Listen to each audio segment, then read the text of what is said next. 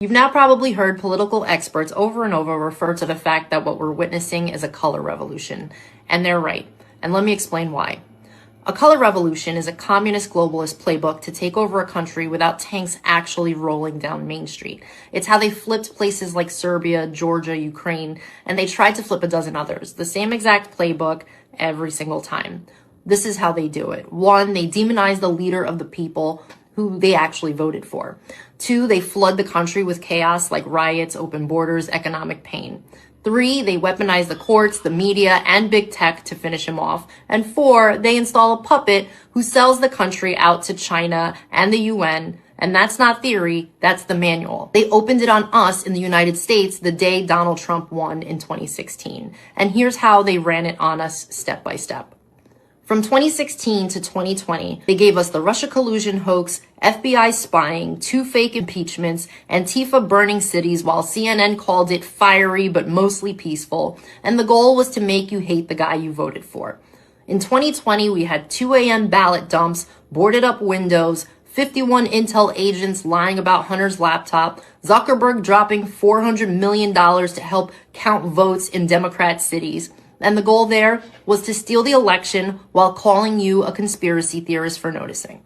From 2021 to 2024, we had Joe Biden opening the border on day 1, 12 million plus illegals, military-age men from China and Venezuela and all over the world, free flights, free hotels, free EBT cards, all on your dime. Cities collapse, crime explodes, schools and hospitals break. The goal, to make Americans feel like strangers in their own country. Then from 2021 to 2025, 91 felony charges, Mar-a-Lago raided, gag orders, mug shots. They didn't want to just beat Trump. They wanted to break him and every future patriot who dares to run. Look at what they did to Charlie Kirk. That is a textbook color revolution. But on November 5th, 2024, the American people looked this Marxist coup dead in the eye and said, not today. 312 electoral votes, popular vote landslide, the biggest Hispanic and Black Republican turnout ever. We pulled off the greatest peaceful counter-revolution in world history. But the deep state isn't done. The same snakes who funded BLM riots, Ukraine coup, and Arab Spring still sit in the FBI, CIA, big tech, and the universities. They'll try again in 2026 or in 2028, but now you know the game. Every time you see another mostly peaceful riot, sudden experts all using the same scripted words, a new crisis 2 weeks before an election, you're watching the Color Revolution playbook live on American soil. Never forget what they tried to do to us. Back mass deportations. If we have no border, we have no country. Protect every America First fighter willing to swing the axe on the swamp. Teach your kids the truth. Communism didn't die in 1991. It just died a tear purple and moved to Washington. This is still the United States of America. We are still the home of the brave, and the brave do not bow to color revolutions. Recognize what is happening, stare it in the face, speak out against it, and then we finish taking our country back, one closed border, one drained swamp, and one restored republic at a time. We need to support our president in taking all necessary measures to do just that. God bless you, and God bless the United States of America.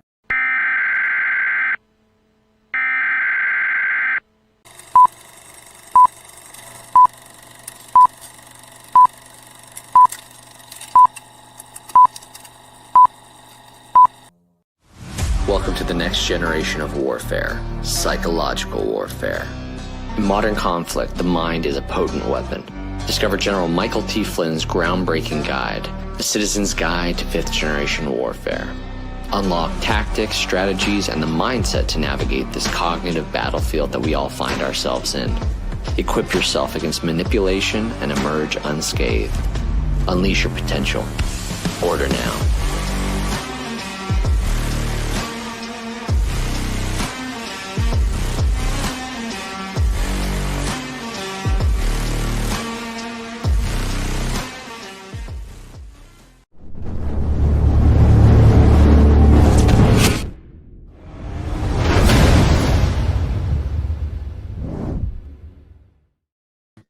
Good evening, everybody. Welcome to the AlphaWarrior Show. I'm your host, Alpha.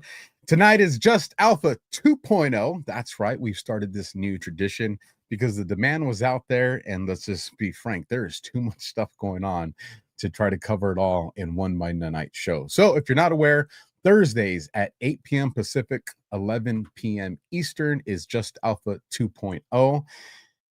And it's just going to be a long show. The intentions were 2 shows. Maybe I can make them shorter. There's just too much stuff going on. So maybe somewhere down the line we'll do that. Shout out to everybody in the chat. I was watching you guys as we're all listening to music together from all over the country, including some people right here in Southern California, the Coachella Valley, in my backyard. How's it going, neighbors? You guys, going to be a big show lined up tonight. What are we going to talk about? Obviously, if you watched me on Sit Rep tonight, just got off that, a few minutes ago with CanCon on Badlands. Definitely going to be talking about the J6 pipe bomber. We're actually going to kick the show off talking about the J6 pipe bomber. We're going to go into the color revolution. We saw the teaser trailer with Kaidi, Defender of the Republic, who did a fantastic job of explaining that. I'm actually going to see if we can get her back on. I interviewed her on People a few weeks ago. I'm going to see if she wants to come on and talk specifically about that. I think that'd be a great show. What else we're going to talk about? Maga's winning. America's winning. And man, we had a 9th cabinet meeting where it was just win after win after win. And we're going to piss off all the panicans. We're going to piss off all the MAGA pretenders, all the anti-Trump, anti-America. We're going to piss them off tonight when we get to that section. Why? Because we're going to have, there's a lot of videos tonight, folks. A lot of videos. And a lot of them are going to piss off the anti-America, anti-Trump, jihadi simps. And then we're going to definitely talk about Candace Owens. Some of y'all still don't agree with me, and that's okay. I ain't mad at you. Some interesting develops. And as a matter of fact, we're going to kick off the J6 bomber section with her just because I'm in one of those moods tonight. What else are we going to talk about? We're going to talk about Declas definitely coming. There's a lot on the agenda. We're going to cover some news that I think is kind of getting overlooked this week since Monday. It's not like it's been a whole long time since the Just Alpha. But we're going to cover some of that stuff. And then at the end of the show, for those of you that have been following me from the very beginning, this was a video I played quite a few years ago, and it's powerful. It is awesome. So for those of you that have your coffee, your energy drinks, and you can last till the end, there is a great video that we're going to close out with that is just super moto. And if you're tired, I ain't mad at you. You can catch it on the replay. So do me a solid, folks. We're going to pay some bills real quick. And while we're doing that, hit the thumb, hit the heart. The content is free. So share it, share it, share it. And so with that, Velasco 16, Alpha blowing up. That's what I'm talking about. Boom. Hell yeah. You know why? Because of you guys. So let's pay some bills because this is what lets me keep the content free so I can keep these lights turned on and keep this internet bill taken care of. So this first one, I hadn't seen this one before. So I was like, oh, this seems pretty cool. So let's roll with it because I am a carnivore. So with that, you'll see it on the screen here. Unless you're watching on a different platform, you got to get on over to Rumble. What do you give someone who already has everything? You give them the sizzle. Chicago State Company, head to mychicagostate.com, code Santa229. That's Santa229. We're talking the top 2% of beef in America. USDA prime and premium Angus, hand cut by master butchers, the kind of marbling that hits a screaming hot pan and fills the whole house with that smell. Man, I'm hungry. You know the one. Right now, spend $229 on any holiday order, and they'll send you 6 free petite ribeyes plus free shipping. That's $240 in premium steak free. I know what I'm going to be ordering after the show. And the presentation, these arrive in a gift box packed with dry ice. Opening it feels like Christmas morning. This isn't another sweater. This is a dinner that becomes a memory. mychicagostate.com, promo code Santa229. That's SANTA 229. I'm hungry too, folks. I blame it on CanCon. We finished sit rep and we're boys, so we just kept talking. And I was like, I gotta go eat, man. I'm gonna be starting the other show pretty soon. But we kept talking, and so I didn't get to eat. So, if you guys hear some growling, You know, it's just because I'm hungry. And then our last commercial, and then we'll probably do one in another half hour or so. Ones that have always been very loyal, and I'll see you guys in just a moment. Science proves that a healthy immune system is the body's first defense against the smallest of ailments to the most catastrophic. Coriolus versicolor is the most sought-after, all-natural supplement for both humans and pets to help boost the immune system. There are over 400 studies worldwide on its effectiveness in humans, including Sloan Kettering Cancer Center, MD Anderson Cancer Center, and now from the University of Pennsylvania School of Veterinary Medicine. Together, we can help reverse this terrible tide now plaguing your loved ones and give them the immune-boosting supplements that they need.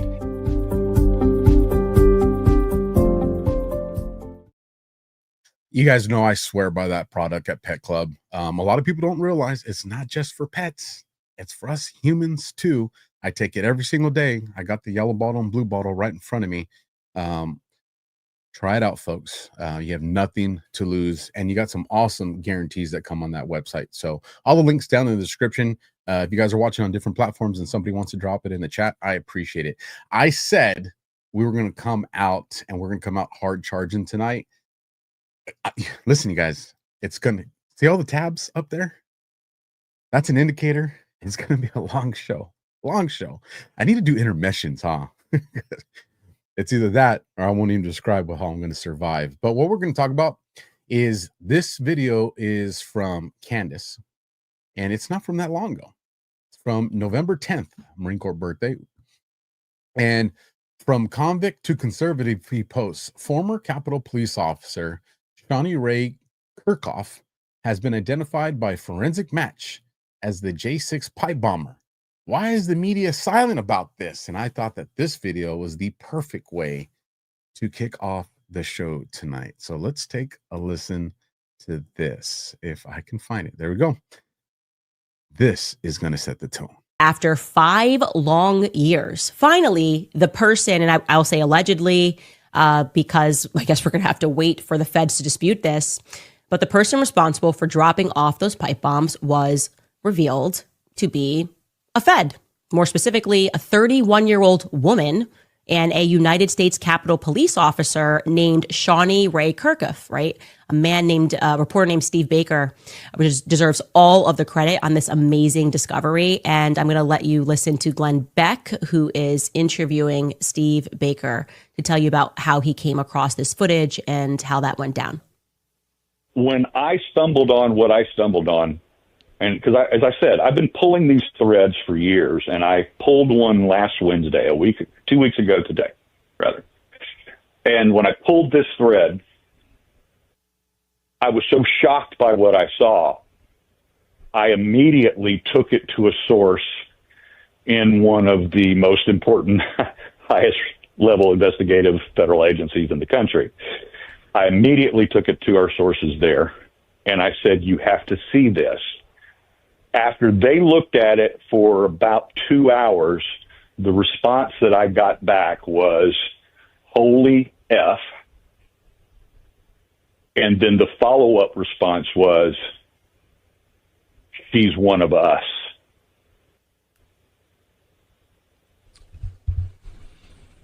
And when you find out the position, I mean, this is going to lead, it's not just this one person. This now will implicate so many people at the highest levels that had to have known because of what happened after January 6th. I mean, it's I mean, how big does this net get? How big does this net get? I'm feeling this way about the Charlie Kirk investigation. A lot of people are going to get swept up in this investigation, perhaps the same people that are going to get swept up in the January 6th. And it's not going to be this left or right story. It is going to be a left or right story, at least at the surface level. And once we get beyond that, if we're talking about the same thing, I think we'll all agree on the establishment. I think we'll all agree on the deep state, the elites, the 1% of the 1%. But if you guys remember, and some of you are going to remember because some of you messaged me when it came out about this woman being the alleged suspect, the alleged J6 bomber. Alpha, what's your position? What's your position? For those of you that are in the virtual town halls with me on X, formerly Twitter, called Spaces, you know the answer that I kept telling everybody was, take a pause. Something here doesn't smell right to me. And one of those things being is, if we truly believe that the intel agencies are behind this, which I do, I think the vast majority of you subscribe to that theory as well, then we also know that they've been doing these things for decades. And the only time they leave crumbs is when they want us to follow those crumbs. And if you're going to have someone go and do the pipe bombs and then just have their metadata to where a regular journalist can find that in the absence of doing search warrants to really dig, then it's probably because you're setting us up to go in that direction, whether it's to look foolish or whether it's to hurt our credibility or whether it's just to cover up who the real perpetrator is. There's a host of reasons behind that, but I told everybody, give pause, because something here doesn't seem right. And this is not, if you guys saw SITREP, this is not a shot at Kyle or Baker. I don't know Baker personally, but some of the work he's done, I absolutely like it. And Kyle's my friend. I absolutely think he's smart. But, sometimes we call it wrong. And there's a lot going on in this situation. And we'll get into where we're at with this because we got a couple tabs to get through. But again, I'm not a fan of Candace, but this is something that's going to get weighed against her credibility and many others. We see that unfolding already. And I want to remind everybody, we are witnessing SIAC after SIAC after SIAC to facilitate PSYOP after PSYOP after PSYOP. And so this is one that got even the best of us. I have a lot of friends and people that have argued with me on this. And, I'm just a former street cop, former detective. But one thing that I've learned is to trust my hunch on certain things. So let's see where we're really at with this case. And with that, Nick Sorter reported he's been doing some phenomenal work. Breaking, Attorney General Pam Bondi just announced the alleged DC pipe bomber Brian Cole Jr. has been charged with the use of an explosive device. We're going to get into this video right here. I quote posted this saying, well, X is going to be wild today. And I just want to let you know, if you're a first-time viewer and you happen to see Rumble Rants in the live chat on Rumble, I'm going to read those at the end of the show, so I'm not missing them. If somebody gifts a subscription, I'll read that as soon as I see them because those disappear. But I don't want you guys to think that I'm missing you guys. So here's what Pam Bondi actually had to say about the suspect. Early this morning, Brian Cole Jr. was arrested and charged with placing the pipe bombs at the RNC and the DNC on January 5th, 2021. He has been charged with violating 18 U.S.C. 844, which is use of an explosive device. This investigation is ongoing. As we speak, search warrants are being executed, and there could be more charges to come. I'm going to let our U.S. Attorney discuss that shortly. This was the work of multiple agencies working together. This morning's operation was carried out safely and successfully. Listen, y'all know I like Cash, but damn, does he have some funny faces when he does these things. I like you, Cash, but I gotta call it the way I see it, man. Drink some coffee. So one of the things that you've been seeing on social media, if you've been tracking the announcement of the arrest earlier today, was the J6 guy they arrested is MAGA. This guy voted for Trump. He's a Republican. And because they always do that. Well, right here, Carmine Sabia puts Brian Cole, the J6 pipe bomber, is from a family that runs a bail bond service for illegal immigrants. They were represented by Ben Crump. I'm going to go on a limb and say he's not MAGA. And if you guys are not familiar with Ben Crump, this guy's not pro MAGA, not pro Trump, that's all you needed to know, that this guy is not one of us. Now, A lot of people have been digging. I haven't had a chance to go too deep into it, but at the surface level, just researching this bail bonds company is just in the last couple of years, you've seen several names changes. Um, Maybe that's just part of being business. Maybe it's cover up. I think it's too early to tell without doing a lot of digging into it. But I did find it interesting that there were so many name changes in a very short window, like only a few years. So that is something that kind of caught my attention. And I'm sure we'll be addressing that come Monday as more information develops. Then we go to the New York Post, and I brought up their article only because at the time they were one of the ones that had a more decent picture of who this guy is, because you've seen the media reporting that Brian Cole's a white guy. Well, I'll let you guys decide. But New York Post says accused DC bomber Brian Cole Jr.'s face unmasked for the first time after his arrest in a resurfaced photo. This is dated today, 5:27 p.m. Eastern. And I'll let you guys decide if that's a white dude. But I actually want to go to the Times article. I think the Times did a more decent write-up of kind of where we're at with this story.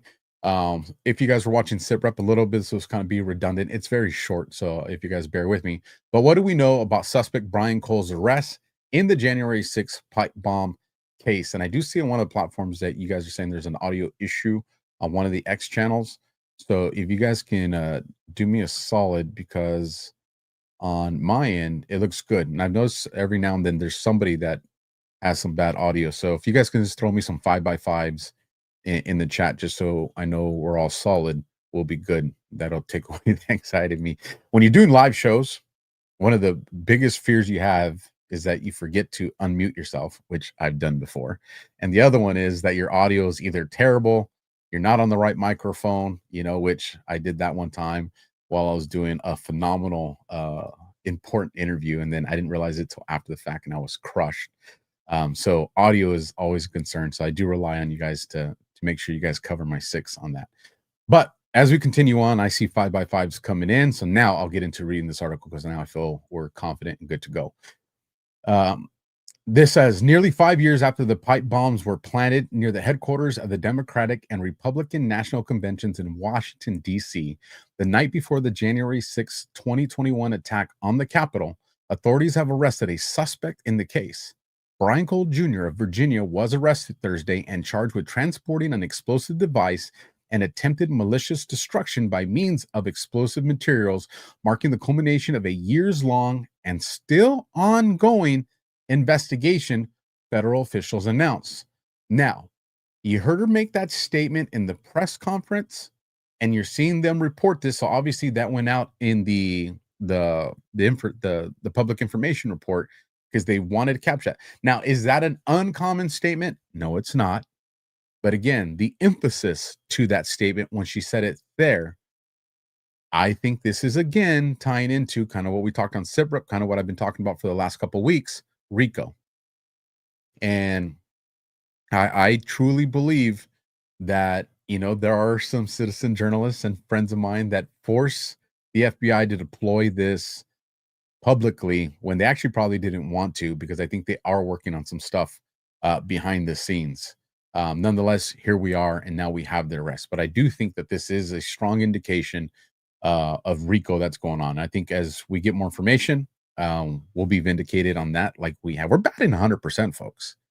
Like let's pat ourselves on the back. We've done some great teamwork.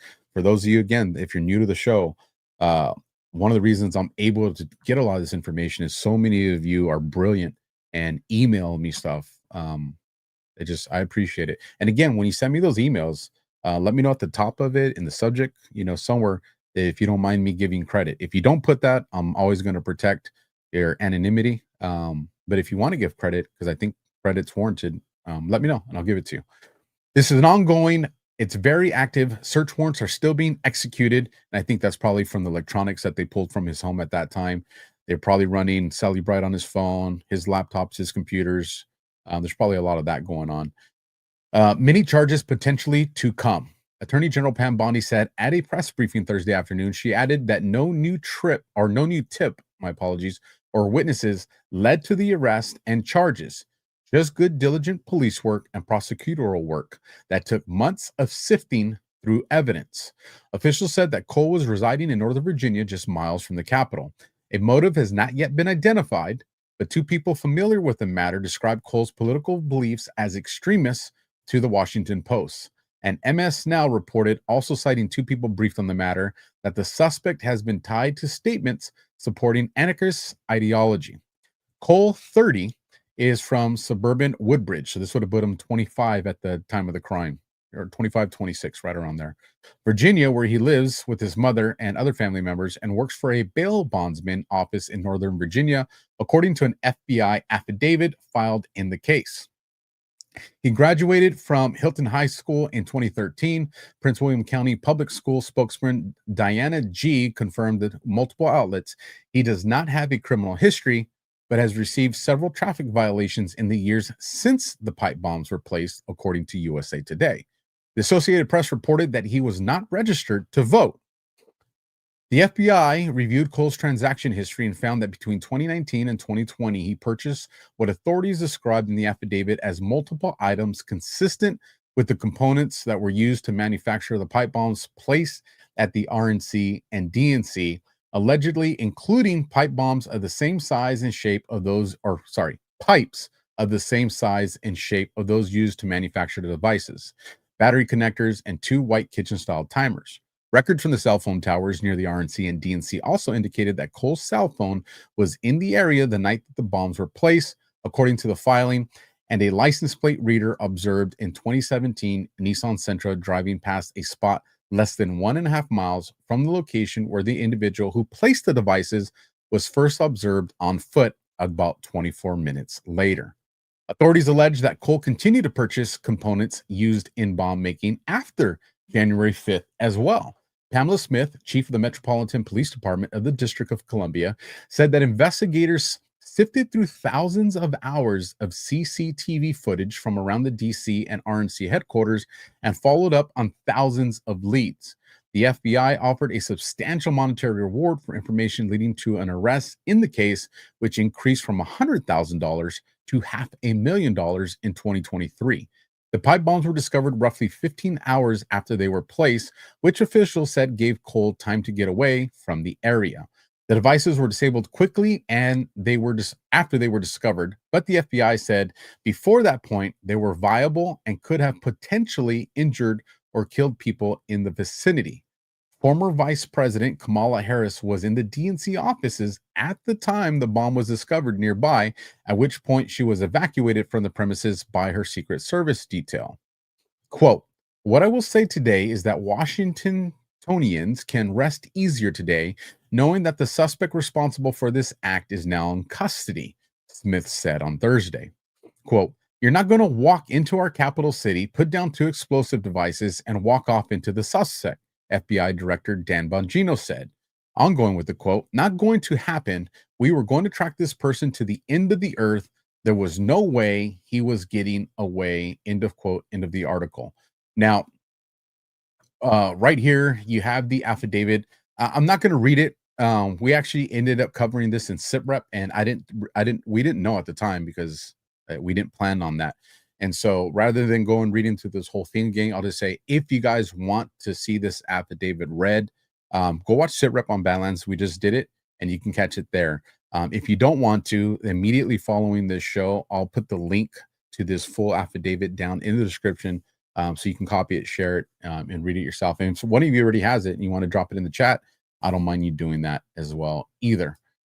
So let's keep going. So now let's shift into, we're done with before we go and abandon the J6 pipe bomber, I do want to share something that I shared on SITREP when we're discussing this regarding, Kyle and the surveillance team did follow, their leads and the surveillance they were doing that led them to the house of the, formerly alleged pipe bomber and the neighbor gentleman that I believe was in the Air Force.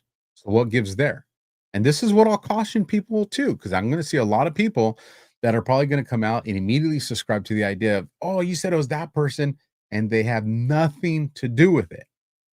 I'm not going to check that box yet. here's the thing. If the surveillance that Kyle's team was doing led them to that vicinity, and I believe it did, especially when you look at the ticket that was involved, the license plate to the vehicle, and if you look at the work that Baker did, I think what a potential theory is involving that female, and this is, like I said, this speculation on my half. I think what we could find is that she was the person tailing the actual pipe bomber. And that's why you're seeing, this phone data or, and this description of her going in that route. It's quite possible that maybe she still has some involvement. It's quite possible that this guy, Brian Cole, who's the alleged suspect, was doing this and he was being tailed by someone from the dark side to make sure he did what he was supposed to. Again, we see in the surveillance, the CCTV footage that was released. There's parts where he stops and he kind of looks around. Now, was that paranoia? Did he feel like he had a tail? Maybe. Remember, this guy's not just a regular civilian. If he was working for a bail bondsman company, we don't know in what capacity, or at least I don't yet. But if he was working that capacity, then it's someone that's used to doing surveillance. It's used to tracking down a target. So I would imagine somebody like that, if they're doing something and they feel like someone's doing it to them, they'd probably pick up on something like that. So what I'll say is I'm not willing to completely say I don't think she has involvement. I think she probably still has some involvement in some capacity, and we'll find out as more information comes out there. And I saw someone in the chat say, maybe a handler, maybe, so, and like I said, maybe she is completely exonerated because again, there is an alibi that says that she was with the puppies. We don't know. So like I said, we'll find out. So now moving and shifting gears into some of the news that I don't think got enough attention this week. If you joined earlier, you saw the teaser video I put, and it was Defender of the Republic talking about this color revolution. And, we're seeing, for those of you that follow the show that I do on Wednesday nights live with the Colonel Towner, we do the Operation Gladio series. And we absolutely see that unfolding right now here in the United States. And, I've had people that have, in the beginning were messaging me like, why are you and Colonel talking so much on these past Operation Gladio events? Like, we want you guys to talk about right now what's going on. And I think a lot of people have kind of started figuring out why we're focusing on the history of Gladio, because we wanted everybody to see what this looked like around the entire world, what it looked like in the Congo, what it looked like in Venezuela, everywhere, in Yemen, in Vietnam. Because what we've all learned, myself included, is what we've learned is the playbook doesn't change. And in a lot of situations, the players don't even change. Or we see family ties. And so now that we've seen that it's been done so consistently around the world, you get to step back and look and be like, well, this kind of looks like what the FBI was doing. You know what? J6 kind of meets the criteria of Operation Gladio. And what's one of the things of Operation Gladio? It's these color revolutions. To me, color revolution, and my hats off to Colonel Towner, she was the one that kind of got me in this mindset, is color revolution is just the new term for Operation Gladio. And so when you see it that way, and like I said, Kaidi did a phenomenal job of really laying this out. And if you guys want that link, I'll make sure to include that in the description for you as well. But this is where we're at. If you followed the interview that me and Josh did with General Flynn, or the interviews that I've done with him in the past, it's all been showing us this operation to destroy our country from within. We've seen it, whether it was through, the religious discord, Palestine, Israel, Catholics, Christians. We've seen it being the color revolution trying to be implemented through the racial crimes. This black person and this white person, this black person and this Asian people, This white guy and this black guy with Penny, all these things are them trying to induce a color revolution into this country to continue to facilitate it. And that's why I thought it's so important, because I think this entire show tonight is going to put in perspective exactly that. And so that's why I wanted to spend a little bit of time, make sure we talked about that. So press secretary Karen Levitt, she puts this post from Trump. Obama, psychopath, the former attorney general of the United States, who did so much to hurt our country and who weaponized the Obama administration against the Republican Party and me, Eric Holder, known as Fast and the Furious, and we'll talk on that in just a second, just gave a speech where he empathetically stated above all else that the Democrats will pack the Supreme Court of the United States if they get the chance. The word is he wants 21 radical left activist judges not being satisfied with the heretofore 15 that they were seeking. It will be 21. They will destroy our Constitution, and there's not a thing that the Republicans can do about it unless we terminate the filibuster, which will lead to an easy win of the midterms and an even easier win in the presidential election of 2028. Why would the Republicans even think about giving them this opportunity? The American people don't want gridlock. They want their leaders to get things done, terminate the filibuster, and have the most successful 4 years in history of our country, by far with not even the hint of a shutdown of our great nation on January 30th. Now, I do want to correct the president with all due respect, sir. Not our leaders, our representatives. So, but with that, if you want to become a king, what the hell? let's go. Just kidding. People are going to get pissed. Maybe I'm not. But why is this important? A couple of things. If we go back to the shutdowns, I want to start with that first. And we're still good. Okay. To the person that's having the audio issues, shut down, close your app, and go back in. You're the only one that I've seen that's having an issue. So I think it's isolated to you, and I don't want you to miss the show. So usually if you close it out, reset it, it'll work. If not, then please catch the replay and don't give up on the Just Alpha show just yet. But when we go back to the shutdown that we all experienced, that I personally experienced, that costed me almost 2 days before I was able to get home, from Florida to Cali and having to stay in Texas. And I'll do it again if that's what it takes to support our president. But following that, Trump did something.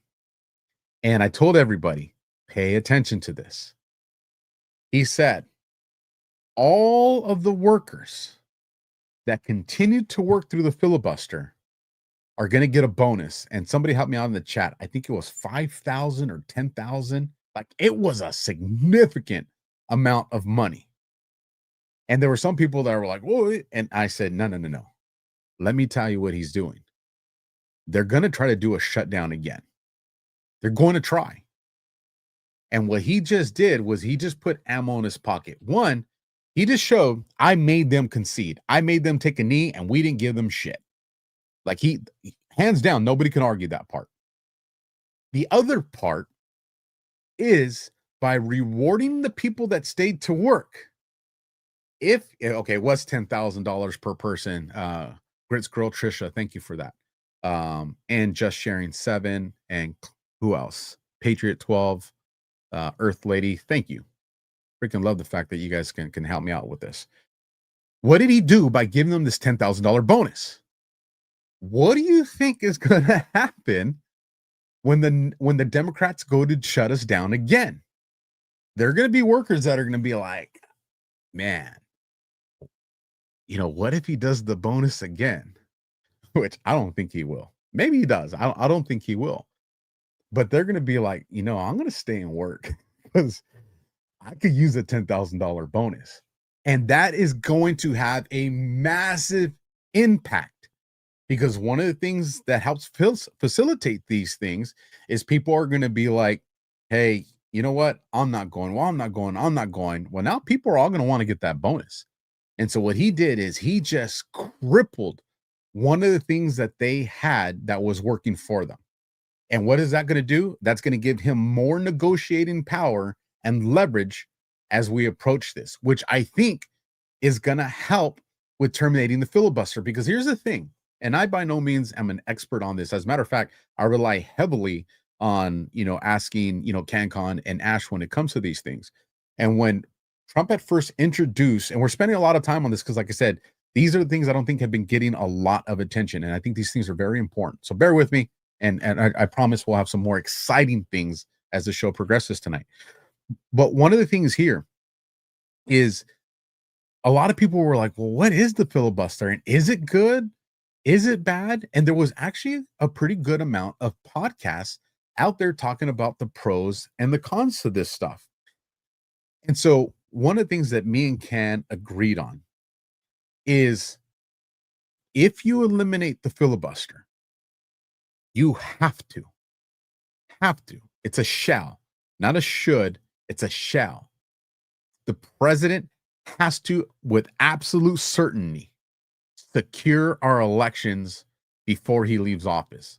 I'm talking paper ballots. I'm talking about zero corruption into our elections. You have to do that, because if you don't, the termination of the filibuster and then corrupt elections that put the Democrats into power, kiss your Second Amendment goodbye, kiss your First Amendment goodbye. The United States as we know it is destroyed. So if Trump is going to have them terminate the filibuster, to me, that's a signal that we're going to see completely secured elections, hands down. Because if I know it and CanCon knows it, that means the president knows it. And so that's what I wanted to cover with regards to terminating the filibuster. Now, with regards to Fast and the Furious, I want to cover this a little bit for people that are not aware of it. And I saw someone do a comment, bitches. I'm really enjoying Alpha commentary, especially here recently. Keep it up, Alpha. Love it. And I love your handle, bitches. We'll see if one of the platforms doesn't hit me with that one. That's okay. But anyways, Fast and the Furious, what are we talking about here? ATF gun walking scandal. Gun walking, or letting guns walk, was a tactic used by the Arizona U.S. Attorney's Office and the Arizona Field Office of the United States Bureau of Alcohol, Tobacco, Firearms, and Explosives, the ATF. And we know Arizona, Maricopa County, and there's a lot of politicians right now that it's starting to become more and more, not just an allegation, but looks more and more circumstantial, like we're going to get to, where it's evidence that what we suspect that the cartels have been funding these politicians is going to be shown as evidence. Shout out Sean Taylor, folks. It's coming. I promise. I know I keep saying it. It's coming. But to continue on, which ran a series of sting operations between 2006 and 2011 in the Tucson and Phoenix area, where the ATF purposely allowed licensed firearm dealers to sell weapons to illegal straw buyers, hoping to track the guns to Mexican drug cartel leaders and arrest them. However, as of October 2011, none of the targeted high-level cartel figures had been arrested. These operations were done under the umbrella of Project Gunrunner, a project intended to stem from the flow of firearms into Mexico by interdicting straw purchases and gun traffickers within the United States. The Jacob Chambers case began in October 2009 and eventually became known in February 2010 as Operation Fast and Furious, after agents discovered Chambers and other suspects under investigation belonged to a car club. Each weapon was equipped with a GPS unit initially installed by the El Paso Intelligence Center, later purchased at a local electronics shop by the ATF. Critically, the GPS battery life was only a few days, and the GPS weapon tracker signal was routinely lost, especially in car trunks. This lack of technical sophistication and failure of GPS as a tracker were the major reasons for Fast and Furious's failure as an ATF operation. Now, real quick, let me just pause here. From someone who's used these GPS tracking devices, and from someone who knows that the corrupt FBI used these devices on me as well, they know the reliability of these things. I mean, one of the most common things that they're utilized for is stolen vehicles. To risk putting these things with weapons that you want to get to the cartel, That was one of the most retarded decisions that anybody ever approved at all. Unless it was like a really small cache, which it wasn't. You know, we're talking, I think it was like over 600 or 700 guns. Well, I'm sure that we'll get that here in a little bit. That is absolutely dangerous. And to me, I think my speculation was it was intended to that. I think there is nefarious decisions behind that. But to continue on, the stated goal of allowing these purchases was to continue to track the firearms as they were transferred to higher level traffickers and key figures in Mexican cartels, with the expectation that this would lead to their arrest and the dismantling of cartels. While federal prosecutor Emor Hurley allegedly told agents that they had no choice but to let the guns walk because agents lacked probable cause to arrest buyers, the tactic of allowing straw purchases to give guns to criminal organizations was questioned during the operations by the ATF field agents and cooperating licensed gun dealers. During Operation Fast and the Furious, the largest gun-walking probe, the ATF monitored the sale of about 2,000 firearms, of which only 710 were recovered as of February 2012. So that's actually was way more than I suspected. That 700 number was the ones that were recovered. A number of the straw purchasers have been arrested and indicted. However, as of October 2011, none of the targeted high-level cartel figures had been arrested. Guns tracked by the ATF have been found at crime scenes on both sides of the Mexico-United States border, including the scene where United States Border Patrol agent Brian Terry was killed in December of 2010. The gun-walking operations became public in the aftermath of Terry's murder. Dissenting ATF agents came forward to Congress in response. According to Humberto Benitez Trevino, former Mexican Attorney General and chair of the Justice Committee in the Chamber of Deputies, related firearms have been found at numerous crime scenes in Mexico, where at least 150 Mexican civilians were maimed or killed. Revelations of gun walking led to controversy in both countries, and diplomatic relations were damaged. And why am I covering this at length here? Is one, Eric Holder, and we're going to get into that. Two, real life Operation Gladio. And three, and I'm not saying this is an indictment of a lot of those ATF guys. A lot of those ATF guys were probably rank and file, had no idea that they were probably being used. It's probably why some of them were being questioned and jurisdiction pulled for them as far as making the final decision. But I want people to understand what has happened in the past to recognize that we're not done, especially when we're talking about cartels right now, Cartel de los Soles. We're talking about Venezuela. We're talking about Maduro. We're talking about the pardoning of Hernandez from Honduras. Like, there's a lot going on right now, and I want you guys just to understand how long that this has been going on at a minimum. And I fear that this has been going on far prior to Fast and the Furious, but at least this is something documented that probably most of you have at least heard of Operation Fast and the Furious, and now you get to put a timeline marker in your brain housing group. So ATF gun walking operations were in part a response to longstanding criticism of the Bureau in focusing on relatively minor gun violations while failing to target high-level gun smugglers. U.S. firearms laws currently govern the possession and transfer of firearms and provided penalties for violations of such laws. Gun trafficking, although not defined by statute, essentially includes movement or diversion of firearms from legal to illegal markets. A 2009 GAO report on the efforts to combat arms trafficking to Mexico notes that straw purchasing is not in itself illegal, although it is illegal to provide false information in connection with the purchase. And so that pretty much will cover enough of what we got there. Again, you guys can go look into more in-depthly. But again, I want to bring it back to here. This is where we got Fast and the Furious if you're joining us late. And here's we got Eric Holder that eventually is going to tie us to Obama. So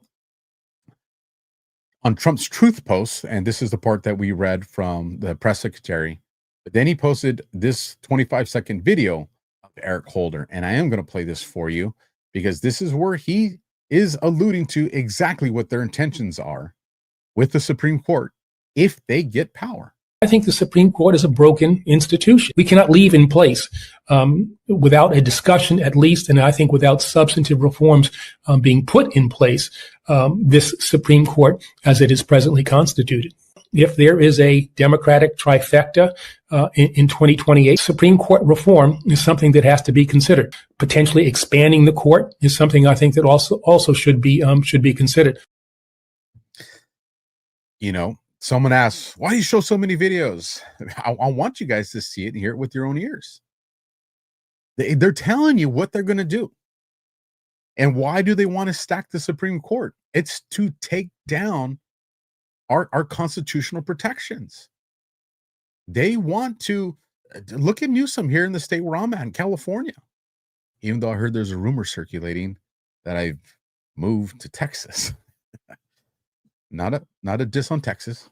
I like Texas. Probably should have been born there. I like cowboy boots and a cowboy hat. But I'm still in Southern California.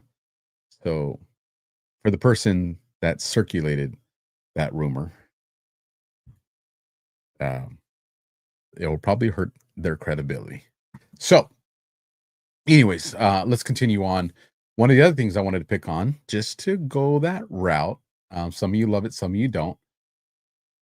But we go to this post, and how do we get to post 709?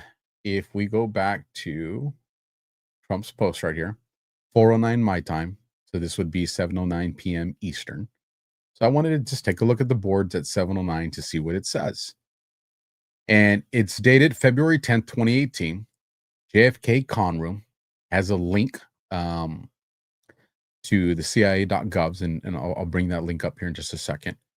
But I highlighted this part right here. Would you believe this site is actually used to calm to rogue operators? And timer went off, so we'll get a commercial in a little bit. At Snowden, John in brackets, and then cold question mark. Now, when I had originally saw this, there were a couple other names that I thought with reference to what John was probably referencing in those brackets. But if you guys, for those of you that have been listening to some of my shows, a new name that's caught my attention is John Perry Barlow. And that's because of the relationship between him and Snowden. And I believe I have him up here too to show you guys him in just a second. And well, let's just keep going where I have this and keep us on track. So the CIA has taken down that page. You'll get a 404 error if you go there. But if you go to archive, you can pull it up. And what you have here is Kid Zone. And it says, can you decipher this code? Hint, here's the and it's this thing where you can go and you can learn decoding, for the kids. This is the Kid Zone of this website, which like I said, has since been taken down. So when you go to the post, it says, can you believe that this site was actually used to calm to rogue operators? And we've seen that the deep state has done these kind of things for communications. They've done it on gaming chats. They've done it with email, where they use one email. Somebody goes in there, drafts an email, never sends it. The next person logs on, reads the draft, creates a new draft, and there's never this actual record of this thing ever being sent. So we see that these comms that are going on. So let's continue on, because I want you guys, for those of you that haven't heard me talk about John Perry Barlow, and I'm only going to briefly touch on this because me and Josh are actually going to do an in-depth show on Barlow and Snowden. And I think you guys are going to love that. So just think of this as kind of, the prelude to that. John Perry Barlow was an American poet, essayist, cattle rancher, and cyber libertarian political activist who had been associated with both the Democrat and Republican parties. He was also a lyricist for the Grateful Dead, a founding member of the Electronic Frontier Foundation and the Freedom of the Press Foundation, and an early fellow at Harvard University's Berkman Klein Center for Internet and Society. Now, why is he important? Because he had a very close relationship with a guy that just had a funeral on November 3rd, 11.3. And who am I talking about? I'm talking about Cheney. And I want to see if it shows that in here anywhere. Let's see, activism, writing, politics. Here we go.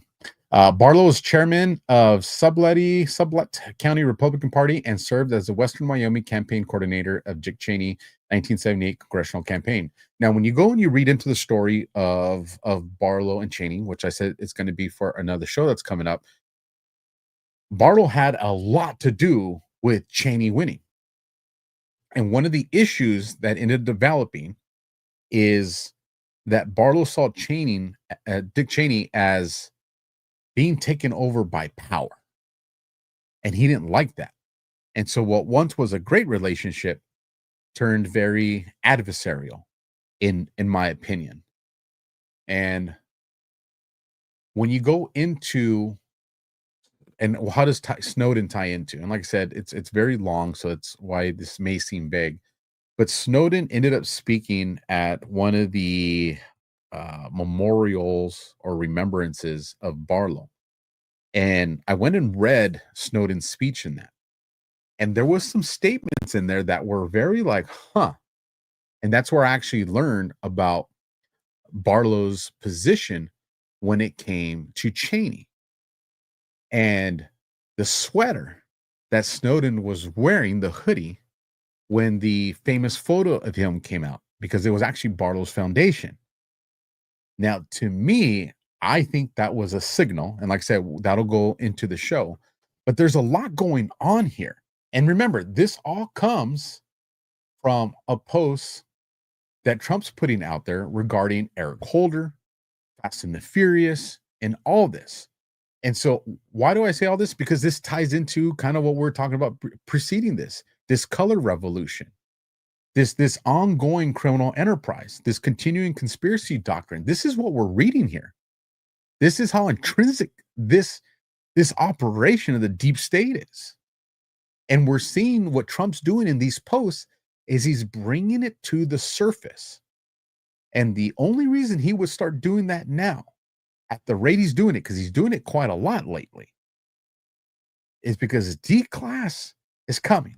But that's for the end of the show. So I'm not going to get too far ahead of ourselves. So if we keep going, if we look up Eric Holder and we put his name into the boards, 3 posts come up if you're not familiar with it. And you got December 10th, which is only 6 days away. So is Trump bringing up Eric Holder? Because we're going to see Eric Holder in a few days. I see somebody saying mod mega nuke. Do we have a troll in the chat? I haven't been able to assign you guys mods just yet. So if there is a troll, let me know and we'll do sniper no sniping. But I will get with you guys. My apologies for being slow on that. We got December 10th. That's coming around in 6 days. Trump dropping Eric Holder's name, and then Eric Holder, the 3 times that he pops up is one December 3rd, which was yesterday. And this post was preceding that. I want to say it was from the 1st. Let me double check. Trump's post was, December 1st. And let me bring us back over here. Oops. Over here. So when you have the December 3rd one come up, you have Obama right here, and then there's someone missing. And then you get updating the boards, and then you go and you see, and who they add? Oh yeah, we've seen him in the news lately. So obviously there's some stuff going on. What does it mean? Is this more? Was this always supposed to be referenced for just Brennan? I mean, it's his face, right? But again, it is tied to the Holder. Are we going to see a connection between Eric Holder and Brennan that's new and we probably didn't know about? I don't know. But what I am saying is Trump is obviously putting Eric Holder in our digging sites. And these dates are literally coming upon us, like right now. So I think that there's a there we need to pay attention to. On this particular post, right here, when you click on it, it takes you to the link law-abiding citizen. You know, it's 12 seconds. And just because it's cool, let me play it. I'm going to pull the whole thing down. I'm going to bring the whole fucking diseased, corrupt temple down on your head. It's got to be biblical. It is so going to be biblical. So we continue on. If we went to 246, it brings us to underground massive data center. And this is also from December 1st. And when I first looked at this, I was like, well, I'll keep it up. You know, trust me, there's so many more tabs when I start prepping these shows for you guys. And as I see things that don't have relevance, I start to knock them off. But something that's going to come up here in the show made me think, hey, is that what they're talking about? And it made me go back to post 246, which is December 1st, 2017, and look into this. So I put in 89074, and it takes us to a zip code, and it says underground massive data center. For those of you that research the boards, you know where I'm going with this, but there are a lot of new people. So here we go. 897074, right there, just so you see it. I want everybody to track where we're getting it from. And so when you put that in there, zip code data center, it brings us to this. The 89074 zip code in Henderson, Nevada is the location of a Google data center, which supports the company's operation and renewable energy projects. Other major data centers in the greater Las Vegas area include those operated by Switch, which has a large co-location facility at DataBank, which serves cloud providers and other businesses.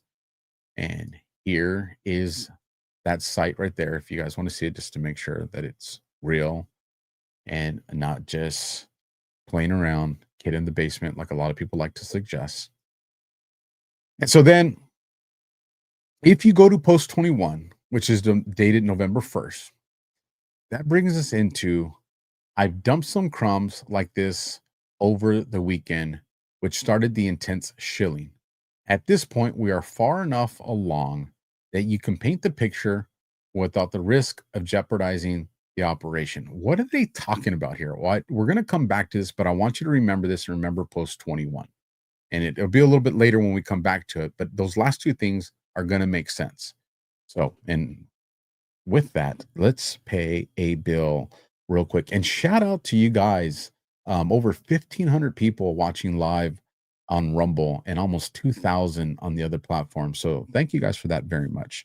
So here's our second commercial, and then we'll have one more at the end of the night.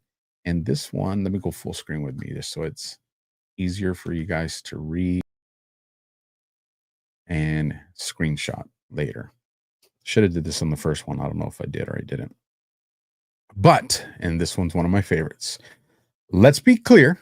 Cryptocurrency is no longer emerging. It's here. And the latest move cements that reality in the biggest way yet. Trump Media Group just inked a massive $6.4 billion deal with Crypto.com, the world's top crypto platform.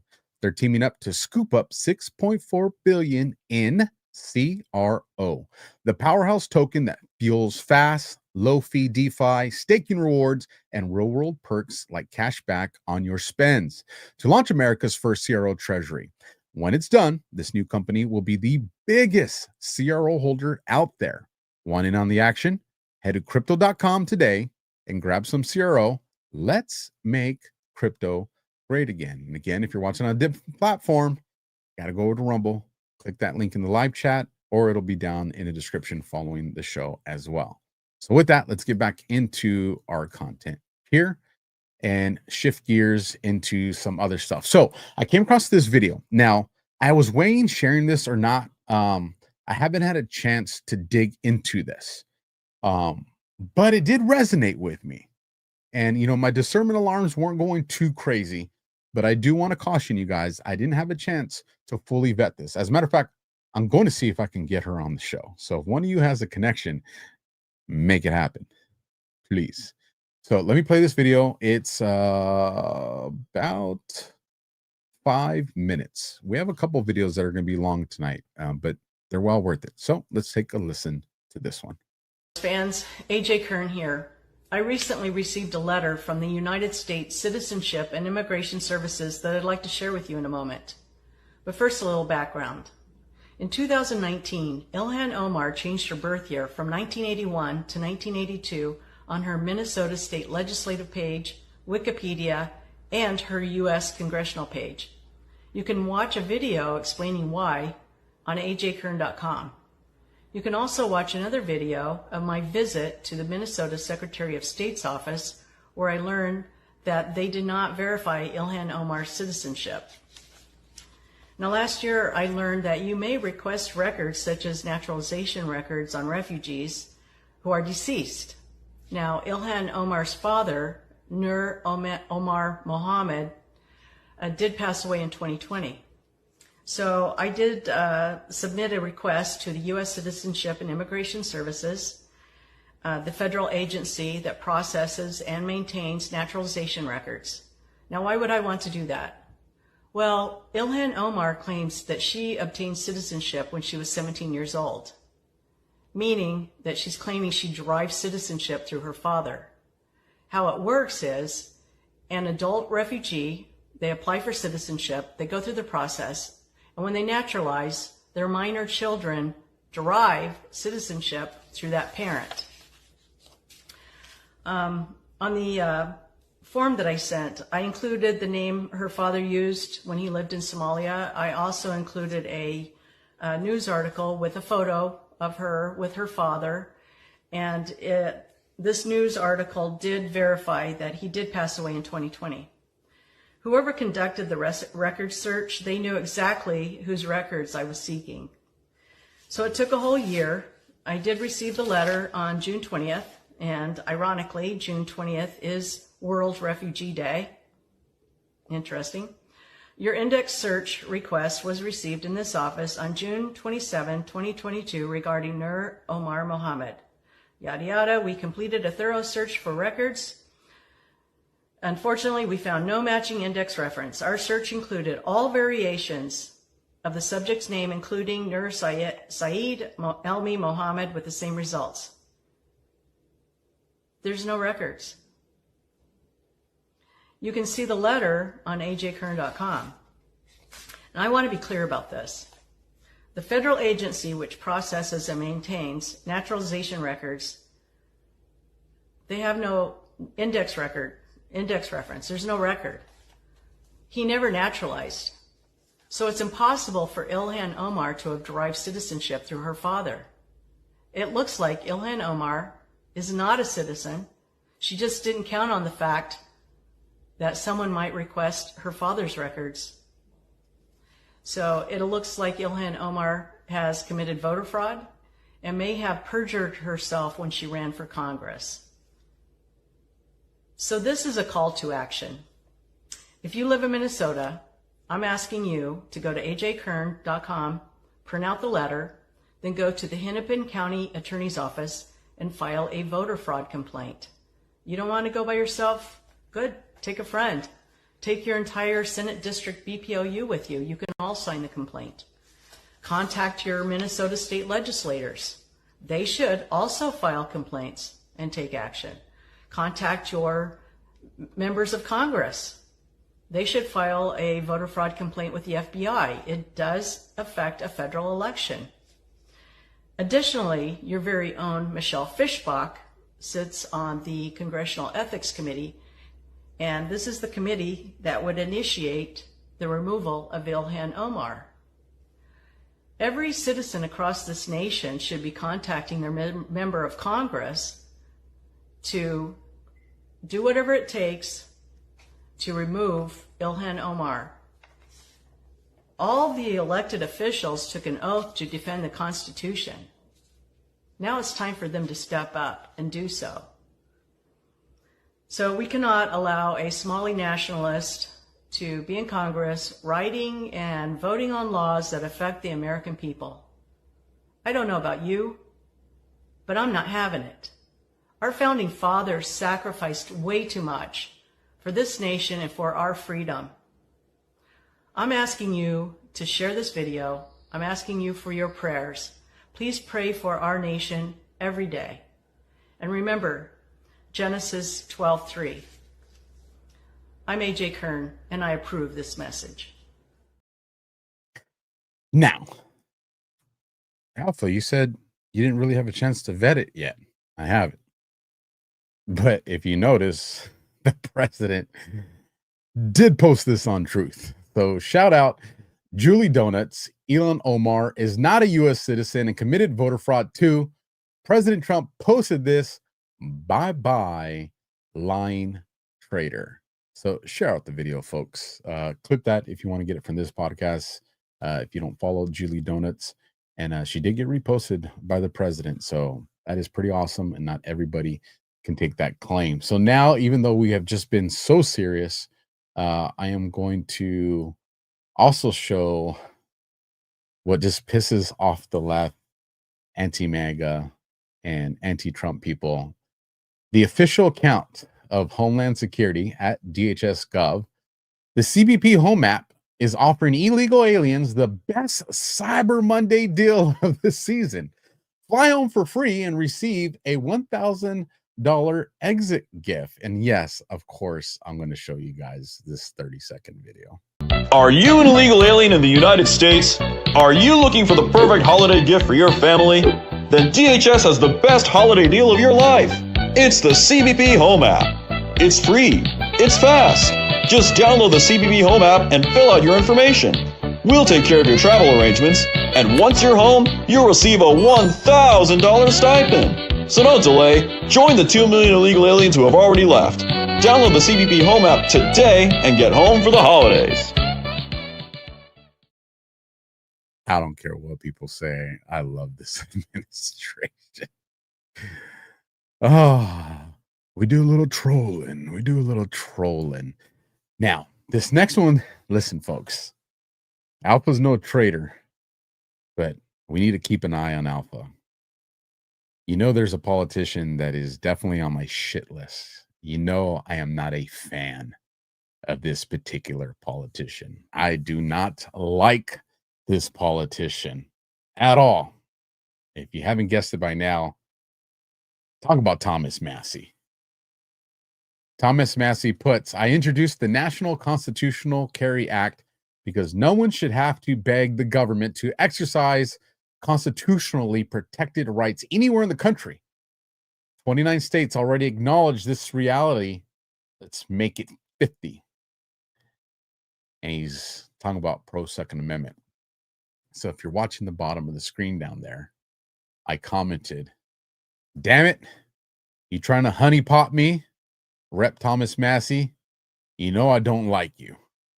And I tagged CanCon because we know CanCon simps for Thomas Massie.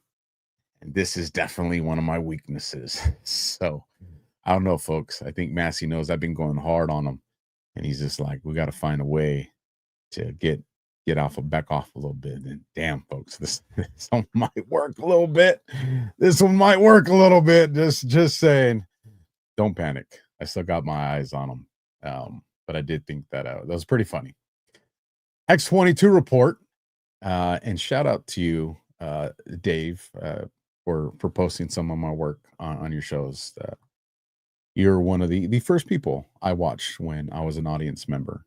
And when you get to see, some of your work on a show that you used to watch, pretty cool. So if you ever watch this podcast, thank you. It's interesting how the same reporters that told us Biden was in perfect health are the ones spreading fake news about Trump's stamina. This is opening the eyes of millions. Now, remember, this is going to seem humorous to us. But again, you guys are the advanced warriors. You guys are the advanced digital soldiers. There's a lot of people that still rely on Fox, MSN, CNN, Alpha. We heard you say that earlier. I know I'm going to say it a lot because I got to remind myself and you guys, the normies are going to hear this and they're going to be like, that's right. And this is what we're talking about. And I will point out one fake news story over the weekend before I let you all go from the New York Times that took about 1/3 of the president's daily calendar and his daily schedule and said that he's doing less than he did in his first term or he might not be fit for the job. That is unequivocally false. And it's deeply unfortunate that this story was written by the same outlet and the same reporter who wrote this. Biden is doing 100% fine after tripping while boarding Air Force One. Oh, same outlet, same reporter who wrote that President Trump is not fit for the job. Are you kidding me? You all see him almost every single day. He is the most accessible president in history. He is taking meetings around the clock. Another one. Biden declared, quote, healthy and vigorous after his first presidential physical. I don't see headlines like that too often about this president. Again, same reporter, same outlet who wrote falsely over the weekend that President Trump is not fit for the job. I can assure you he absolutely is. You all see that with your own eyes on a daily basis, and the president's physician has now given you all 3 detailed reports on the state of the president's health. So with that, I will leave you all and we'll see you tomorrow. Thank you. Our president is calling some of his cabinet members at 3 a.m. The guy's a beast. Tell you what, not a whole lot of people I think work harder than me. I work hard. Team no sleep. That's definitely Trump. And he's almost twice my age. So hats off to the badass president that we have, that they try to subvert him. Again, why is this important? This is a color revolution. This is Operation Gladio. This is the media weaponizing the cognitive minds of people to think that we have a president that's not mentally fit, that's not healthy. This is what they want. They want to subvert the support for him. And that's why these things are so important. And that's why when they come and counter this propaganda, that's so important. So let's continue on with some more stuff that are indicators of this color revolution.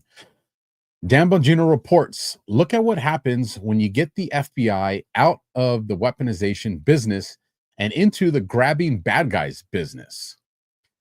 And let me make this a little bit bigger for you guys. My apologies that it took so long for me to realize I need to zoom in on this for you guys.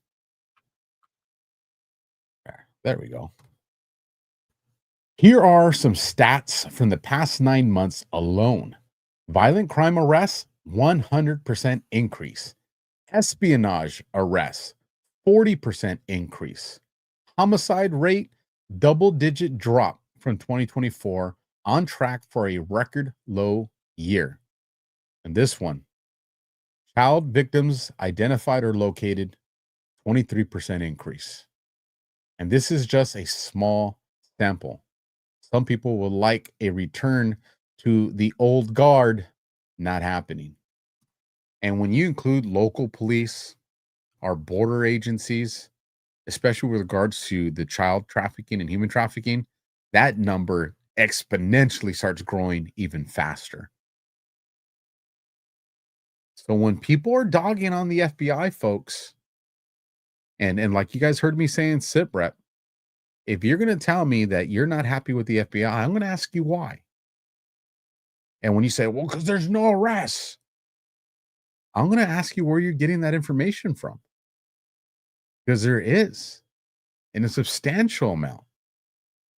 Can't let ourselves get sucked into the propaganda, even when it's people we like or our friends. Let's keep going because I believe we've got another one from Bond. Some updates for you regarding important changes and reforms we made at our FBI. The director and I made a decision earlier this year to reorganize the FBI to both improve efficiency and accountability. Pursuant to process, those changes were signed off on and completed recently. The director and I made a long series of important personnel changes.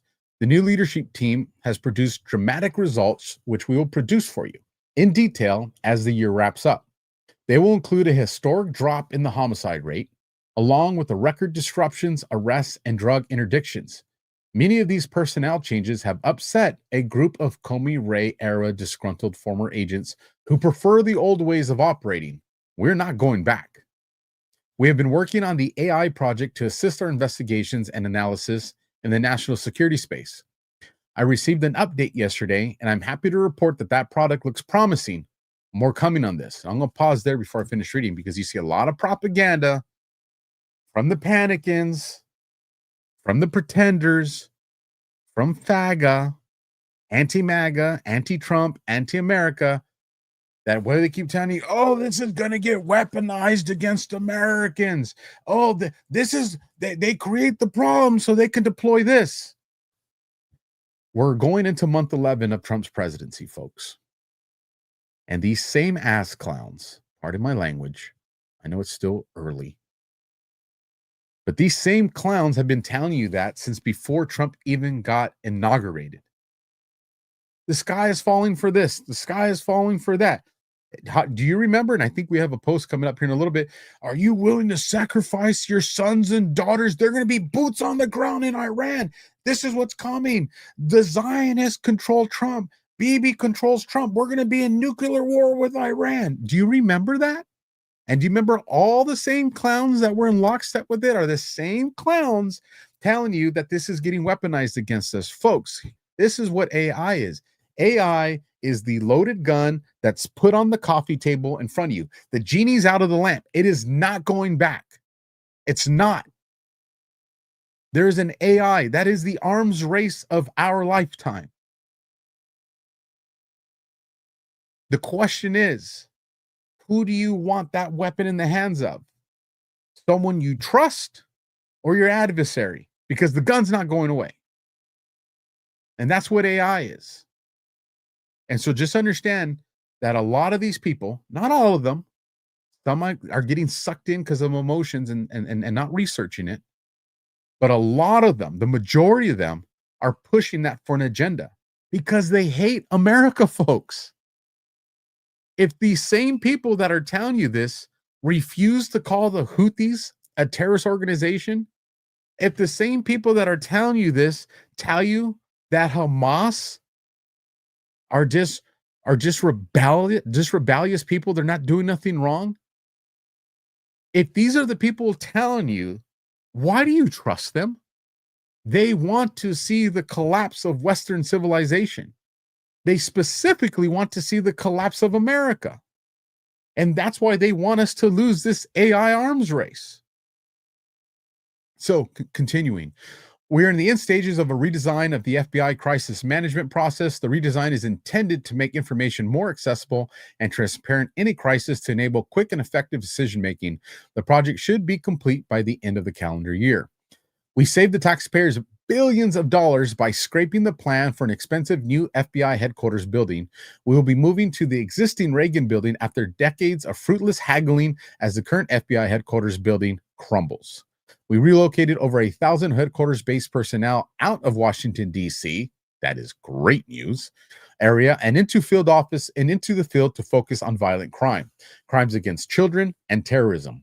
Those agents are now working on the mission in those regional offices. In recognition of the growing threat and in conjunction with the president's executive order, we designed, launched, and completed the FBI's first ever counter-drone school last month. Special thanks to Sebastian Gorka and DDCOS Reagan for their help on the project. The workforce apprehended 4 of the FBI's 10 most wanted fugitives, and we are hunting down the rest. Folks, 4 of the 10 in under 11 months. You could argue probably under 9 months because not all the FBI personnel was in position, and they were dealing with everybody that was calling for their resignation as they were dealing with people that were in there that were being phased out by leak operations, everything stacked against them and designed to make them fail. And the FBI managed to still capture 4 of the FBI's 10 most wanted fugitives. Again, tell me nothing's happening. The new leadership team and workforce made a series of Antifa-related arrests in multiple states and assisted in record numbers of deportations and apprehensions. Again, but Antifa never gets held accountable. BLM never gets held accountable. There you go. Again, tell me nothing's happening. Some of the culture changes we implemented included eliminating DEI, reforming the physical fitness test, making promotions contingent on real-world results, severing ties with the SPLC and ADL, and implementing a new training curriculum to reflect current mission requirements. Tell me things ain't happening. Separating from the ADL, Anti-Defamation League, for those of you that are unfamiliar with them, they've taken an attack on me. I think twice. I think twice. We dedicated significant personnel and financial assets to streamlining FOIA reform to ensure responsiveness. It's a good one for all of us. We shut down multiple air drug markets nationwide, and in conjunction with the White House, had 12 fentanyl precursors from China listed. We created CIO and CTO positions to work with the CFO to find efficiencies and implement new technologies to assist in our mission. We conduct bi-weekly meetings, and we have found and eliminated tens of millions of dollars in duplicative contracts, unnecessary real estate, we're talking money laundering, and outdated technology, talking embezzlement and all that stuff there. There are real savings to the taxpayer, and each budget dollar allocated is intensely scrutinized for value. And if you guys have been following the reports, you see some of these people that have been arrested for misappropriation of funds or crimes related in that theme. We vastly expanded the overseas biometrics program to stop bad actors before they board a plane or a vessel to the U.S. This gives us the ability to expand the border outwards and prevent the problems from coming here. We're in the end stages of a reform project on our intelligence analysis positions to make them more responsive to current missions needs. We have been working with the field on this, and we're happy for the progress. We implemented a technology working group to ensure our technology tools evolve with the mission. Thank you, and God bless America and all those who defend her. And that was from yesterday. For all those people that have been shitting on the FBI and shitting on Cash and shitting on Dan, this is work, folks. We all want the Hillarys and the Obamas in handcuffs. There's a process to get there. This is that process. Let's keep firing off. Told you got a long night ahead of us. FBI Director Cash. Fake news can spread stories from anonymous sources about me and a jacket all they want. Let's take a listen to this. You mentioned the thing about the patches and the gossipy stuff, which I know you laughed it off on Twitter, but on X. But they're saying, oh, he refused to get off the plane in Utah after Charlie Kirk's assassination because he wanted a better fitting FBI raid jacket. Is that true? And does fashion really make the man, Cash? It's 100% false. As you know, look, Laura, sadly, I was at 9/11 at Ground Zero in New York City on 9/11 because I was a White House representative honoring those victims and their names being read. You were very familiar with that. Then we made the immediate decision after Charlie got shot in the neck to fly to Utah unexpectedly to lead the manhunt to find the perpetrator in less than 33 hours because the FBI cut video, put it out in a press conference, and these people are worried about what I was wearing and what patches I was wearing. I was honoring my men and women at the FBI. One of my agents handed me a jacket and said, hey, boss, you should probably wear this. We're going into the command center. I said I'd be honored to wear that. And then another one handed me the SWAT team badge of the unit that was protecting the area where Charlie was assassinated. I wore that with pride. These people can talk about my appearances all they want, but look at the results. The FBI, this FBI, my FBI, the one that Dan and I are building here under President Trump, is succeeding in ways that no FBI has ever done so before. So the institutionalists and the anonymous reporters from the swamp DC bureaucracy are the ones we are crushing. And that's how I know we're winning. And if Eric Swalwell wants to come online and talk about what jacket size I wear, I'm happy to send him a women's medium so him and Fang Fang can go out again.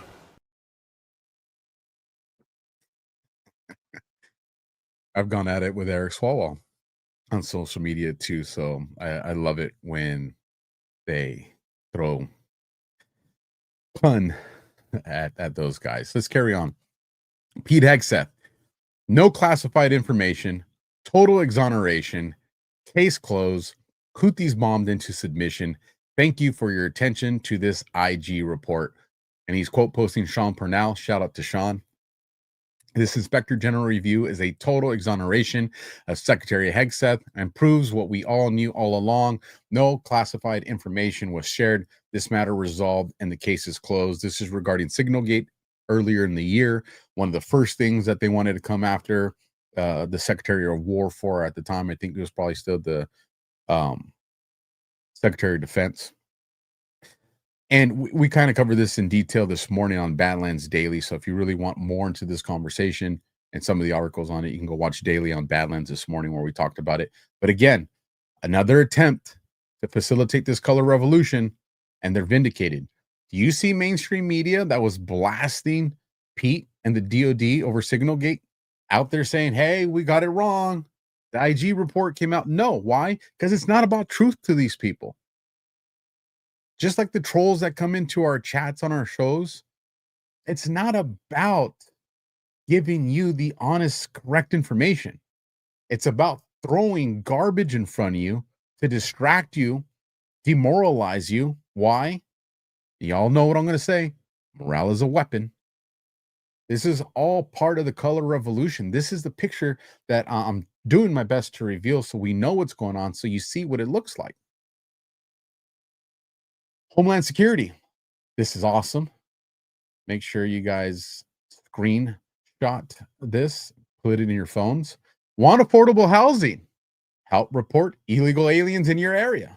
Call 1-866-DHS-2-ICE. 1-866-DHS-2-ICE. Housing market map shows steep as price drops across the U.S. Rental market starts to see effects of Trump's immigration crackdown. Analysis from Breitbart: mass immigration pushes U.S. housing market to the breaking point. And finally, from Politico, how Trump is providing an unexpected boost to the housing market. One more time, folks. Someone drop it in the chat for me.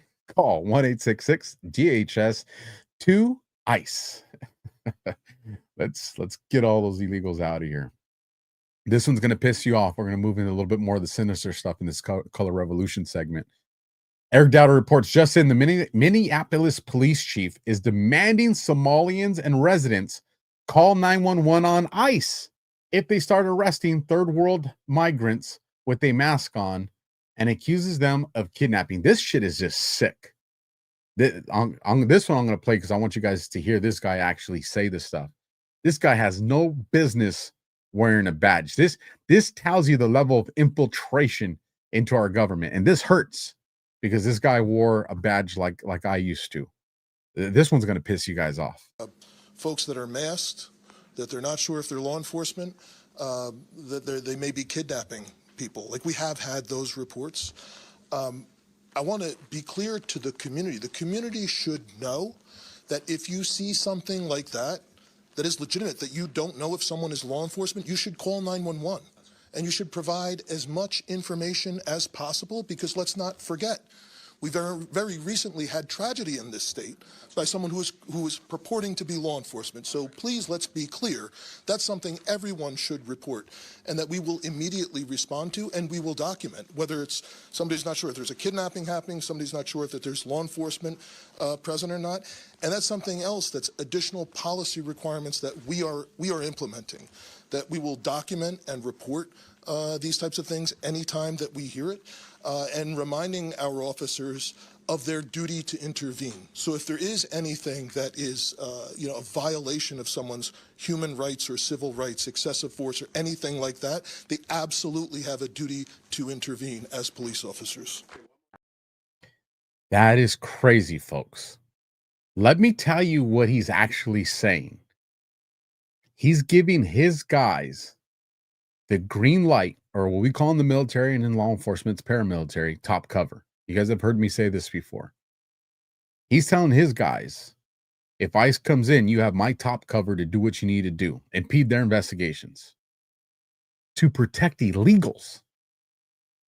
That's insane. It gets more insane as we get later. But what did Tom Homan have to say about this? Holy crap, Tom Homan is livid after the Democratic police chief of Minneapolis demanded residents to call 911 on ICE officers for kidnapping. And we're going to take a listen to what Tom has to say about this. I would love to work for this guy. Look, I'll say the same thing I said to other chiefs of police in sanctuary cities. Shame on you.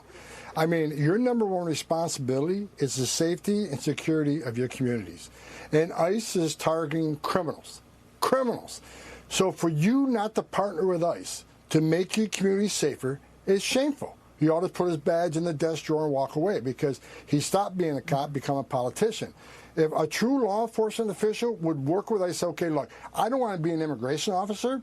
I'll leave that to you guys. But when we have an illegal alien public safety threat in the community, I want to be shoulder to shoulder with you. I want to help you make my community safer, because the chief of police, that's my number one responsibility. If he wants to watch, stand aside, do it. But if you cross that line, Pam Bondi and her U.S. attorneys are waiting to prosecute anybody that impedes law enforcement, ICE law enforcement, Border Patrol law enforcement in doing their job. Zero tolerance for impeding ICE in their operations. Zero tolerance. And I don't want to see those arrests when it happens. My fear is the cops that are not okay with that and are going to be in these very uncomfortable positions when they see a coworker, maybe even a friend, that does have that ideology, and then get into a confrontation with ICE or HSI or one of those guys. Like, what that sheriff did was he created the environment for blue on blue. Like, that is so dangerous. And for what? To protect illegals, criminals, people that their mere presence in this country is a criminal act, not to forget their criminal history and all the illegal stuff that they're doing while they're here. Have you ever heard that sheriff come out and take a microphone and publicly say, if we see criminals out there with masks, we're going to assume that they're doing criminal behavior? No. Why? Because he'd be violating their constitutional rights. There's more to it. You can't just do that. But yet that's what he's doing for federal law enforcement. That one pisses me off, folks. But we're not done. Again, what are we seeing here? A color revolution. Some moves in the right direction in this color revolution. Next order reports breaking. Texas Governor Greg Abbott has formally requested Treasury Secretary Bezos revoke the tax-exempt status of CARE. This is amazing right here. Council on American Islamic Relations. Abbott has now designated CARE a terrorist organization because of its long-standing ties to the Muslim Brotherhood and Hamas and its ongoing support for terrorism. No-brainer. They shouldn't even exist, let alone be tax exempt. I subscribe to everything freaking Nick put there. And I know it's going to be in the chat. I'm waiting for it because you guys are probably on a 30-second delay in the comments. Alpha, but Abbott's bad. I don't like Abbott either. And I know he's doing it because he's afraid that Doc Chambers is on his heels. I'm okay. This is what's good for not just Texas, but all of America. And if he's making the right decisions now, because he knows somebody's on his heels to replace him, good. I want more of it. But this is why I'm even more excited about this. What state, what governor went and deemed factions of the Muslim Brotherhood a terrorist organization first? It was Texas and Abbott. And then shortly after that, President Trump came out and made the order. What was that for? Because Trump was testing the waters. He is controlling this clown, because I'm not an Abbott fan. I think he's a clown. But Trump is driving this dude like a motorized duck. And Trump's using him to say, let's gauge where the court of public opinion is real quick on here. Can we pull this trigger, or do we got to wait a little bit before we go on this? And so he's using Abbott. Why? Because Abbott's expendable to him. Because if Abbott all of a sudden doesn't want to go with the program because he's controlled by the deep state, the cartels, all of the above, then Trump says, okay, well, now I shift gears and I go with my guy, Doc Chambers. Or maybe he has something else planned for Doc. I don't know. But what I'm saying is this is a huge move for Texas. It's a bigger move for America, because I anticipate sometime in the next 30 days or less, Trump's going to follow suit on this. We're going to see what type of court involvement gets here. We're going to see what kind of legal arguments are made for this. And then once Trump can gauge that and everything's looking, nice, high and tight, boom, you're going to see Trump pull the decision on CARE just like he did on factions of the Muslim Brotherhood. Mark my words. Clip it. So let's keep pushing on, because CARE is just part of that color revolution. Another dangerous character in this color revolution against America. Again, bringing it back to Nick. You guys make sure you're following him. Dude's doing out solid work, and he's got very reliable sources. He's batting near 100% on his reporting over the last 2 years. Breaking: Obama judge Boasberg, the activist judge who illegally stifles every move Trump makes, has refused to testify at tomorrow's Senate hearing on rogue judges. This is bullshit. Subpoena him, force him to appear, and if he doesn't, arrest him. Enough is enough. Absolutely agree. I want to see that happen. The same treatment they did to, who was it, Peter Navarro, Bannon, those guys. Hold these guys accountable. Again, why? Because if we go all the way back to the beginning of the year in Trump's inauguration, when a lot of you were asking me, when are we going to see the arrest? When are we going to see the arrest? And one of the things that I told you guys all the way back then, especially when the anti-Trump clowns were trying to subvert him, was I said, you can't have the massive amount of arrests when the judges and the DAs are still compromised. I go, when you start to see these judges resign, get arrested, investigated, or have their power pulled from them, that's the marker that the arrests are shortly after that. And we just saw a huge move in the last few days. I think we're going to cover it in here, but I'll mention it here just in case because it fits. Trump eradicated Biden's presidency. Boom, like that. 92% done by the auto pen, not by Biden.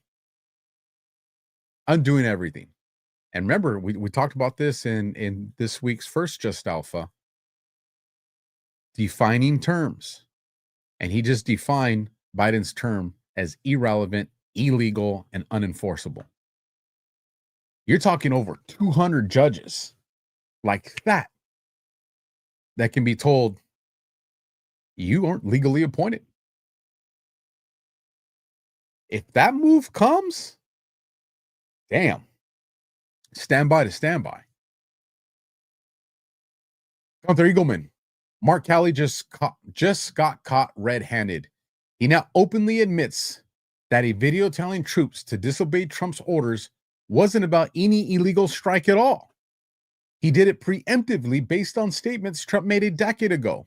His own words, "We're looking forward to trying to head off something at the past that could have been really, really bad." It's a bad statement right there. Translation, they saw Trump winning, panic, and dropped a deliberate sabotage bomb on the military cohesion and the chain of command.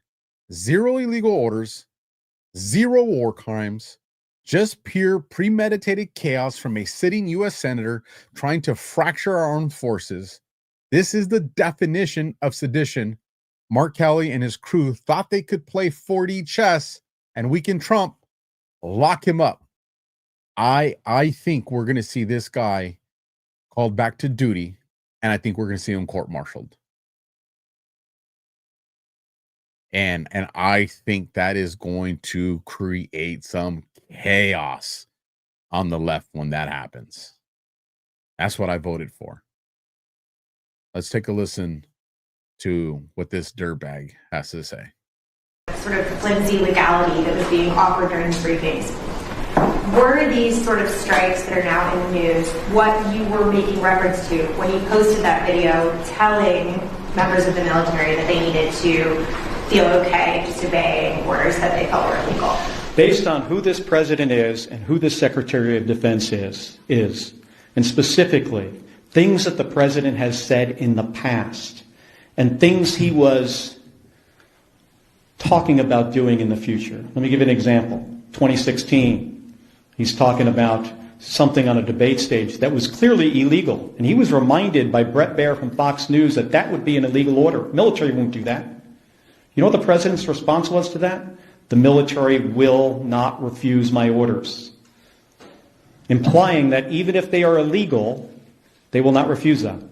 He's also talked about shooting protesters in the legs. Then he's talking about deploying more troops to American cities and using those cities as training grounds. Do you know what that means? That means using the American people for the military to train on. So we were looking forward to try to head something off at the pass that could have been really, really bad. So it wasn't about this specific thing. Jennifer Shutt with Space Newsroom. The NDAA conference report is set to come out later this week, over the weekend, or early next week. In addition to that, you all have not yet conferenced out the defense appropriations bill for the current fiscal year. Do you see either of those as options for you and other lawmakers concerned about the Defense Department, the actions in Venezuela, and other situations to address those legislatively in either the NDAA or defense approach? Well, I think it could be if we could get bipartisan support to do something like that. Sure. That's sometimes challenging. Because, remember, my Republican colleagues, not all of them, but most of them, are fearful of this president. They do not want to cross him. I mean, they see what just happened to me. I said something that he did not like, and he said, I will be hanged, executed, prosecuted. He doesn't even have the order right. Yeah. Senator Michael Chanel with MS Now. You mentioned earmuffs if you're sensitive to vulgar language. This piece of shit doesn't know a fucking thing about honor, integrity, service, or being a vet. I don't give two shits that he donned a uniform at one time. This guy is a controlled puppet. And the fact that he made the statements he did and then confirms it right now that there was no existing illegal order, this piece of shit put the entire military in harm's way. And the consequence of doing that put all of America in harm's way. This is the definition of sedition and treason. So when President Trump says, when he goes and puts out a post about what Washington, guess what? Yes, if you commit sedition and treason and you go before a court and you're found guilty, one of the consequences of that can be death. That's your dumbass fault for doing it. Because you didn't give a shit about that when you risked the lives of our entire military and the American people. This is a color revolution. This is Operation Gladio. These are the players. I mean, the dude literally, I don't know what he was thinking making that statement. That's the worst statement he could have made for himself. I'm glad he said it. But the worst statement he could have said was, it wasn't about anything. Nothing existed. We were just trying to forecast something that could have happened. He's acknowledging conspiracy, collaboration of more than two people. He's acknowledging the intent. Like the dude just gave a statement that is going to seal his fate if they recall him and do a court martial to him. The tribunal, the military tribunal will eat this clown's lunch. And rightfully so. And guess what? I hope every constitutional protection is afforded to them. I hope that they follow the law, the entire judicial process for them. And I hope that the jury approaches him with innocent until proven guilty. Why? Because all the shit that they denied me when his FBI deprived me of my constitutional rights and put my family under the heel of the government's tyrannical boot, he didn't say a damn word. These people hate America, folks. That one fires me up. This is going to fire you up even more. Infuriating. Illinois police have officially rearmed and rehired an illegal alien who was just recently arrested by federal agents. And he's getting back pay. He should be deported, not paid.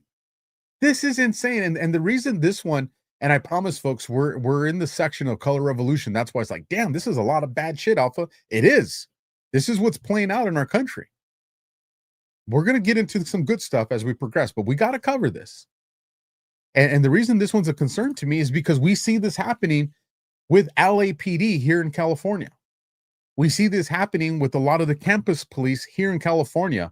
They're giving illegals guns. Now, the crazy thing about this is when this first broke, man, what was this? Probably 2 years ago, maybe longer. Time's kind of blending for me. When this story first broke, I presented you guys with a concern I had. And I said, it's not a matter of if, it's going to happen. And I go, is this a matter of when? And then we saw it happen, I think, last year. And I want to say it was either here in California or it might have been Illinois. I said, you're going to run into a situation where a illegal who has been given police officer powers is going to try to apprehend an American in what they believe is some type of crime. And you're going to see this illegal that has been given police officer powers do some type of use of force, including up into, lethal force against an American. And I have no idea how that's going to play out. And it happened. I want to say it was San Diego. If I'm correct, and if somebody wants to look that up, I want to say it was San Diego out here in California. Now, I'm not saying that all of a sudden that I'm giving a pass for a criminal. I'm not. But what I'm saying is an illegal does not have the authority in any capacity to enforce our laws in this country when their mere presence is breaking the fucking law. What? We call that a Brady issue. Like, what dumbass in law enforcement, what chiefs of police what sheriffs, what judges, what DAs remotely see this? If I'm a defense attorney, I'm going to say, didn't you break the law to come into this country? It's a Brady. They got to answer yes. Yeah, I broke the law to come into this country. Because if they say no, well, then it's perjury. It's the most moronic concept I've ever seen. But here we are. Because this is a color revolution. We move into Senator Rand Paul, this clown. Let me read his post, and then my post will make more sense.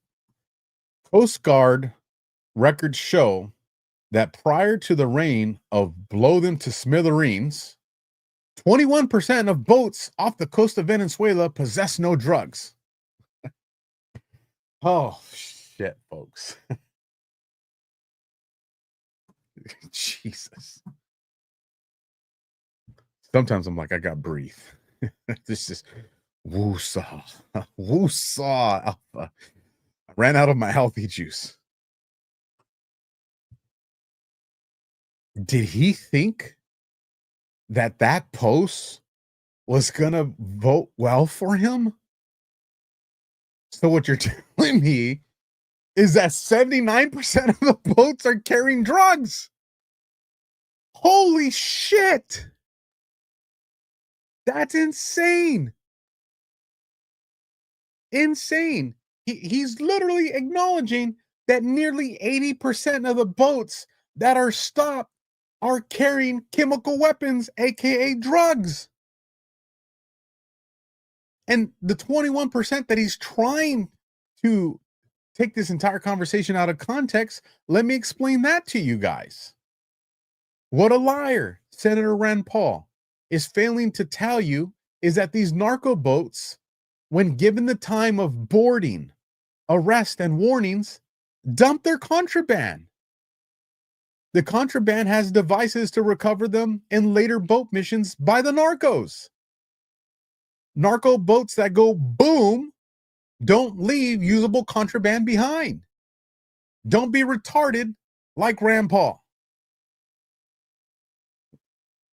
And Josh and others who are part of the Navy could definitely provide more insight on this.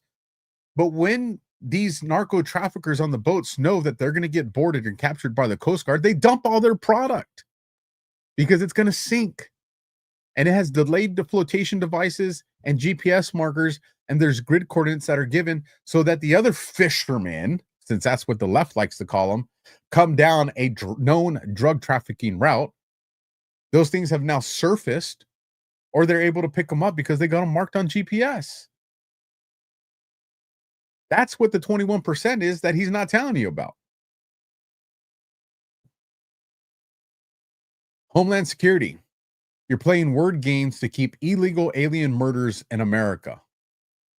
We're talking about California Governor Newsom here, folks. This one's gonna, if your heart rate's not already up right now, I apologize for getting everybody's blood pressure up, including my own. But this segment, I knew what this segment was going to do to me. Let me read what Newsom did first, and then we'll go into DHS. Governor Newsom's press office, official press office account. This is a complete lie. As we've repeatedly said, the state coordinates with ICE on deportation of convicted criminals. Really? Because we've all seen the news. We all seen Mayor Bass. We all saw what went down in LA. We saw how much you cooperate with ICE, you lying sack of shit, Governor Newsom. Homeland Security responds to that post. You're playing word games to keep an illegal alien murderer in America. California rejected the ICE detainer for an illegal alien charge with killing an 11-year-old boy. Gavin Newsom says he'll only cooperate with ICE if the criminal illegal alien is convicted, meaning California will let him roam free even though he's been arrested for felony, hit, and run. Hector Balderas Aguilar has been previously deported 4 times and committed a felony when he illegally entered for a 5th time. This violent criminal must be deported ASAP. I'm not going to get too graphic on here, folks, but I want to paint this picture for you of how evil this illegal alien is. Because for those of you that don't know, if this is your first episode watching, I promise I'm not always fired up. I think I've developed a reputation for being pretty calm and chillaxed. But in my life prior to podcasting, when I wore a badge, hit and runs on property damage, it's bad. And it's something that insurance companies take over. And it's a financial hardship for the rest of us, because a lot of times it's because the people are uninsured, and then we got to pay higher rates for uninsured motorists. But we're talking a hit and run when a person hits a person or hits a vehicle with such force that it creates a chaotic environment of bodily injury within that metal vehicle. And the saddest part about a hit and run is that that person's choosing their freedom over somebody's chance to probably survive.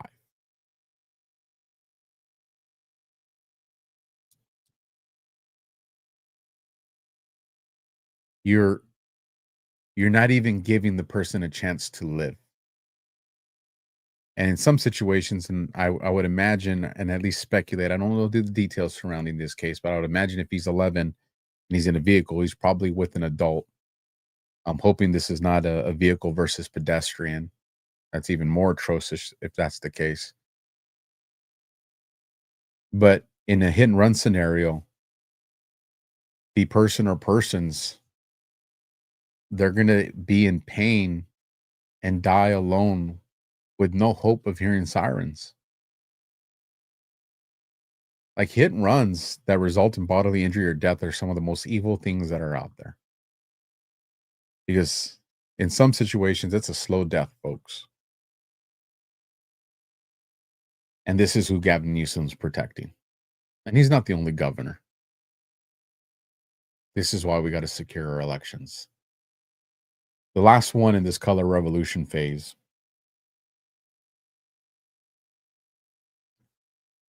Andrea Schaefer, anti-Marxist warrior, posted, Josh Hammer's scorched earth takedown of Megyn Kelly, Tucker Carlson, and the cynical red-green griff.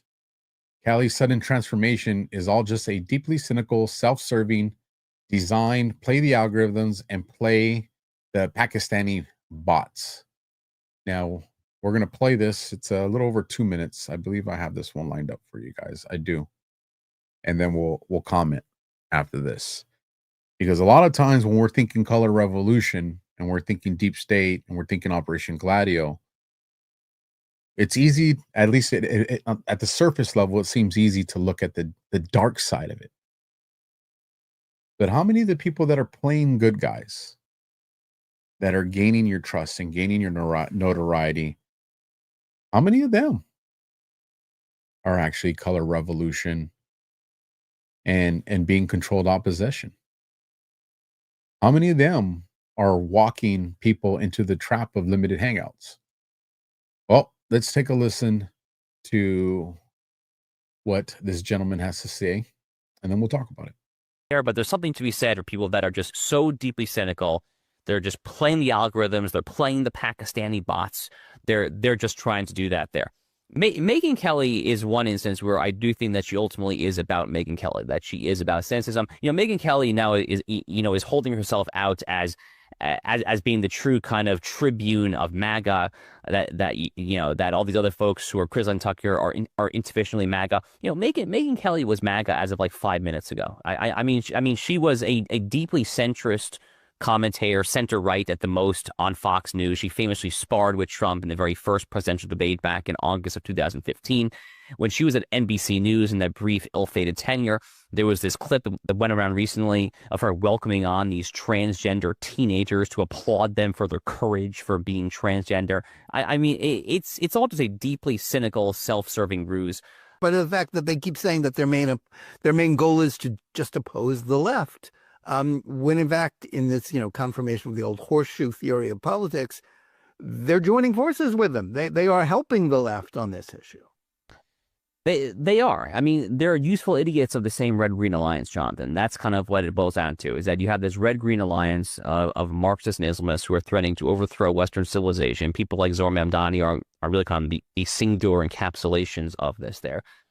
And if you look carefully enough, you start to see it, right? Because, I mean, Tucker has actually been, among other things, he's actually become an apologist for the Muslim Brotherhood and for Sharia law. There's this amazing clip of Tucker talking about Sharia law a few months ago, where he was saying, oh my God, Abu Dhabi and the UAE and Riyadh and Saudi Arabia, oh, they're beautiful cities. Sharia law can't possibly be that bad, can it? I mean, he actually said this thing. He actually said this. His financial, his major funder, Omi Malik, was just over in Doha, Qatar for a major conference, praising Qatar. By the way, Tucker's interview with the Qatari Emir, which is a total fluff interview, was apparently bought and paid for. We know that because there's a mom-and-pop consulting firm called Illuminate Advisors in Northern Virginia that on their FARA registration form listed that they were being paid exorbitant amounts of money from the Embassy of Qatar, and their one listed product on their FARA government form was that they helped their client, a.k.a. the Qatari Embassy, get this interview with the Tucker Carlson show. So he's airing bought and paid for Muslim Brotherhood propaganda. I mean that's like actually not an exaggeration there. So here's something I'll point out, and I'm not too familiar with who Josh Hammer is or his history and position on things. I can probably gauge it based off what we listened to right there. But this is the psychological operations. This is the Mockingbird media. And like I said, when we look at people like Megyn Kelly or Rachel Maddow or Tucker or Sean Hannity, it's easy for us to say, oh, that's mainstream media. That's the Mockingbird media. This is the physical manifestation of the Smith Modernization Act. Like, we can see that. But what I think I do see a lot of people still struggling with is acknowledging that the Mockingbird media, that MSM, realize that a lot of the actionable Americans stop watching them and move to social media platforms and alt media. And in that window, the deep state, the color revolutionaries, the Operation Gladio, deployed their assets to alt media as well. We work amongst these people, folks. And so my question to Josh is, and we'll probably agree on a lot of this stuff with regards to the Muslim Brotherhood, but is he someone that also addresses the concerns and the need to remove AIPAC out of our government? Does he talk about that? Because if he doesn't, then he's just the other side of a coin that's just trying to create a vacuum of power in our institution of government to plug in the entity that he has, or to have his entity maintain the power that they do have. And this is the things we need to look at, folks. Early when we started the show, Candace made the statement of, this isn't left versus right, right? Because most people be like, yeah, I sign on to that. It's the establishment. It is for us that are in the know what's going on. But it's not for the mass majority of people that, again, still operate in the sphere of the Mockingbird media. They don't understand yet the establishment, how that works. It is still left versus right. And that's why when Trump does say a lot of things, he's not always talking to you. He's talking to the people that operate in that world of left versus right. Now to shift gears on a real brief topic. Senator Ron Johnson says, this is pretty interesting. Tower 7 had some very interesting tenants. Quote, there were Enron records there and Enron scandal bookmarks 9/11. What are we talking about? Well, there's a couple of clips here. I'm only going to play one. It's just about a minute. But I like, because this is the conversation, right? Because Ron Johnson does have the ear of the normies. And listen to what he's about to say. This is going to make the people that watch mainstream media, going to make them say, well, I never heard that before. Well, what's that? And they're going to research or go to the devil's Google, or they're going to ask somebody. And that ultimately is going to put them down a path, what we call a rabbit hole, that leads them to one of us, which will ultimately lead them to what I think is the greatest 9/11 movie documentary ever created, Codex 9/11. by Brad. You can go watch that on Badlands. I mean, it is the most phenomenal painting the picture of what happened. However, what we have Ron Johnson saying here is absolutely important. So let's take a listen. Was the CIA, did they have an office in there? I don't have the full list, but there are many very interesting offices. Right. In federal government, secret offices. Different things. So could they have just... Enron, I think a lot of their Enron records is in there, and that, Tucker does a pretty good job of kind of explaining the Enron scandal kind of bookmarks 9/11. So again, I'm no expert in this. I'm not. I can spout enough. All I know is these individuals who've been looking at this, and again, I'm doing it because the 9/11 families, the firefighters, these are people who've been doggedly pursuing this. They've been vilified. They've been dismissed for decades. They deserve the answers. They deserve not to have their questions just automatically dismissed. So again, I would like, I know they're calling for President Trump to appoint a totally nonpartisan, non-political commission. And as I've said, what ought to happen is bring in physicists and structural engineers. I mean, just experts. You don't need politicians. You need people to look at this, all this information, and go, is there a scientific explanation for this? That is something normies are going to hear. That's important. I tell some people, I don't like Ron Johnson. It's not about liking him or trusting him. It's about, again, whether he chose to or whether he's being controlled, he put the information into the sphere of influence that regular everyday Americans are going to hear. And why is this important? Because the next clip I'm going to show you that's going to close up this section, like I said, that one was very brief, is the White House restructured its press pool. The Pentagon restructured its press pool. So you're going to see different questions that are going to start being presented on C-SPAN, on CNN, and when they don't like it. And one of those questions, and shout out to my brother, I consider him the authority on everything in the Middle East, Ghost of Base Patrick Henry, put, now we're getting somewhere.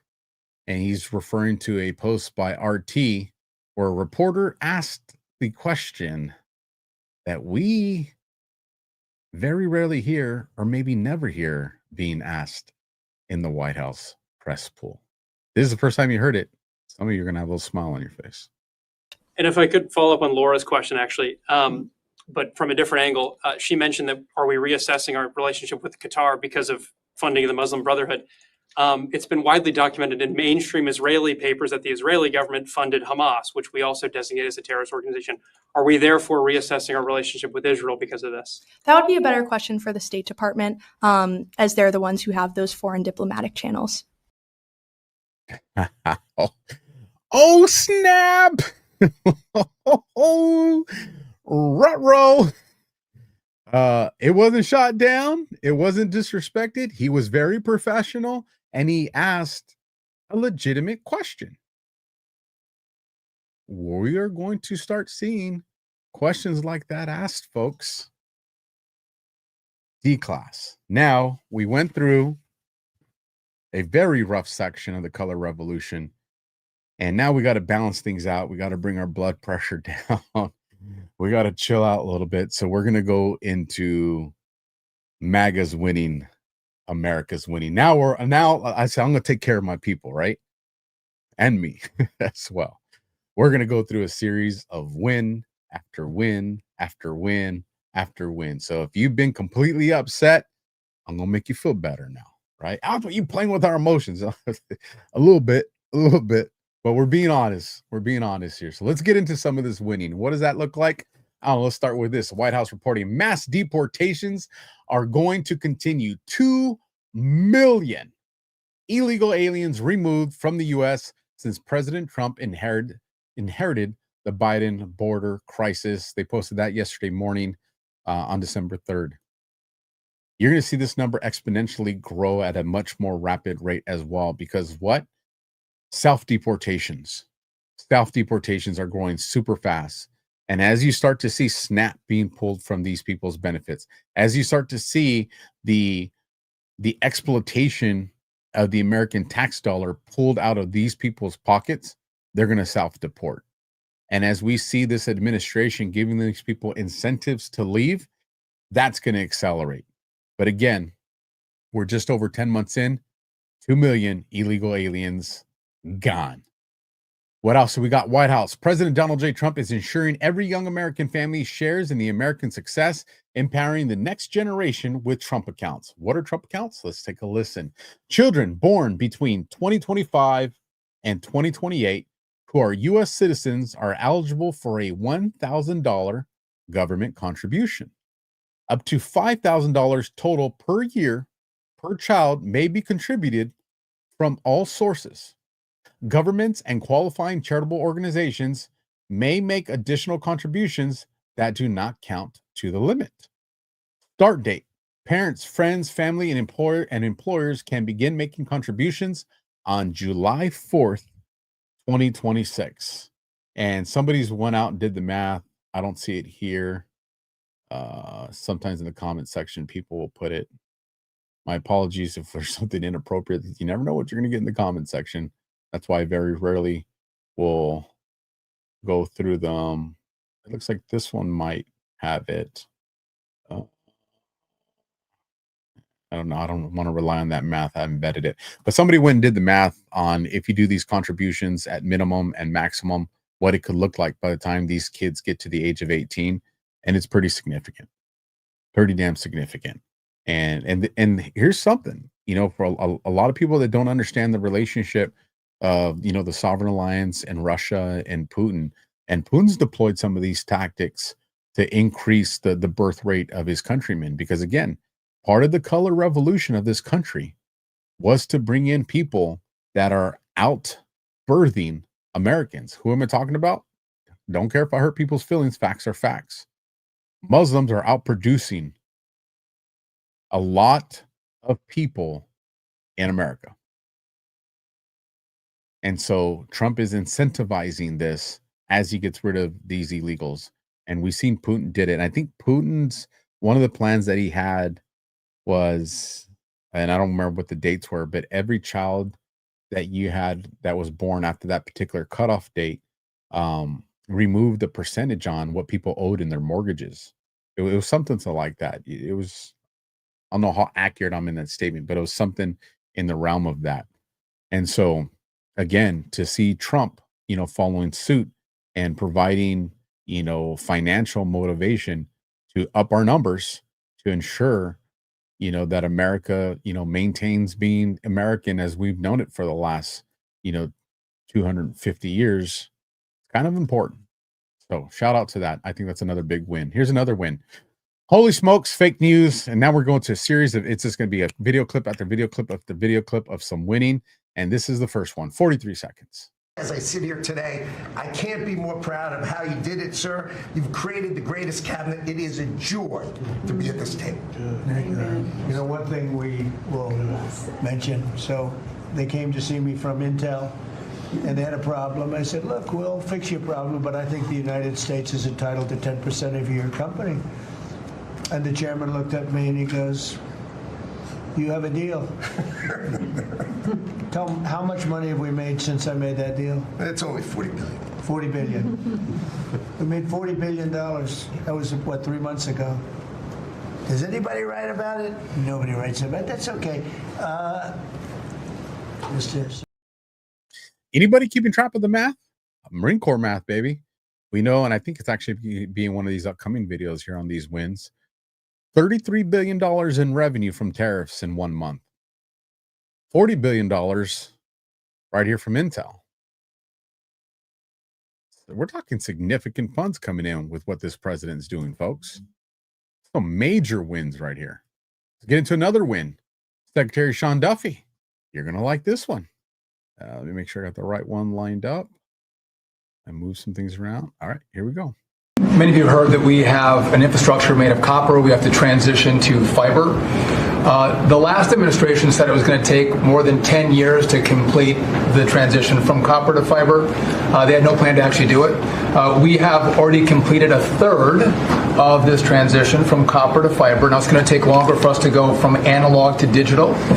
By the way, the rest of the world transitioned 20 years ago from analog to digital. We are just going to do that at the FAA right now, but we're buying new radios. We're going to buy new radar. By the way, those radar are going to be made in America, Mr. President. This phase of the operation will be completed by the time you leave office. It's 3 years. I do need another $20 billion, Congress, to start the second phase, which is really important, and we'll try to get that done also in that 3-year time period, but we need the money. Finally going to get our human logistics of getting people where they need to get in an efficient manner with technology that's going to make everything safer. I'm all about that. And just to go back to and you still see him on camera right there with Lutnick. You've heard a lot of anti-MAGA, anti-Trump, anti the little country that starts with an I, because they don't know how to separate governments from people, that have painted this picture of Lutnick to look a certain way and provide certain amount of information. I have intentions of doing a show with, it'll probably be ghosts. If not, I got some backup people to paint a little different picture of Lutnick and why he may have a bone to pick with some people and why people are misjudging him and taking things out of context. So keep your eyes peeled for that. Moving on to the next one, we're going to get into Secretary of War Pete Hegseth.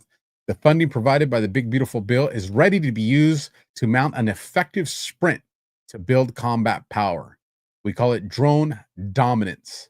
At the War Department, we're adopting new technologies with a fight tonight philosophy, so our warfighters have the cutting-edge tools they need to prevail. And what the heck, this one's short. Let's play it. Actually, he says a little bit more than what I said, so let's play this whole clip. After the Cold War, U.S. defense spending as a percentage of GDP dropped significantly. The War Department budgeted for quality over quantity. That served us well for 30 years. However, we now find ourselves in a new era, an era of cheap, disposable battlefield drones. We cannot be left behind. We must invest in inexpensive unmanned platforms that have proved so effective. One of my priorities is rebuilding our military. We can't do that by doing business the same way we have in the past. We cannot afford to shoot down cheap drones with $2 million missiles, and we ourselves must be able to field large quantities of capable attack drones. In July, I stripped away regulations handicapping our adoption of small drones, shifting authorities from the resident bureaucracy to unit commanders. This was the first step in the urgent effort to boost lethality across the force. The second step is to kickstart U.S. industrial capacity and reduced prices so our military can adequately budget for unmanned weapons. With help from our partners in Congress, we're going to solve this problem, starting with small attack drones. Drone dominance is a $1 billion program funded by President Trump's Big Beautiful Bill. It is purpose-built on the pillars of the War Department's new acquisition philosophy, a stable demand signal to expand the U.S. drone industrial base by leveraging private capital paired with flexible contracting built for commercial companies founded by our best engineers and entrepreneurs. Drone dominance will do two things: drive costs down and capabilities up. We will deliver tens of thousands of small drones to our force in 2026 and hundreds of thousands of them by 2027. I will soon be meeting with the military services to discuss transformational changes in warfighting doctrine. We need to outfit our combat units with unmanned systems at scale. We cannot wait. The funding provided by the Big Beautiful Bill is ready to be used to mount an effective sprint to build combat power. At the Department of War, we're adopting new technologies with a fight tonight philosophy so that our warfighters have the cutting-edge tools they need to prevail. Definitely kind of leadership you want at the top with reference to our Department of War. Almost said defense again. So used to it. DOW. Now, continuing on, Caroline Levitt. Happening today at the White House, President Trump announcements will unveil a reset of federal fuel standards that heighten under the Biden administration, with the White House, which the White House said will save $109 billion in total for American families. And this will get addressed a little bit later in one of the videos that's lined up here in just a second. But this is winning, folks. It's winning in security. It's winning in prioritizing Americans. It's winning in putting more dollar into your pocket to spend on your family and to reinvest into our nation. What did you hear him say? You know, those things will be built here in America. And what does that mean? More jobs in America. You're absolutely seeing the America First agenda by this president. And that, ladies and gentlemen, is why people are trying so hard 24 hours a day, 7 days a week on every social media platform that you visit to subvert him. Come back to Nick. Breaking. President Trump says he's expecting the income tax soon to be abolished. You got to hear this one with your own ears. It's only about 20 seconds. And I believe that at some point in the not too distant future, you won't even have income tax to pay, because the money we're taking in is so great, it's so enormous, that you're not going to have income tax to pay. Whether you get rid of it or just keep it around for fun or have it really low, much lower than it is now, but you won't be paying income tax. We've slashed $1 trillion. We talked about that on Daily today as well. You know, Josh has did a phenomenal job of talking about the sovereign wealth fund.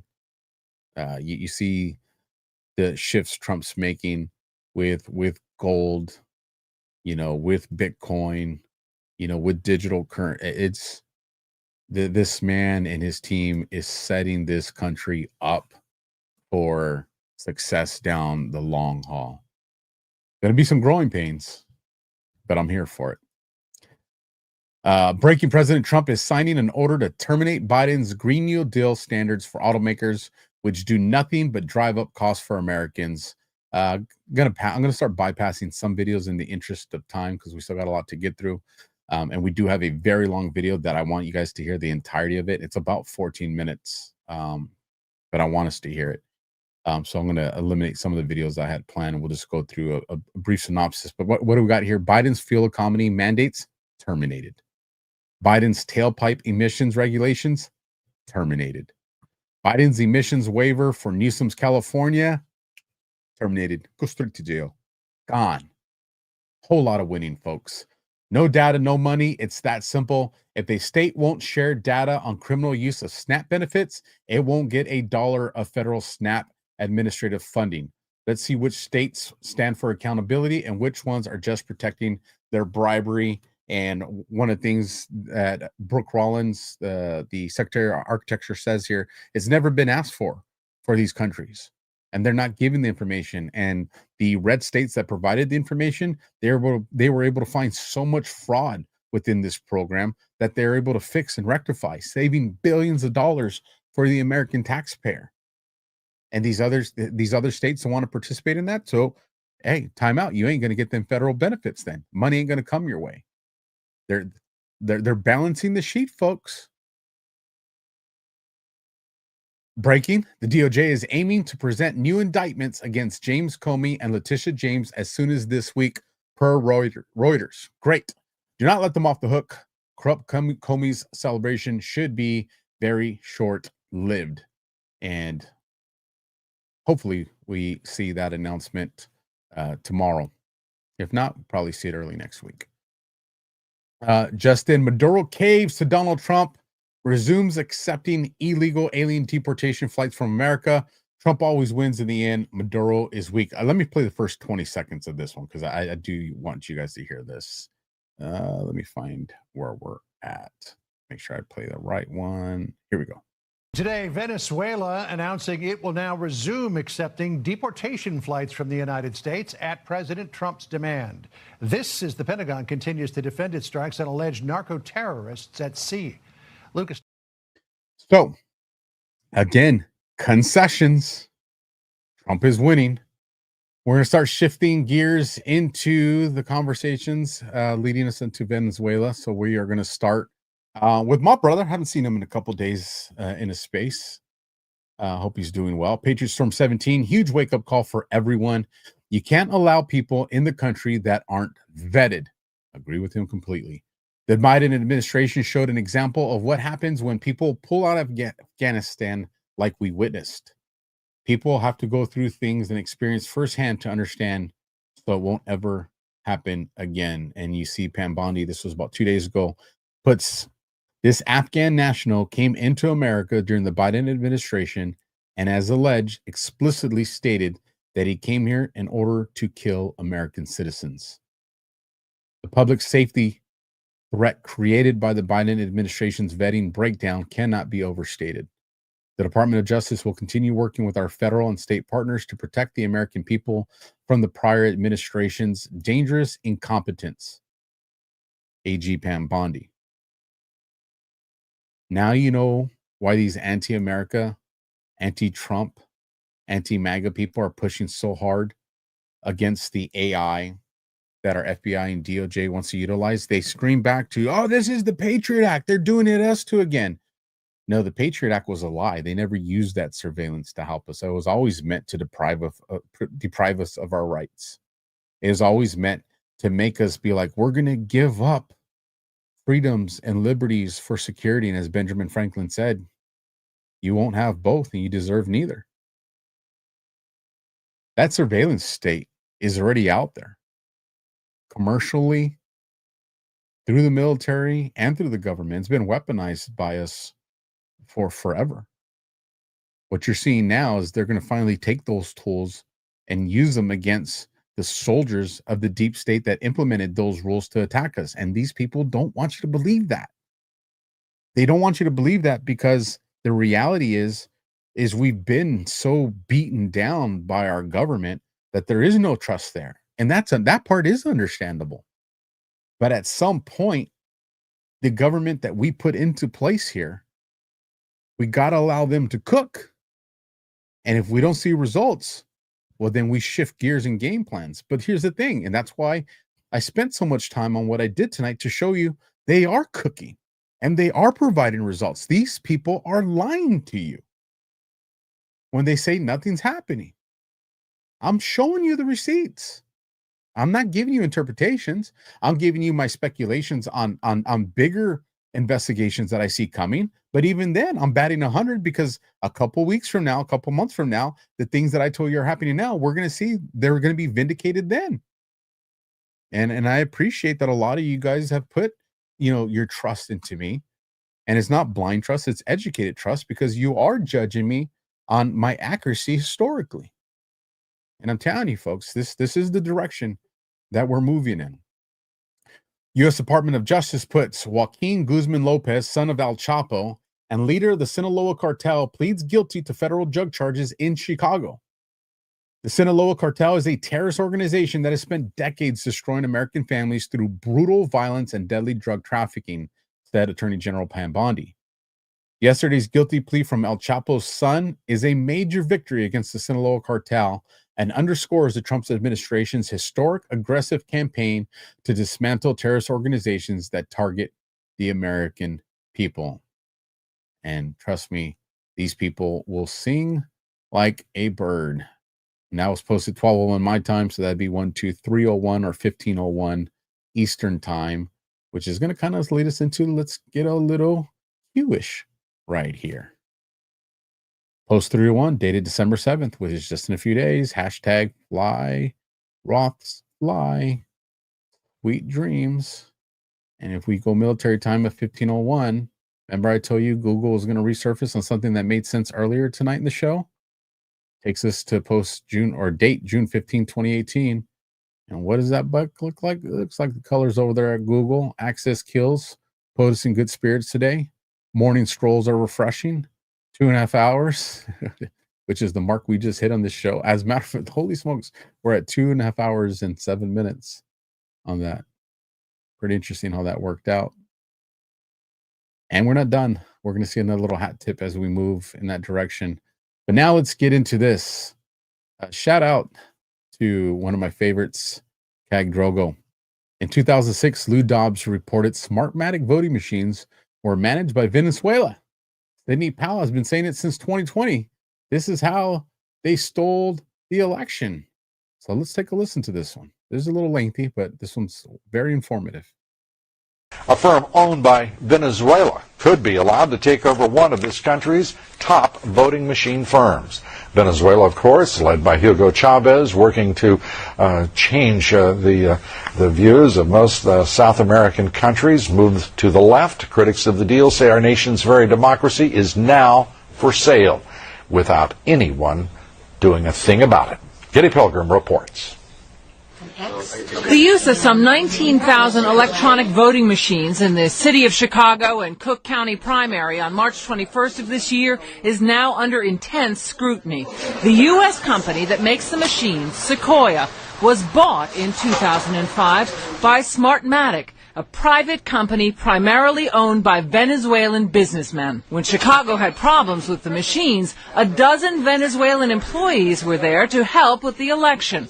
Chicago officials are outraged. I think that American elections ought to be run by American companies and ought to be run by American citizens, not Venezuelan nationals. Smartmatic is technically based in Boca Raton, Florida, but the president of the company, Jack Blaine, testified to the Chicago City Council. Fewer than a dozen Smartmatic employees work in Florida. The majority of the workers are based in Venezuela. Watchdog groups question why U.S. voting machines would be under the control of citizens of another country, especially a country whose own election process is highly suspect. We believe this is a national security issue.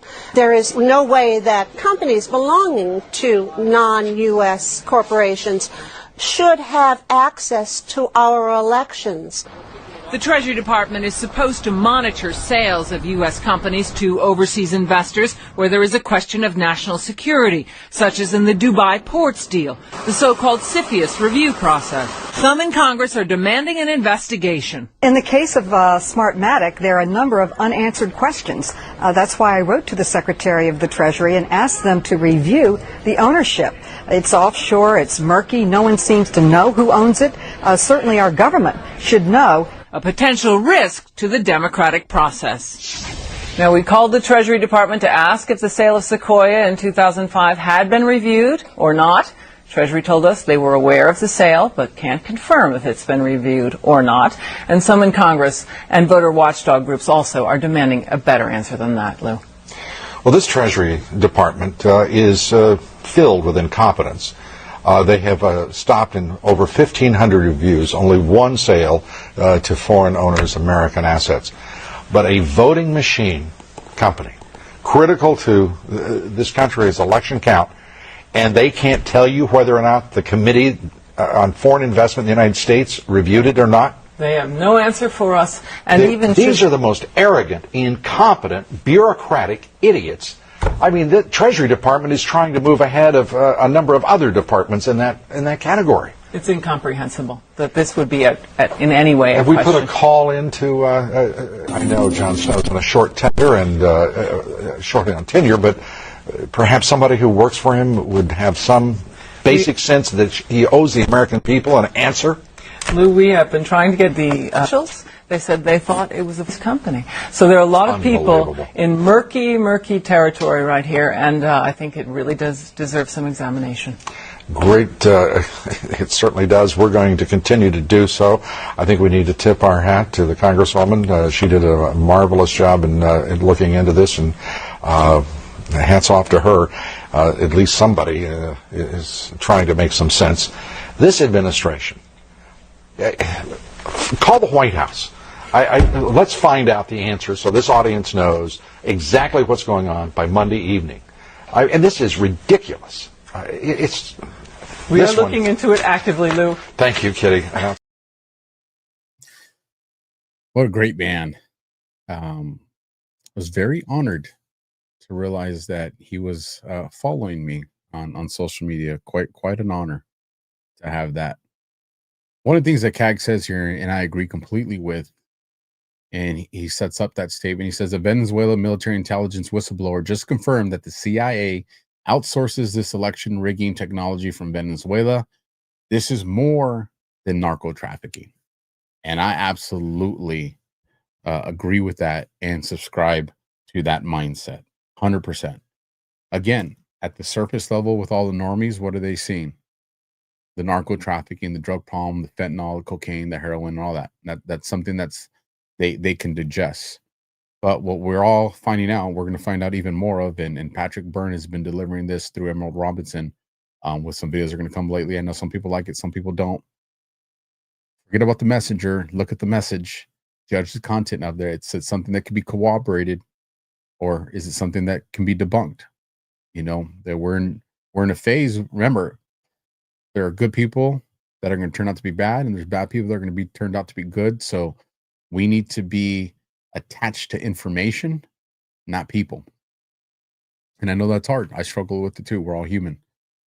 But there is a lot going on, and there are a lot of people talking, and this stuff can unfold, folks, as quick as tomorrow.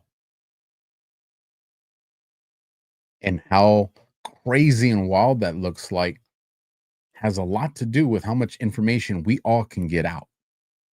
Because what you don't realize, and maybe you do, but I think what some people at least don't realize is they monitor our numbers. I'm talking about the bad guys as well as the good guys. They monitor what you post and what you watch. All those algorithms, all that stuff that they're using for nefarious reasons, they're also using it to gauge how much power and leverage they have over the cognitive ability of us. And when they see that they got a well-informed society of the actionable portion of society, so yes, the minority, but the actionable portion of the larger society. That's why you're at where you're at. You guys are the digital soldiers. You're not just listening, you're helping to facilitate this mission to secure American sovereignty and the sovereignty for humanity. Now, what we're trying to do is advance you and push you forward to become more involved in whatever capacity you're capable of, legally, ethically, and morally, spiritually. So let's continue on. This next video is the longer one that I was telling you guys about. This is about 14 minutes, but it's a very important clip from Jesse Waters. It's going to kind of recap a lot of stuff we talked about. But I chose to go with it. It's in entirety because I know there's some people that don't get to watch from the beginning and not.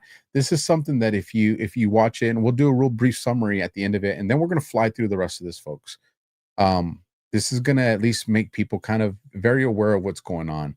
So with that, let me bring it up on the screen, and I'll be watching this with you guys. And like I said, this is about 14 minutes. Let's take a listen. News alert, it is Judgment Day. Sources say Maduro's been praying to Jesus. That's the narco-terrorist, socialist dictator who took over for Hugo Chavez in Venezuela and keeps flooding American streets with migrants, gangs, and cocaine. 11 U.S. warships, including our largest carrier, the USS Gerald R. Ford, are now in the Caribbean. Venezuela is surrounded. The strike group is waiting on orders from the commander-in-chief as the president's holding high-level meetings at the White House, calculating our next move against the narco state. The choice is Maduro's. Trump's giving him an ultimatum: abdicate power or else. After Trump's phone call with the dictator, that's the best offer. The New York Times reported that you had a phone call with Maduro. Did you? I don't want to comment on it. The answer is yes. And can you tell us a little bit No, about I can't do that. Mr. President, would you say it went well? No, I wouldn't say it went well or badly. It was a phone call. This time, it wasn't a perfect phone call. The Venezuelan strongman reportedly asked for global amnesty, and Trump said, how about no? Then he said, what if I hold free and fair elections? Trump said, no, you already did that and you lost. Then he asked, if I step down, can I still control the military? 47 said, pack your bags. Even with a $50 million bounty on his head, Maduro's maintained an iron grip on power by bribing his cronies with kickbacks from the coke, oil, and gold rackets. But this time, the narcos aren't calling shots anymore. Uncle Sam is, a.k.a. Trump. And the president's tightening the noose. In the last 24 hours, Trump declared the airspace above Venezuela entirely closed. Closing airspace can only mean one thing. This is escalating, and it's escalating quickly. The commander-in-chief isn't going to ratchet up the pressure, then walk away without a win.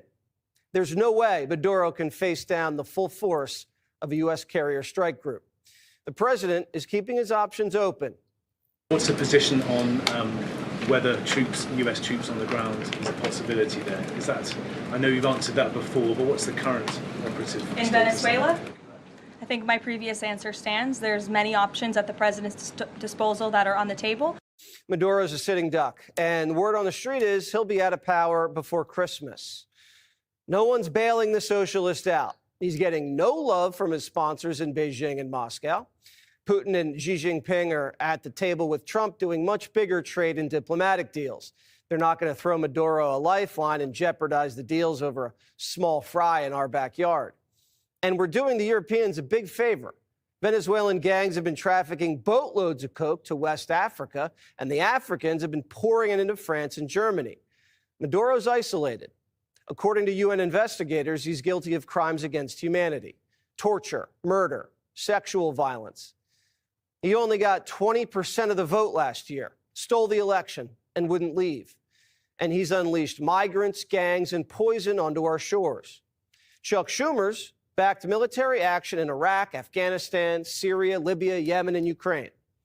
Schumer's basically down for whatever, whenever, no questions asked. But now that Trump's the president, he has questions. Americans are right to wonder, what on earth is Donald Trump planning in Venezuela? Is Donald Trump nudging America into another war? Is he seeking regime change for Maduro? Will he put U.S. troops in harm's way? Nobody knows. There's no way Trump's telling Schumer anything. Might as well tell Maduro. Schumer's old enough to know the war on drugs has been a 4-decade failure. And he knows that Trump didn't storm back into the White House just to repeat the failures of past presidents. The Secretary of the Navy gets it. Drugs kill more Americans than we've ever lost in wars. So I think at the end of the day, the president has correctly identified this as an attack on the country, which it is. The narco traffickers are on deliver or die missions. They're ferrying cargo through the Pacific and the Gulf of America. Some of these speedboats are 40 feet long and carry $70 million of contraband. Taking out these boats hit the cartels where it hurts, their bank accounts. And forcing out Maduro sends a powerful signal to the Colombians, the Mexicans, and the Chinese. The Monroe Doctrine's back, and American deterrence is back. Venezuela is a launching pad for coke, and they're getting squeezed. The CIA is already on the ground there and have been authorized to give the president options. Operation Southern Spear is designed to defend the American homeland from drug warfare. And guess who has a problem with that? If you want to understand if those are drug boats, who would go on those boats, it's people who have families that have been kidnapped. And they're told, go on the boats or we will execute your children. Where's he getting this from? Coke boats aren't being driven by hostages. The Wall Street Journal reports each boat is manned by 3 to 4 well-paid professionals, a pilot, a mechanic, a navigator, and a voucher man, someone who's trusted by the buyer and the seller.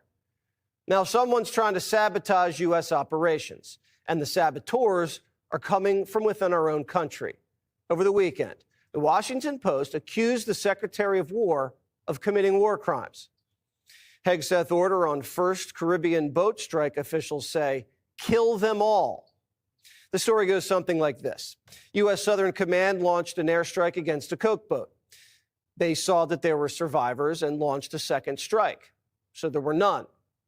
Pete calls it fake news. Quote, our current operations in the Caribbean are lawful under both U.S. and international law, with all actions in compliance with the law of armed conflict, and approved by the best military and civilian lawyers up and down the chain of command. Here's the White House. Does the administration deny that that second strike happened, or did it happen? And the administration denies that Secretary Hegseth gave the order. Secretary Hegseth authorized Admiral Bradley to conduct these kinetic strikes.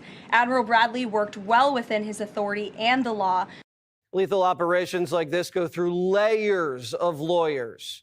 From the War Department, state, national security, everything goes up and down the chain of command and gets signed off on because we value life in America.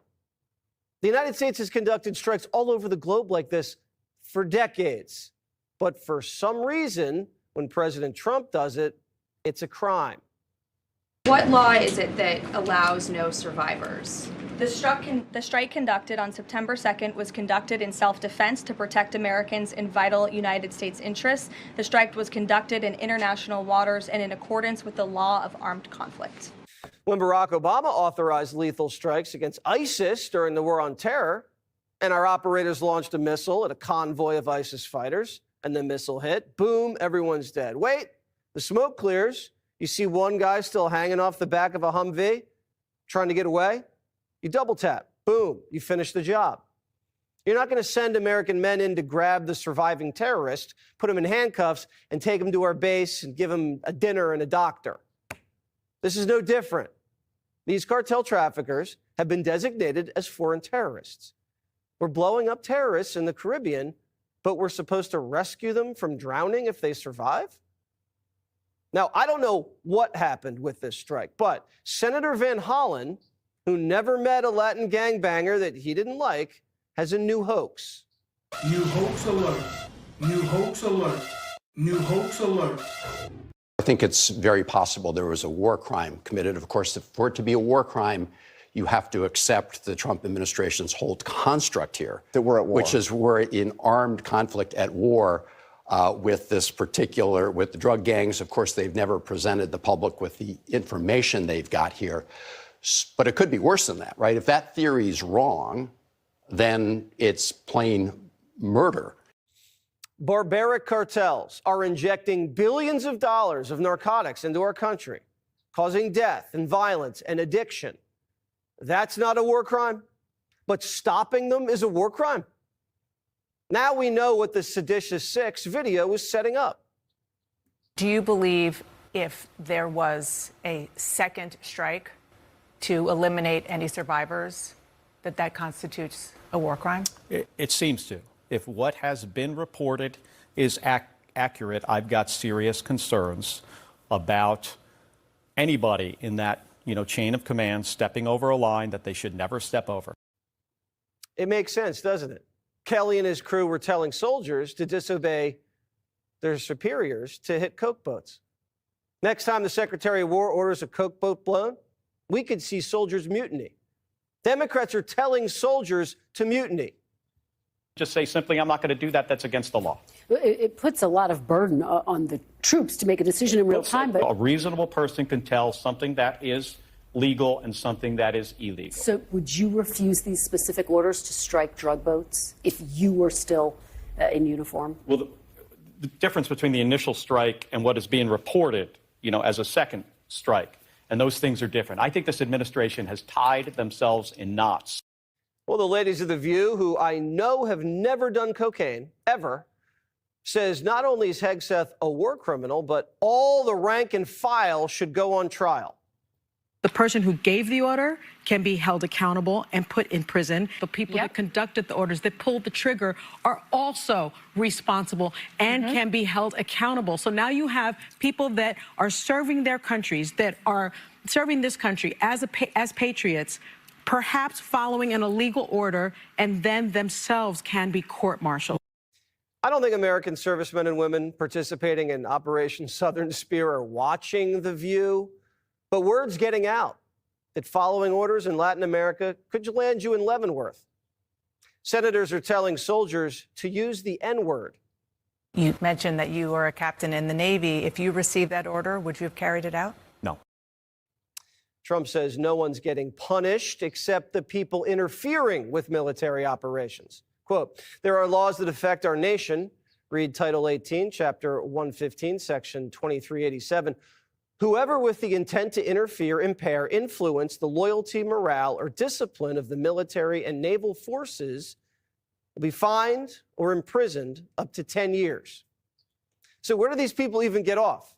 The Biden administration, after Abbey Gate, executed 10 Afghans with a Reaper drone and called it a righteous strike.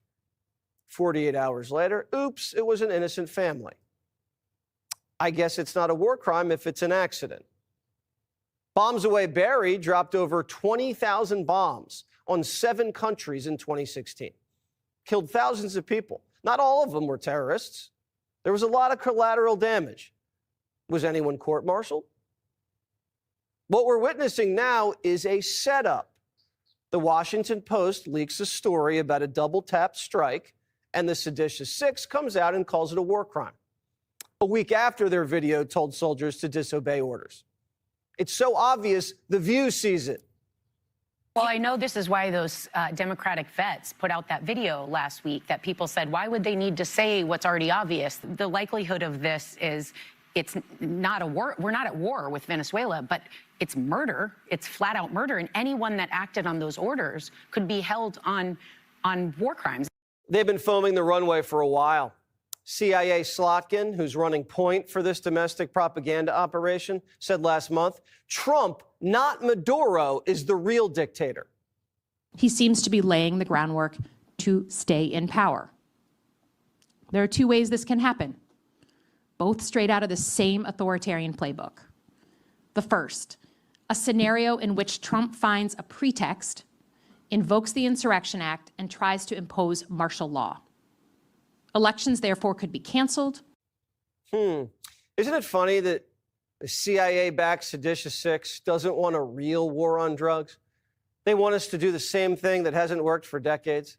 Well, maybe it has worked for the CIA. The CIA reportedly uses the war on drugs, cartels, Latin American paramilitary groups, as black ops, off-the-book operations to run money and weapons and rig elections. That's been widely reported. Now the military's leaking classified intelligence about airstrikes in the Caribbean? Seems like there's factions of the government that do not want Trump to be successful in Latin America. Isn't it weird that they have no issues fighting wars in Europe and bombing countries in the Middle East, but when it's in our own backyard and it's something that directly affects the American people, then they have a problem? So let me get this back up on the screen. Like I said, I thought that was a pretty good, concise message. Anybody can clip that part and put it out there on social media, and I think it would do very well. All right, let's continue on. We're on the downslope here, folks. I know there's a lot of tabs that are left, but we'll be able to fly through them pretty fast. To clean up this section, we still got a ways in this section, but we're good. The family of a Colombian fisherman who died in a U.S. military boat strike in September has filed a formal complaint with the Inter-American Commission on Human Rights, alleging the U.S. government illegally killed him. And there you saw it. I put out a post, and you saw CanCon had answered it. These boats, these go-fast boats with 4 outboard motors, even if you go find one from the 80s and the 90s, you're looking at a $100,000 plus boat. Now, CanCon did find one for $20,000. Granted, I don't think it's probably an operational one. It's probably some like Craigslist. You're going to get jacked or assaulted one. But even at that point, even if you wanted to say that that was possible, a fisherman's salary is about $100 a month. They can't even afford the upkeep, let alone the fuel of what one of these boats would cost. Aside from the fact it don't even look like a fishing boat, nor does it serve the purpose of a fishing boat. Nor has any photo or video showed us any freaking fishing poles or anything to the sort.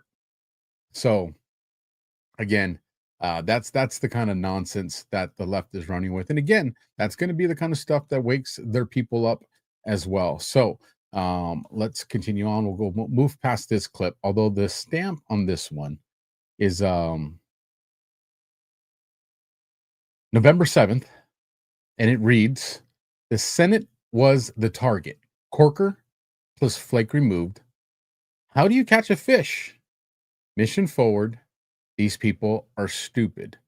And so my request from you guys is we're seeing the term, fisherman being used a whole lot.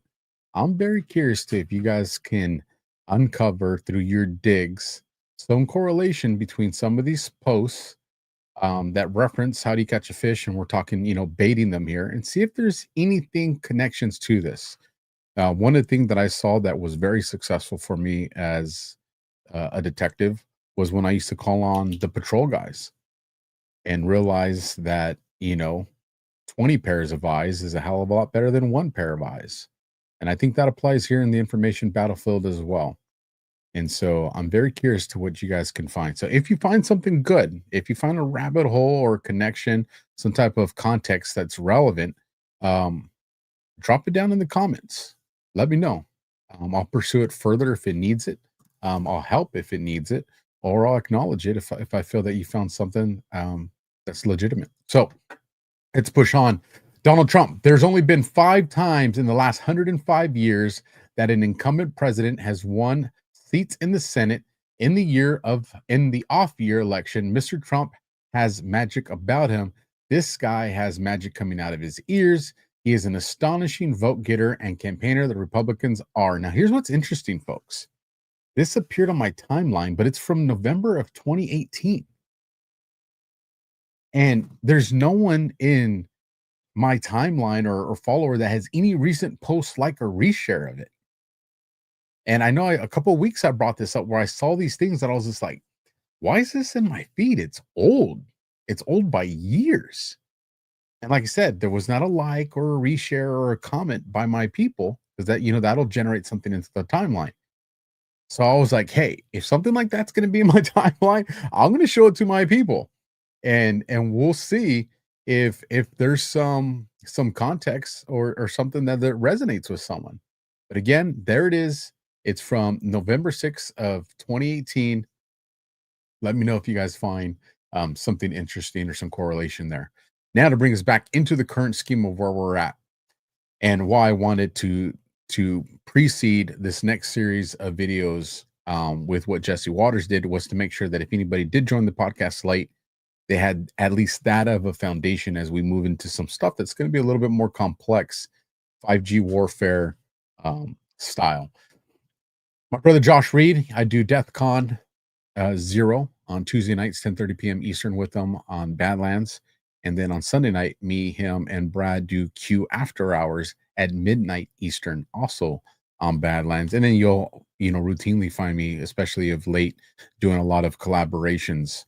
The text is too small. Thanks for letting me know on that, Alan. Let me adjust it again for you guys. There we go. Hopefully that makes it a little bit easier. And I'm gonna start paying some of you guys because you be saving me sometimes. But he puts Patrick Burns, Cyber Command military acting within legal authority, reportedly executed an electronic takedown in Belgrade, Serbia, targeting a known node involved in election operations. Machines were allegedly melted down, not fiction, but first-hand accounts. And this was reported on Lindown. This was a few days ago. And let me play this one for you guys. It's about 4 minutes. We're going to watch about 2 videos here. One's 4, one's 5 minutes, and they're all around this topic. And it's they're both going to be with Patrick. Elon was not involved other than vouching because he wanted to be legally pure. And it was all done super legally through Cyber Command. The information was taken to Cyber Command and the United States government through its existing legal authorities, zapped a place in Belgrade, Serbia. I heard they smoked. There's ways hackers can get on and defeat security protocols, overclock a processor in your machine, turn off the fan, and melt it down. I heard that they melted down some of the computers. Who knows if hackers exaggerated on that. That's what really happened. Elon wasn't part of that because he was trying to be a legal virgin about it all. But he played a super critical role. He had my Zorro. Can I tell you what Zorro said after spending an afternoon with him? It was a funny story. Yes, please. He says that we love the color. Guy. He says Elon is maybe even weirder than you. he's just a weird guy.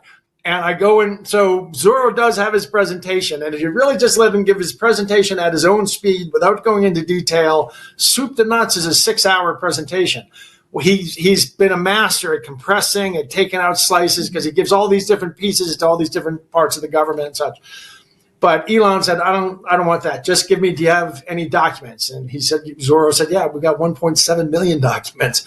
And Elon says, give it to me on the thumb drive. He took it, put it in his machine, and AI read it for 45 minutes or something and came back with a one-page report that told the story and said it was correct and said that it all held together and everything was well documented. And at that point, things were set up for Elon to get on something like a Zoom call, and then some lawyers got involved, as they always do, and they said he can't, it's too incriminating for him. He's taking part in whatever. And so I think what I heard was he had some technical assistants do it. And then they came back and reported to him. But I'm told that he turned to the senator when he was done digesting. Oh, then he got Zorro to give him the PowerPoint. But he said, now I will take your PowerPoint, but just let me click through it. And he clicked through this 6-hour presentation in 10 or 15 minutes, just absorbing everything. He's really, my Zorro says he's like on a different planet. The guy's but he just sat there clicking high speed through this presentation, then showed total command of it. But then, and once it was all verified, he turned to the senator and said, this is all true, and we're effed. And the senator said, no, if you vouch for it, there's a way this can be neutralized. And that's the day, that afternoon, it was when Elon jumped on a jet and went up to Pennsylvania and joined Trump and started coming out and saying, look, civilization comes to an end if we don't. That was that afternoon. And Elon vouched for it. And because he vouched for it to Trump, other processes were set in motion where Zorro was taken into the Pentagon, to a Pentagon-ish, and it was all taken from him. Now, we had this information. But we had this information from the people about, that we had a bribed intelligence officer in Eastern Europe. Also, he was doing things but he was taking bribes to pay around Belgrade to get certain information. We had this whole operation, and we had this Albanian gangster. We had this whole network covered.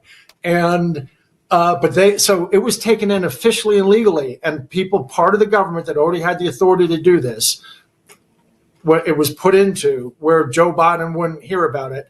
And my understanding was this actually was November 4th is when they got on and smoked Belgrade. You always say 3 days. I think it was the prior day, but it went on for 4 or 5 days. Okay. I'm just clearing up the details. Sorry if that was too autistic. No, it's great. No, it's great. So where do you want me to go? Where do you want me to go now? Just keep going, because you can now find. So Lindell TV posted this on December 1st. So now we're going to see the one from yesterday, from December 3rd. Well, and I know for some of you it's the 5th. It's 11/11. 11/11. Everybody make a wish. We'll use West Coast time for that. But it's 11/11 over here. So over here it's the 4th. So now we're going to watch the one from the 3rd. This is about actually this one's 5 minutes and 50 seconds, just under 6 minutes. Now, I want you guys to remember that CanCon and Ash are going to be interviewing Patrick tomorrow. So I'm hoping that this assists you guys in watching that in-depth conversation they're going to have with them, because they're going to be talking a lot about this stuff. And I would definitely say, make sure you guys go to Why We Vote and get in the comment section and ask comments. Here's our chance. And I'm also going to try to secure another interview with Patrick for me and Josh to do. I think we'll be able to facilitate that. He's been pretty generous with us when we've reached out to him or his team. So now let's go on to the next video. Remember, the first one, the one we just watched, was from December 1st. This one now is from, let me double check. Yes, I'm correct. This is from the morning of yesterday, December 3rd. So let's take a listen to this one now. Don't want to glide over something you touched on a moment ago, and that was that there are people in U.S. custody, one at least in U.S. custody, and other people within the United States who were in the room when the Venezuelan government officials bribed, or were told, or the plans were made to bribe U.S. assets, officials, people in the U.S. government, because that is the part of this that we haven't really touched on talked about the drug trafficking, the money laundering, the Tren de Aragua, election officials. But this is a key component of the attack that Venezuela and Cuba has levied on the United States, unbeknownst to most Americans, is the counterintelligence part of this, and flipping many corrupt Americans. Now, are those people, those kind of people, actively blocking Trump's action on Venezuela, on the voting machines, et cetera, et cetera? Well, there were a number that we did not know about until more recently, and they absolutely were derailing. Absolutely were derailing. There's something going to be published, we hope, inshallah, in the next day or so that reveals a whole lot of these kinds of matters. Yeah, there were people blocking him. There are people, I've been sworn, I've said, do not let these names leave your lips, Bern, until you see certain people arrested. So I'm not going to say the names, but there are people of such seniority who have secretly been on the payroll. And when I say, like, we've got the proof, we have a guy who says, on such and such a day, I woke up, Hugo Chavez said, come on, we're flying to Havana. We flew to Havana. We meet with Fidel Castro. We're sitting by the pool. Fidel Castro says, I want you to make these payments, and this is the most important guy. He gets 20 million and this and that. And so Hugo turned to me and said, make sure those payments get done tomorrow. So when we flew home the next day, I made sure they were done. And by the way, here's my diaries, where it's all recorded from that day. You know, It's really tough to argue with that kind of testimony. And so we know all kinds of people who are paid off, and I've been promised I will not let the names leave my lips, but it's unbelievable. And yes, there was active interference. There were still people involved, not only delaying Trump and his greater things, but even what's been going on regarding Venezuela. Some traitors have been exposed, some people who were secretly actually in cahoots with Venezuela.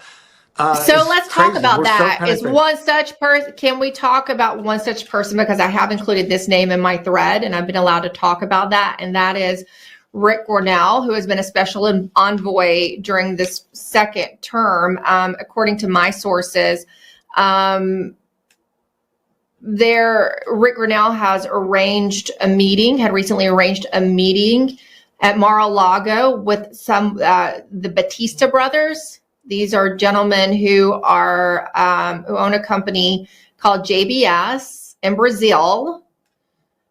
And they say that they're the majority, but the majority owners of that company are actually cartel. Now, this is according to my sources. Okay, I'm just going to say that. They're alleging this. They also say that Grenell is heavily involved in Serbia,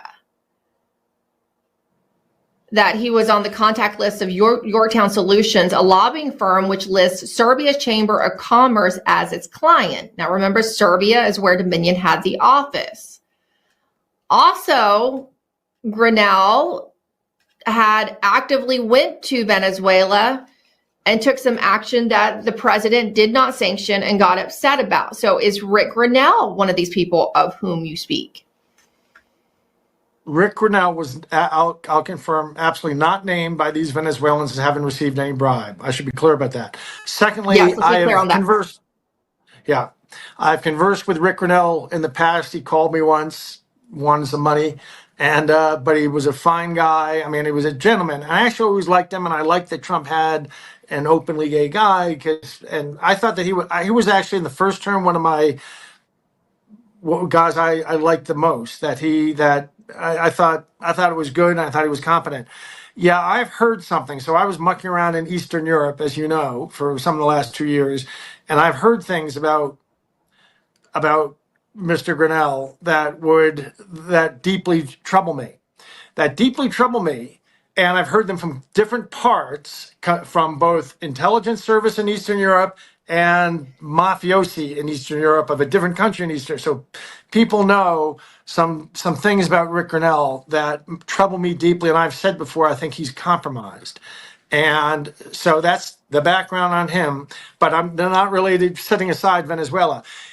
But now you get to the Venezuela question. I will say there are some people around Donald Trump who have worked very, very hard since President Trump came back into office to convince them that, well, let's bury the hatchet with Venezuela, and whatever Venezuela did and didn't do to us, well, maybe we can get over. They'll give us a gold field. They'll let us, maybe they're, hey, you've got a big donor who they'll give an oil field to. Or maybe they've been trying that kind of stuff. Well, these people overthrew the United States. It's the worst attack on the United States in history by a long shot.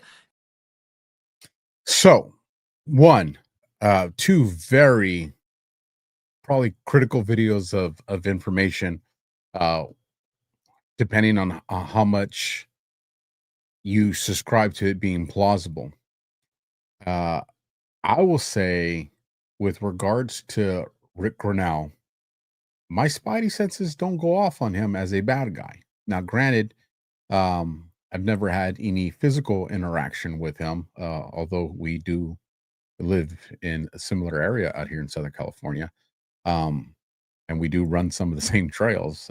We've never crossed paths, at least not that I remember of. And when he's talking about the locations of where Grinnell is, and I'm not going to say the guy's good, I'm not going to say the guy's bad, but I'm going to say what I would invite Patrick to think about with regards to Grinnell is, if you're hearing these European factions on the intelligence side and on the mafioso side that are saying this, but then you get into the Venezuelan side and they don't mention him, that character of a criminal is inconsistent. Criminals are criminals regardless of what continent they are, regardless of what country they're in, regardless of what ocean they're in. Criminals are going to do criminal shit. That's the way they operate. So I would just say, consider this, Patrick. If he's got a reputation somewhere, but he doesn't have it in one of the most notorious places, he might be working. So I'd say follow your gut on that. And listening to the way Patrick Byrne navigated that conversation, there's also things he knows as far as the way he worked. And this is my speculation doing the assessment of the conversation and body language that Patrick had, that there are probably some things that Patrick witnessed and recognized that are probably setting off his discernment on, I just don't think he's bad. And that's why you're saying I was concerned, because Patrick's pretty definitive when he comes to things. And there was hesitation here. So with that, I don't have the picture that Patrick has, but that's where we're at. All right, let's fly through this stuff. MJ Ultra puts, damn, President Trump calls out Barack Hussein Obama for creating Somalian nightmare in Minnesota. They have a representative named Ilhan Omar, who they say married her brother. She shouldn't be allowed to be a congresswoman and should be thrown the hell out of our country. That's the summary of what Trump said. In the interest of time, we're going to bypass that. And again, we saw that video earlier, bringing up the information surrounding the birth certificates and documentation of her father. It was earlier on the show. If you guys didn't catch it, go back and catch that.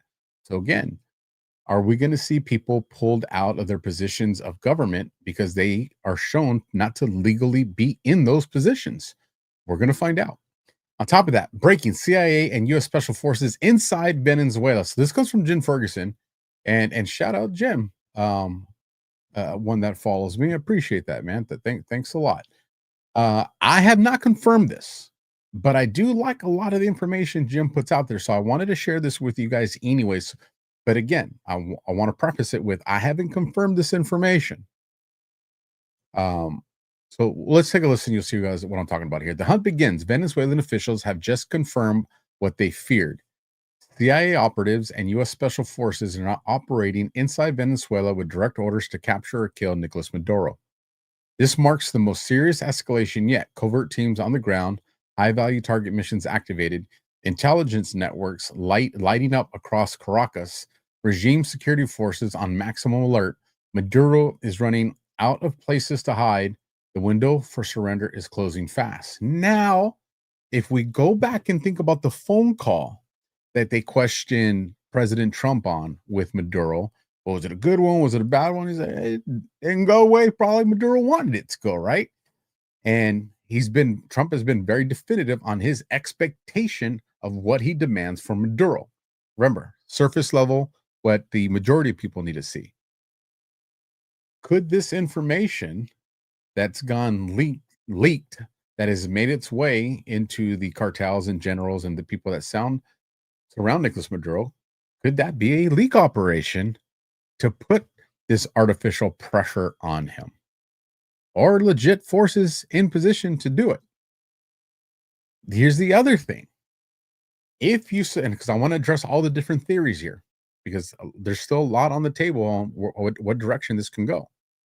If you're someone that subscribes to the idea that Maduro is a controlled asset now by the White Hats and President Trump, is this leak meant to go out there to alarm the cartels or the people that are trying to take out Maduro that, hey, there's an extraction team, not a team that's meant to capture or kill, but an extraction team that's meant to pull Nicolas Maduro into safety, so this way he can be debriefed and used as a witness to implicate the deep state and name people regarding the elections, regarding their narcotics trafficking, and regarding the human trafficking, like what we're probably going to see here very shortly, given the pardon of the former president of Honduras. That, very likely, folks. Very likely that's a possibility. So we're in this kind of holding pattern on what's it going to see, and I truly think we are going to find exactly where this Venezuela thing is going to unfold in less than 10 days.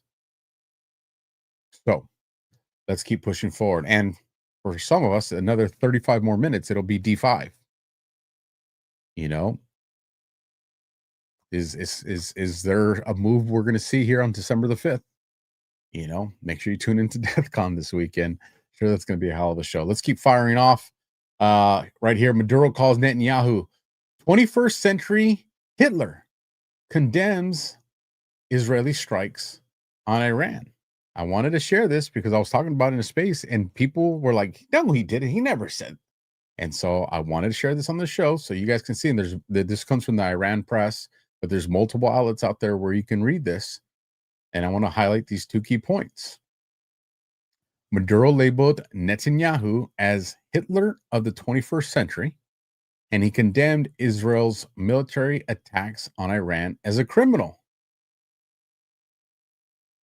Doesn't sound like somebody that's probably controlled by the deep state anymore. Just want to put it out there to help facilitate this confusing thought process that we have. All right, let's keep following through this. We're going to bypass this video. You know, it's a longer one. I wanted to share it, but I want to spend a much longer time going over it. So we will address this one on Monday, and especially the information around this. Yeah, we're going to roll with that. We're going to put that one on Monday. What else is going on out in the area of Honduras? This is from the December 1st. It says, breaking, the socialist government of Honduras has sent its military to force the closure of ballot boxes and expel international observers after Trump-backed anti-crime presidential candidate Nasri Asfoura won. Folks, and I know you guys saw what a lot of people thought, oh, Alpha and CanCon got heated and daily and all that. You know, there's regime changes that are in place right now. The bad guys are trying to do their regime change, and the good guys are trying to assist their population with being able to do regime change. That's what all this is about, to include what they're trying to do to America. All right, let's keep firing through this. Another one from Ferguson. Iran and Hezbollah are operating from inside Venezuela. We know Josh has been schooling us on this for a very long time. We covered this with Ghost. We've covered this with the Colonel on Operation Gladio. I've covered it. You have a lot of great minds. I'd like to include myself in that group of smart people that have been saying this for quite some time, and people just don't want to talk about it. And I want to arm you guys with the information. Senator Marco Rubio just issued one of the starkest warnings yet, and it changes the entire picture of the Venezuelan crisis. The Venezuelan regime is a source of instability in the entire region. Iran, its IRGC, and even Hezbollah have a presence in South America, and their anchor presence inside Venezuela. Let that sink in. 8 million Venezuelans displaced, spill over into Colombia, Brazil, and the U.S. Cartels, trafficking networks, and Iranian intelligence embedded in the region. Rubio isn't speaking hypothetically. He's confirming what U.S. intel has known for years. Venezuela is no longer just a failed socialist state. It's a forward operating base for Iran and Hezbollah in the Western Hemisphere. This is why the situation is escalating. This is why Trump's ultimatum matters. This is why Maduro's regime cannot be ignored or managed. The threat isn't local, it's global. We are going to play this clip. It's only about 30 seconds. And I'm going to give you guys, I'm going to spit some information on this that I hope resonates. The Venezuelan regime is a source of instability in the entire region. Over 8 million Venezuelans have flooded into neighboring countries as a result of the regime's activities within their own country, including into the United States. They also happen to be the foothold of Iran. That's not spoken about enough. Iran, its IRGC, and even Hezbollah has a presence in South America, and one of their anchor presence, especially for the Iranians, is inside of Venezuela. So what are we talking about here? And I know I'm going to have those people that are coming in the comments, come in the live chat, but it's CIA. I get it. Again, you're going to advance. Let's break it down from the surface level of what the normies are seeing. All this, they're seeing Hezbollah, Hamas, IRGC, others that are coming in this direction from Venezuela as a forward operating base.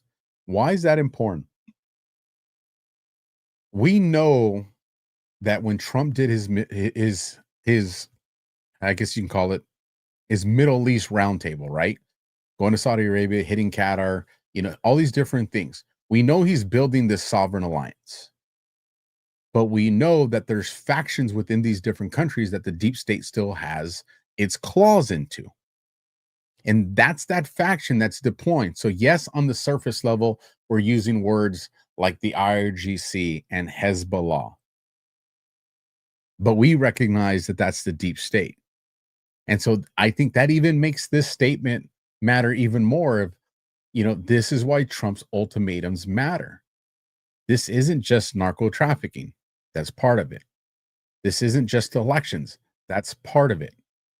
This is a military deployment that put 32 million illegals into our country through the guise of an immigration crisis. But we know a portion of that, at least 2 million of it, was a military deployment of our adversaries, of these deep state players that have different looks and different titles to them, depending from where they came into this country.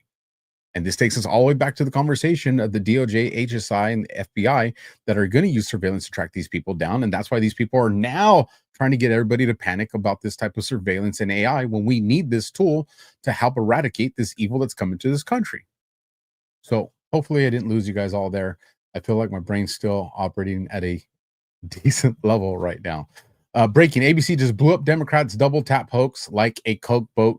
This one's quick, and we're going to listen to it because this destroys what The View, what the Seditious Six, MSNBC, and every other panicking, all those people that were anti-Trump and anti-Hegseth and anti-military, this destroys them in less than 90 seconds. Tonight, new information. According to a source familiar with the incident, the two survivors climbed back onto the boat after the initial strike. They were believed to be potentially in communication with others and salvaging some of the drugs. Because of that, it was determined they were still in the fight and valid targets. A JAG officer was also giving legal advice. This backs up the entire second strike. Yes, I mean, it just doesn't get more crystal clear than that. The mission is take out the boat, stop the drugs, keep this vessel and its cargo from reaching our shore using lethal means. And our amazing military, the heroes of the United States Armed Forces, did exactly that. President Trump, Secretary Hegseth, and this entire government are committed to finally using our military to defend our people, our borders, our family, our culture, our history, our heritage, to defend the United States. We're not going off running around the Middle East trying to build democracies in caves and deserts and in distant sands that have never known democracy. We're using the military to protect American security, American prosperity, American lives right here where we live, where our children live. Loving Stephen Miller more and more and more every time this man talks. And that right there, ladies and gentlemen, absolutely destroyed the talking points of the Mockingbird media. We're on the final stretch, folks. Hang in there with me. I know you're tired. We're going to do our last commercial, and then we're going to power through this. This next video is probably one of the most important videos that we're going to show tonight. It's the last long video. After that, all the clips are pretty quick, and we'll be out of here. And it's going to be, I think I saw someone in the chat said, is this the must-watch one? This is the must-watch one. Now that's coming up. Those other two videos set this one up. So before we do that, let's pay our last bill to keep the lights on. Let me go full screen with me just to make it easier for you guys to screenshot. And here we go. Any second now. There we go. I want to share a quick story about a farming family supporting this channel. 8 years ago, they had a brother return from Afghanistan with significant injuries. They watched as he became a shell of his former self and struggled a lot with health. We can't share his exact story because FDA restrictions, but friends kept suggesting CBD. So they tried dozens of CBD products, but nothing helped. Out of frustration, they began to create their own. They started making it to help friends, family have CBD that they knew was as clean and powerful as possible. Then doctors started asking to carry it, and it took off. Now they speak at medical conventions and help others across the US. While most companies have 1 to 10 compounds in CBD oil, their oil has up to 50. They have 8 things that make them different. They have balms, gummies, pet products, etc. They're called Emerald Med. You should check these guys out. If you get their CBD and don't notice a big difference, they'll actually provide a refund. If you want to support a company that supports our channel and a free speech with marketing dollars, and you need a source for CBD that's real, they're running a Black Friday deal. You can click the link below to try Emerald Med 40% off today. Get extreme muscle and joint relief, support quality sleep, or even daytime calm. They're worth a try at least once. Just click the link below. Use the code for 40% off up to 2 items today. And let's pull that off. And that will complete. Let me make sure it came off the screen. Okay, there we go. And now let's get back to work, folks. All right, so here's the next video. We started the show off with a video from an amazing patriot that we interviewed not too long ago, Defender of the Republic. And so would be that Defender of the Republic will put this video out there. Now, I do want to tell everybody, I did my best with the audio quality on this video. It is not that loud. I try to get it as loud as I could without distorting it too much. So if you need to, this video is about 6 minutes. Go ahead and crank up your volume if you need to. And then when I come back on screen, I'll give a slight pause to give everybody a chance to lower it so I don't just talk and blow out everybody's ears, right? So hopefully we can do that together. And with that, this is the one I'm talking about. Breaking news from Patrick Byrne on AJ, a must watch. So here we go. Turn up the volume if you need to. Wednesday, you're here now. You have the breaking news got out in the Dallas Express and other publications. You have this letter. As you said, the defections are happening. This is a big deal. Patrick Byrne, tell us what's happening. Exclusive former Maduro spy chief letter to Trump seeks to expose narco-terrorist war on U.S. This is a game changer. Tell us what's happening.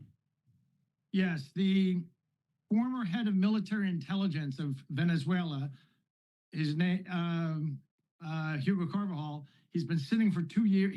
He's defected in 2017 from the regime and stayed in Spain. We arrested him 2 years ago. He's been sitting in prison in New York. He reached out to me, to me and the people I've worked with you, the Gary and the guy I call Zorro, the 3 of us who've been on this, and offered to flip and turn everything up. Now, just so you know, everything we've been fighting is actually, this election system is categorized as a weapon, and it reports to the Venezuelan military intelligence. So this is the guy who was over the weapon. He was Nicolas Maduro's and Hugo Chavez's director of intelligence. So he knows it all. He got in touch and let us know that he would flip sides and that he negotiated rigging elections in dozens of countries, and his office was wired for sound. He has videotapes of dozens of countries in his negotiations. Don't worry, people. They're all safe. They're all hidden. He was offering to turn this over and help. He cooperate. And what's really important to know, since June, what's really important to know is the DOJ and the CIA blocked it. The CIA has been saying he doesn't have any useful information. That seems odd. The Venezuelan General of Military Intelligence doesn't know anything worth debriefing about. That was grabbed under Biden to make sure he stayed quiet. Yeah, and kept completely isolated. Well, he's actually, oddly enough, he's in Rikers Island now. His cellmate is P. Diddy, believe it or not. But he's, and I've also heard stories about how P. Diddy kind of, and how he's behaving in Rikers. We'll save that for a different day. Anyway, this guy, he's written a letter that says this letter may as well be Alex Jones was right. Alex Jones was right. The director of military intelligence of Venezuela has written a letter that says, you're in a war with the United States. The U.S. is in a war with Venezuela. We're overthrowing you. Cuba, Venezuela. The drug trade was a weapon. We set this all up as a weapon. Smartmatic is all rigged. I know. I installed the head of IT. We built it. This is him saying this. It's all rigged. Your elections have been rigged. Blah, blah, blah. It's only a 2.5 page letter. You really put up on your site. And third, he says something very remarkable. I'm surprised. I'm only going to mention it because it's in this letter, which higher authorities okayed could be made public. There's a piece of very sensitive information in there that I'm surprised they've decided to make public. I'll put it this way. When General Flynn was briefed on this, so General Flynn, as I've said, he stayed out. We didn't bring him in any of the illegal stuff or whatever we were doing before the election. But since the election, he's kind of emerged as, I kind of think of him as my handler these days, or for us, it's kind of, well, it's like playing sandlot basketball and having Michael Jordan show up to be your coach. It's great. So when we have this information, we can bypass all the 3-letter agencies who hate me now anyway, and get it to Flynn, and he knows the right people for it to go to. It bypasses all the bullshit. He turned white when he heard this information, and the information that came from this Venezuelan general in the prison is that in 2015, we invited the Russians in. Their undersea cables. I ask Darius to put up, Daria, I sent you some maps. There are these maps of undersea cables of Latin America. And you can see that the undersea cables, which carry all the telecoms, come up the coast and they touch each country. They touch Venezuela. In that port, on that island, they brought the Russians in and they tapped in since 2015. That means the Russians have been in our military since 2015 worldwide. My understanding is once they've broken in one place, they get access to the whole network. It's like its own internet. And the Russians have been in had 100% access to all our comms since 2015. And so that was when General Flynn heard that, I'm told he went white and said, I can't even put this in the report. By the way, that's what William Binney said on my show, the technical head of NSA, like 8 years ago. He said he caught the Democrats building back doors into all the NSA and then giving it to foreign assets. Doesn't surprise me. Well, they gave he walked over. This was so sensitive. He walked over and briefed the president on this face to face just 4 or 5 months ago when we got it. That means that Russians have been inside everything for 10 years, all of our systems, all of our government systems. That's such an extraordinary. That may be one of the most, well, that is one of the most damaging things ever to happen to our national security. Well, Venezuela what did that. Think he did under Obama ordering back doors built in so they could do it. They didn't think somebody'd hack their email and get the damn back door? I think he's a traitor. I think they're traitors. I think that there was a long No, exactly. He didn't get hacked. He gave it to him. Yeah, he didn't get right. Well, we're so penetrated now from this intrusion. That alone is an act of war demanding we address it. But coupled on, this letter is just amazing. You got to give it to your viewers. It's Alex Jones, the head of military intelligence of Venezuela, has written a letter, and it's Alex Jones on his most souped up dimethyl blue or whatever it is that we take, most souped up energetic. He's confessing it all to us. He's saying you absolutely have to defend your country. You're being overthrown. This is where they've committed acts of wars. You are absolutely in the right to go and liberate Venezuela, etc. He's saying all this in the letter. Boy, come back. I've got the letter. We're posting on extra. So pretty powerful gems dropped there. And I already know, Alpha, what's your take on what he said about General Flynn and his position, all this? I know. And you're going to want to tune in to Q After Hours Sunday night. Me and Josh and Brad are going to dive deep into that. Here's what I'll say just to address it in this, because this is going to wrap up our segment for, what's going on with Venezuela and the cartels and all that. Patrick Byrne is navigating the conversation of what's been told to him, as well as his own experiences and the information intel that he has. And say, well, it's Russia that dived into this. Well, Alpha, I thought we had the sovereign alliance. We do.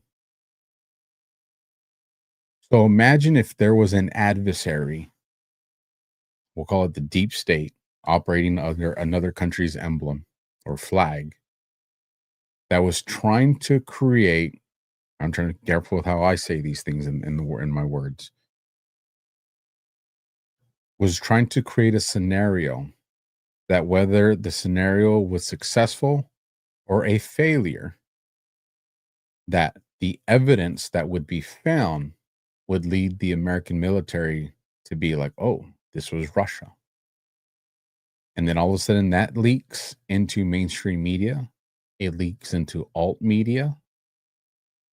And all of a sudden, everybody's demanding that we respond in kind to this, what would be a perceived war action, to destroy what the deep state knows is the sovereign alliance coming into its final phase of being, coming together to operate together.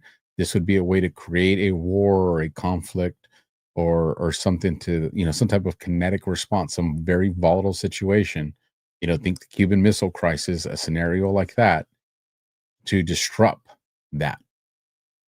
So just keep that in the back of your mind as we all get more information on what exactly is going on here and zoom out to approach this from the 40,000 view. And like I said, we will be talking about this on Sunday night, midnight, and then of course through the week coming, because we're going to get some answers on this real quick. So you see there's a lot of tabs left, but we are going to do, because this is a main part of the show tonight, we're going to conclude with this section here, which is the Candace Owens section. And then I'm going to play that video that I had for you guys, because we're already approaching 4 hours, guys, and I'm tired. And I know you guys have to be tired. And I know it's difficult to watch these long videos. But information's the information. So we're going to fly through this Candace Owens section, and then I'm going to play that video. And then the other parts, not going to neglect it from you guys, but I'll incorporate it into the Monday Night Just Alpha show. So with that, let's get into the Candace Owens part. This is from January 15th of 2024. All right.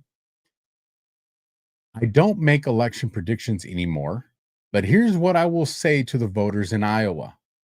Vote your conscience. Don't let anyone tell you who to vote for or let the mainstream media dictate the terms. Every candidate should have to earn your vote. No one should simply expect to be ushered in a la Hillary Clinton in 2016. Also, do not vote for Nikki Haley. Remember, don't let anyone tell you. So with that mindset, let's progress and see what we have here. This is November 4th, 2025. And this is Candace responding to Paula Scollin saying, take note of the people on this app that didn't take time to talk about the elections tomorrow.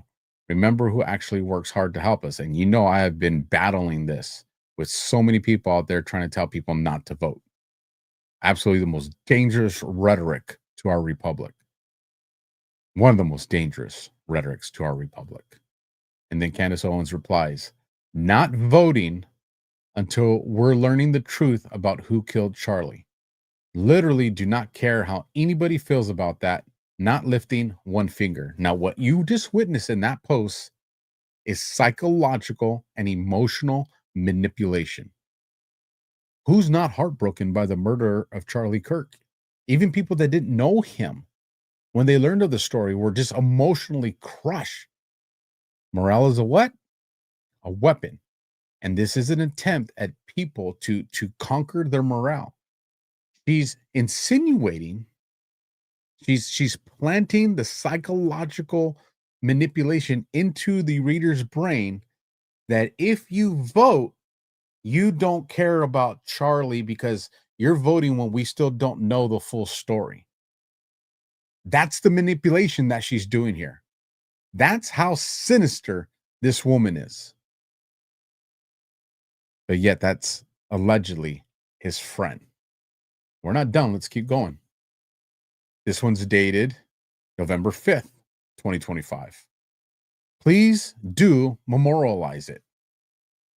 You don't get to protect Jeffrey Epstein, prosecute people for anti-Israel speech, demonstratively lie about the open execution of your friend Charlie Kirk, and then tell me it's my job to get out the vote. In what world? LOL. Again, what is she attacking? She's attacking the Republic. How? By making the reader feel that if they vote, that they're not siding with truth or transparency. Knowing that if you don't vote, the Democrats take power, and that half of the establishment gets to destroy America at a much more accelerated rate. And she's responding to Ryan, who posted, they could have used their platforms to energize conservatives and Republicans to turn out and vote in elections. Instead, every day it was about Israel, Jews, and crazy, demented, conspiratorial nonsense.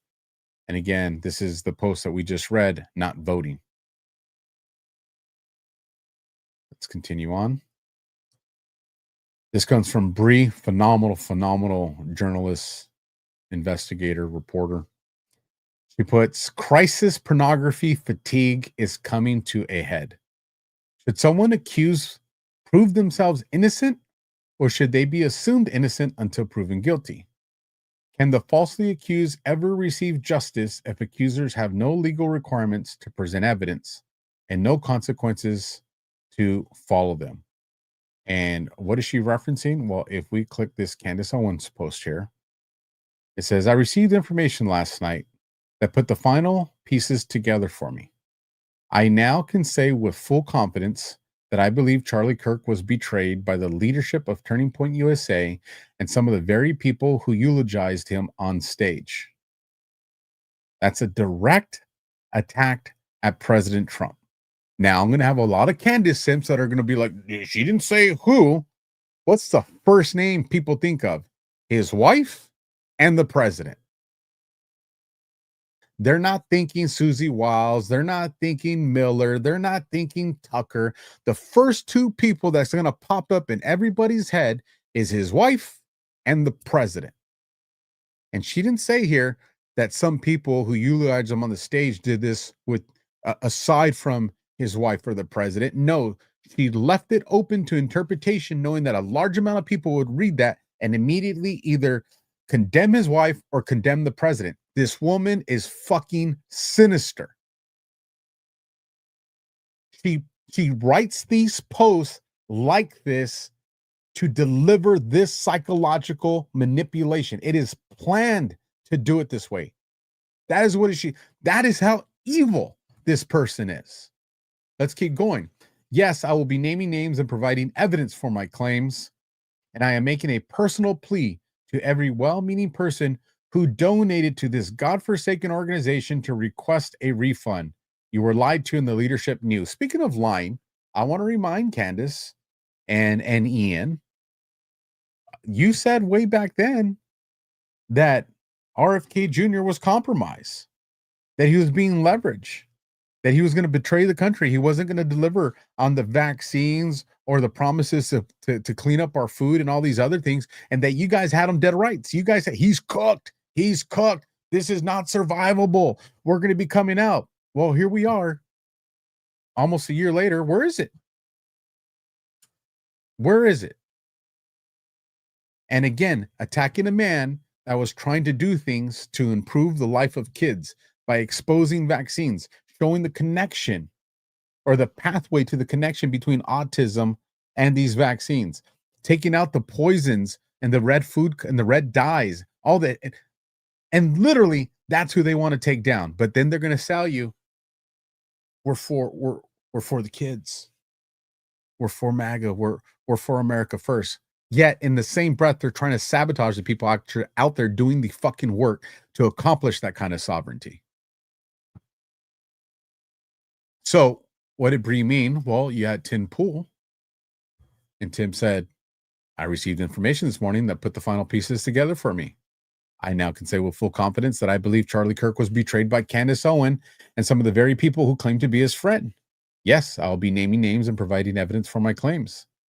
And I am making a personal plea to every well-meaning person who donated to this organization to say thank you. You were lied to, and Candace knew. That's kind of how that works, right?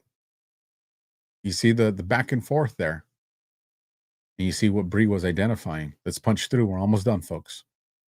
Candace Owens, I received information last night that put in, that's the part we just read. And that's her actual post, because, you know, people go there. She never posted that. There you go, with 15.2 million views to it. We get into Marina Medvin. TPUSA is starting to defend itself from Candace. And you have Andrew Colvett that responds, LOL, this is laughably untrue. There was never any BB bucks. Neither Israel nor Netanyahu ever offered, and Charlie wouldn't have accepted it if they did. Literally have a board rule against accepting foreign money. And I certainly wouldn't have made any money off of it. We're getting somewhere, folks. If for those of you who've been tracking the news feed, you probably know where I'm going with this conversation. For those of you that didn't, stand by, you're in for a treat.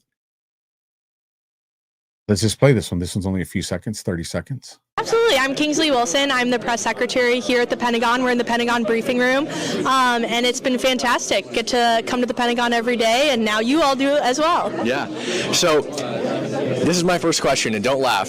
Does the DOW have any evidence at all of a French military plot to assassinate Candace Owens? That is an interesting question. Not that I'm aware of, but, you know, interesting question. I can try to find out and maybe let you know. I think that might be more of a law enforcement matter, though. So there you have it so far. So let's keep progressing. Project Constitution. It's official. Candace Owens just accepted TPUSA's live stream challenge. The reckoning is coming to Phoenix. What are you talking about? We're getting there. After months of silence, deflection, and straw man tears, Turning Point finally blinked. Now, again, this is Project's post. I want to remind you guys of that. Candace dropped the hammer yesterday, 24 hours later. They sent Blake out to cry on camera and issue the invite. Her response today, I accept. She's flying to their studio on their turf in front of their cameras to go online, to go line by line through everything. The money trail. The you cannot serve God and money text from Charlie. The ex-insider calling leadership the worst of the worst. The Armstrong Williams death threats. The donor fraud. The betrayal of Charlie warned her about. No moderators, no pre-approved questions, no cutting the feed. Just Candace, the receipts, and a room full of people who have been dodging her for 3 months. This isn't debate. This is an autopsy of Turning Point USA live on air. Real Candace Owens just turned their own trap into the biggest red pill event of 2026. Date to be determined. Location Phoenix. One rule. The stream doesn't end until America gets the truth Charlie died for. Stock up popcorn, patriots. The throne is about to burn. Tag every donor, tag every TPUSA employee, tag pastors. This one's for Charlie. Now, immediately upon me hearing about this, I said this in a few spaces as I was speaking yesterday or on the 3rd, depending on when people are watching or listening to this. I said, she is going to pretend she's going to take on this, and then she's going to come up with an excuse to not show up.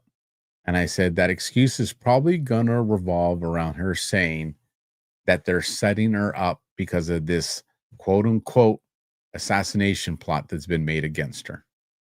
I go, and she's going to use that as an excuse for people to be like, oh yeah, I understand it's a justify. I said that she's never going to take that because she'll get destroyed because she has no receipts.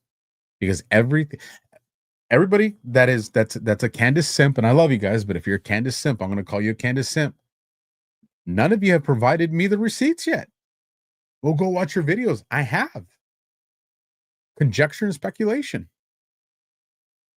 And a lot of the stuff she keeps getting wrong with the actual receipts. And so I said this in as late as the last evening, that would be the evening of the 3rd. I told everybody, she's going to come out, she's going to deny it, and it's going to be on the basis of a safety issue. Mark my words. So with that, let me see which one's queued up. Let's play this video right here. All right, you guys, it's happening. It's happening. Everybody stay calm. After yesterday's episode where we went kind of for the jugular with Turning Point USA, because really I think everybody in the entire world has had enough with the non-response, trying to move on, trying to gaslight us, not answering basic details. So we just went for it. And guess what? Turning Point has moved to formally respond to all the things that we have said. And after a very long diatribe in which they wildly misrepresent the public and global investigation of Charlie Kirk's assassination, they at long last issued a public invitation or a challenge. I'm not sure what it is, but I accept.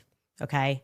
Quite literally, all we have ever asked for were sensible answers to our basic questions about what transpired on September 10th. And it looks like we're going to get those things. So major, major win. I am excited.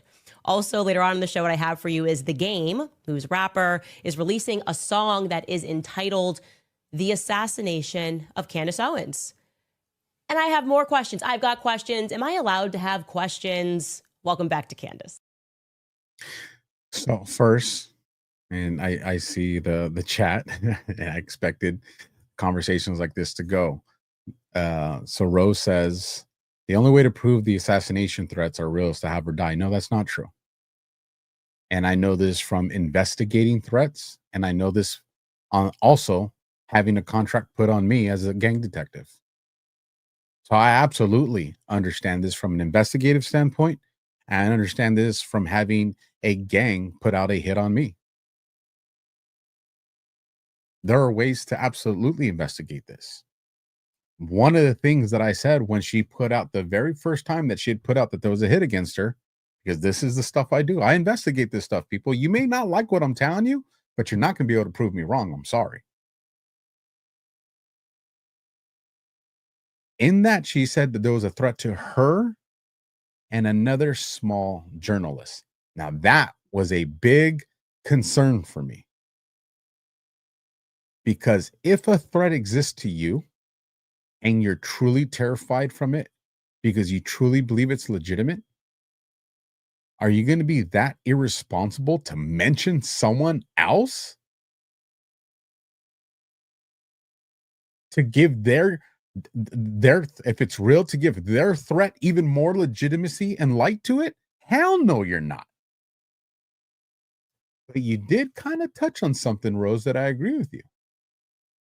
If somebody died as a result of that, it would give that threat more legitimacy. And I said when that came out, I said that journalist that she just named, that dude better go into hiding. Because we'll probably see something happen to him, not her. Because then she gets to come out and say, see, I told you guys. You don't name someone else like that. That's the craziest shit I have ever seen in my life. Well, let's progress and see where this went. Candace Owens, to update this, kind of weird how you didn't email or call me to ask me about times or availability and choose to instead tweet this confirmation out at midnight. Why am I learning about this on X? December 15th does not work in person, and 2 p.m. Pacific is also literal time I do my podcast live every day, which you knew. But we will happily cancel the daily podcast and we'll join you guys virtually instead for a live stream on the 15th if that works on your end. Let's lock in. She's responding to Blake putting out the live stream we announced on the show Wednesday has been set. 4 p.m. Eastern, 2 p.m. local on Monday, December 15th. A collection of Charlie's friends will respond to statements made by real Candace Owens to set the record straight once and for all prior to opening. Folks, you're telling me someone with her kind of money, her kind of resources, and allegedly using her words, the motivation to go and bring out the truth regardless of what it costs, can't figure it out in 11 days, now 10 days? Bullshit. Bullshit.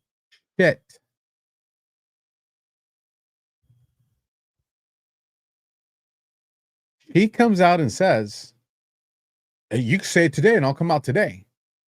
So you can accommodate your schedule in a matter of hours, but you can't accommodate it if you're given almost a week and a half?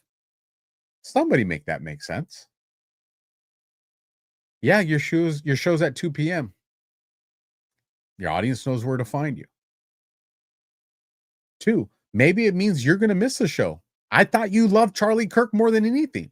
I thought you're the only confidant that's really willing to fight for his life and fight for truth. You're telling me you won't drop everything to finally bring the truth? Because that's what you've been screaming to everybody that's simping for you. There's nothing that will stop you from delivering the truth.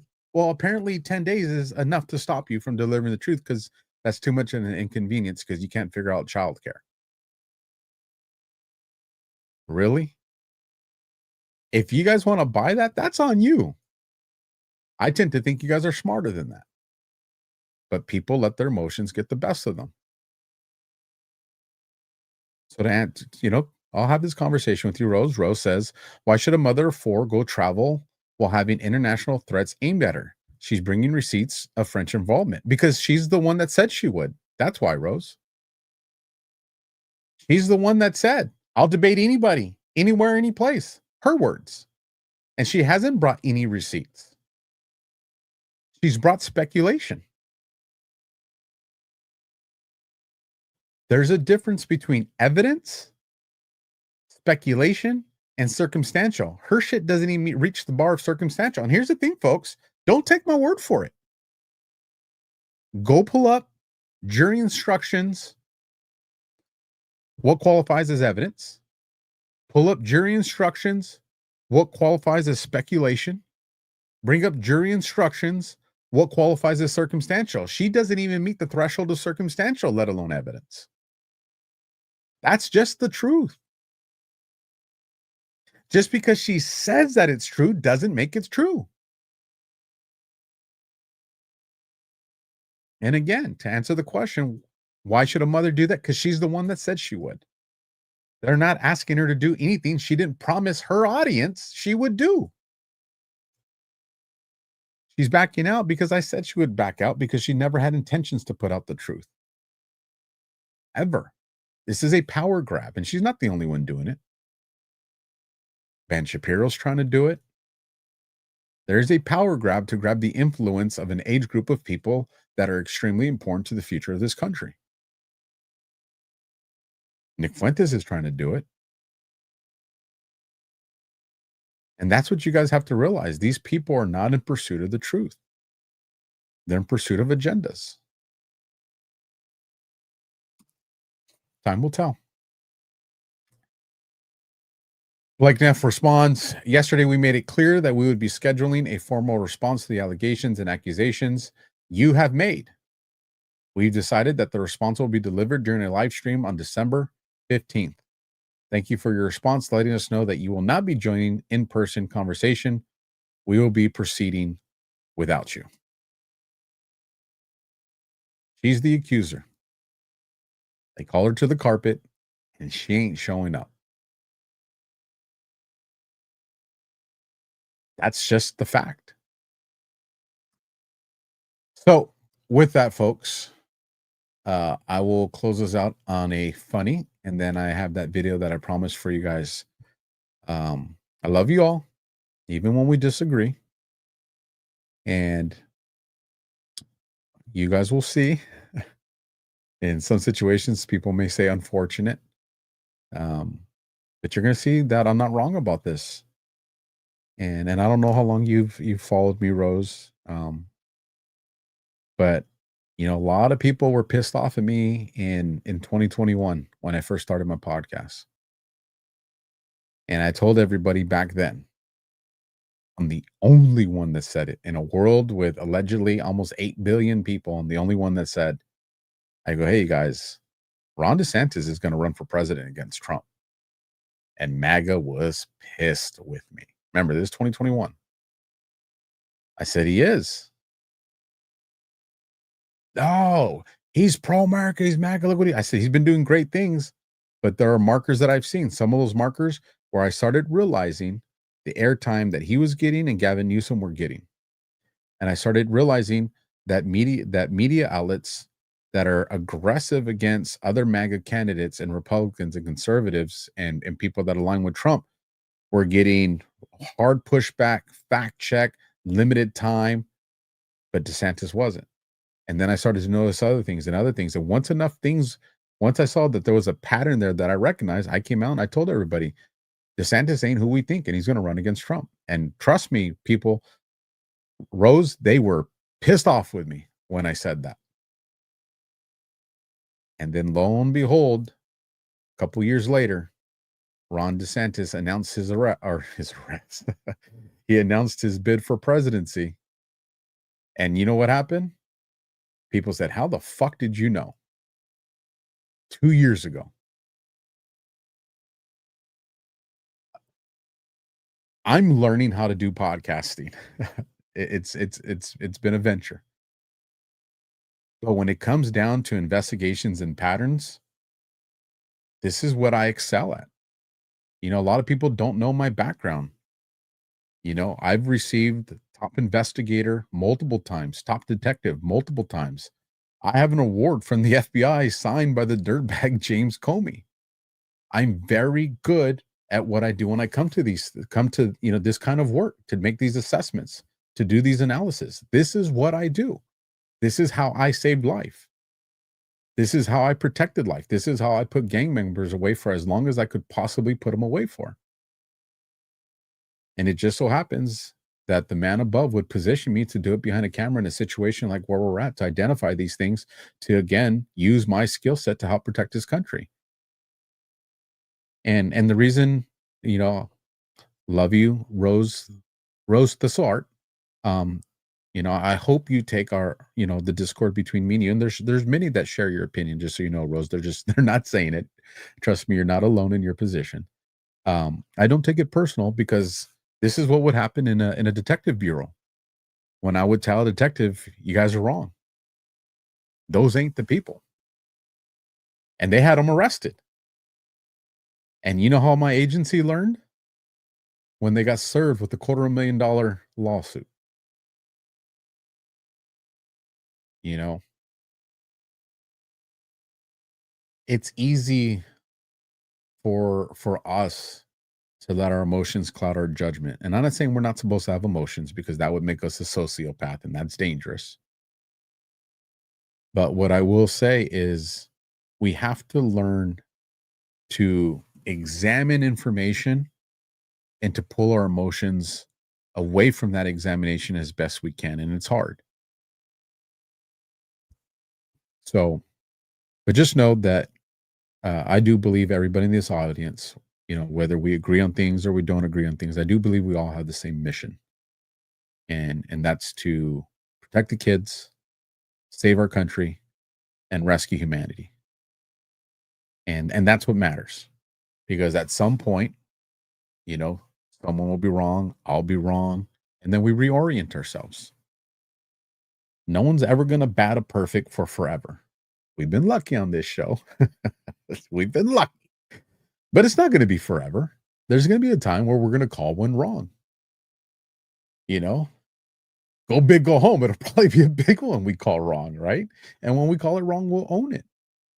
And we'll adapt to it, and we'll figure out what we need to do to make sure that we put, you know, myself and this audience on the correct path. So with that, let's get into this funny that I brought on the screen. You guys know I'm always shitting on Grok because it's got a lot of work to go, and so many people rely. Well, Grok said this and Grok said that. Grok's not the arbiter of truth, and it makes a lot of mistakes. And people were going out there. I don't know how much they changed the algorithm, but I was able to catch on to this at the very beginning of it before people flooded it with information to ask Grok, analyze my account with the algorithm alignment score and give me your analysis. And so let's read this funny of what Grok said. It's pretty cool. But don't worry, I still talk shit about Grok in the end. Your X account at AlphaWarrior X is a high-energy, unapologetic powerhouse in the conservative digital space. With over 121,000 followers and a bio that screams authenticity, the host of the AlphaWarrior Show, Marine combat vet, former gang detective, professional listener, radio voice. It's built on a foundation of veteran pride, raw patriotism, and relentless advocacy for Trump-era America First policies. Your posts blend fury roasts, geopolitical breakdowns, and calls to action, often with videos or images to amplify impact. Engagement is solid, likes in the hundreds, reposts in the dozens to low hundreds, and views scaling to the tens of thousands on viral hits, showing you're resonating in echo chambers that value boldness over polish. Key themes from a deep dive into your recent 50-plus posts and semantically similar content, focusing on politics, veterans, Trump, anti-establishment vibes, and humor roast. Pro-Trump MAGA loyalty, 40% of posts. You're all in on Trump as the ultimate disruptor. Post hype his moves, tariffs replacing income tax, bombing narco boats, Epstein exposure via Q drops, dismantle critics like MTG or Massey as frauds or liars, and frame them as humanity's bulwark against CCP deep state evil.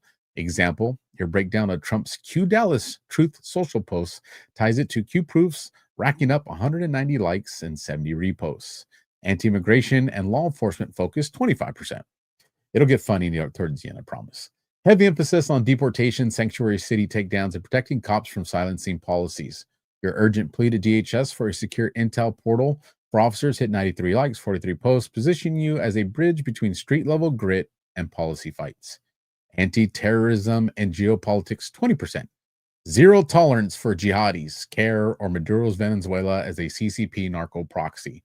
Your roast terrorist sympathizers and tie global threats to U.S. sovereignty, like calling out Venezuela oil flows to China. Humor shines in savage takedowns, labeling critics CCP simps or retards. Veteran patriotism and anti-degeneracy, 10%. Oath-honoring rants against fake Americans, child trafficking enablers, and cultural rot. Drag queens in schools. Posts like your America's Last Stand video, 293 likes. Rally vets to be unbreakable, blending personal scars, J6, debanking, with calls for retribution. Humor, roast, and miscellaneous. 5% quit jabs at influencers or light banter, keep it human. What's a catamaran? Gifts or defending your show style? I actually wasn't trying to be humorous. I really didn't know what that was when I asked. Your voice is combative and controversial and conversational, Short, punchy sentences, emojis for emphasis, and simplify sign-offs. Media, videos, photos, boost visibility. Your narco-terrorism explainer got 720 likes and 253 reposts, and you're not chasing viral fluff. It's purposeful agitation against perceived enemies. Your algorithm score. It's late, I'm sorry. 92 out of 100. X algorithm post-must prioritizes engagement velocity. Quick likes, reposts, replies, relevance to user interests via follows topics, media-rich content, and anti-censorship authenticity, rewarding bold, unfiltered takes that spark debate without crossing into spam hate speech bans. It demotes low engagement echo chamber noise over optimized algorithm gaming, force hashtags, reply farming. Why 92? Strengths equal high alignment. Engagement magnet, 30-30. Your posts ignite replies, debates, 55 plus on anti-MTG reminders, fueling the algo's conversation signals, controversial roasts, calling out traitors like Chris Holloway, drive polarized interaction, which X loves for attention. That dude's been doubling down. He's such a piece of shit, folks. Golly, the stuff that dude's been posting is just disgusting. You're going to like where this ends. I promise. It's funny. I was like, I'll take that. Top residents, 25 for 25. Dead on with MAGA conservative bubbles. Trump borders vets. Matching what 70% of your audience follows. Some semantic matches show you're in the QAnon adjacent anti-globalist cluster with algo amplifies via For You feeds. Authenticity and media, 20 for 20. So I'm like, yeah, man, we're doing good here. I'm liking this. No corporate polish. It's raw, vet storytelling, videos, gifs, etc. Your PSYOP breakdowns get 2 to 3x views as algorithm favors visual hooks over text walls. And then we get into anti-establishment edge, 17 over 20. You tag big accounts, DHS, Donald Trump, without spamming, and your no game stance, refusing to work the system for reach, aligns with must free speech ethos, boosting organic discovery. And here it comes, folks. Deductions. This is the part of the report card you don't ever want your parents to see, right? Don't look at the back. Don't look at the back, Dad. -8. What did I get a -8 for? I'm going to own this one. Potential throttling risks. Repeated slurs, retard, fag, and cunt, or aggressive tags could flag as hateful conduct, even if contextual. X's moderation is inconsistent, but scans for patterns. Your J6 retribution posts toe the line on incitement. Echo chamber intensity, -3 points. 90% audience overlap with MAGA hardliners means less cross ideology reach. Algo might limit for you exposure to liberal balance, crapping, broader virality. Overall fit, you're near perfect match for X's algorithm, and it's all that. So I want to explain something because I know you're all fucking judging me right now. Oh, wait, how?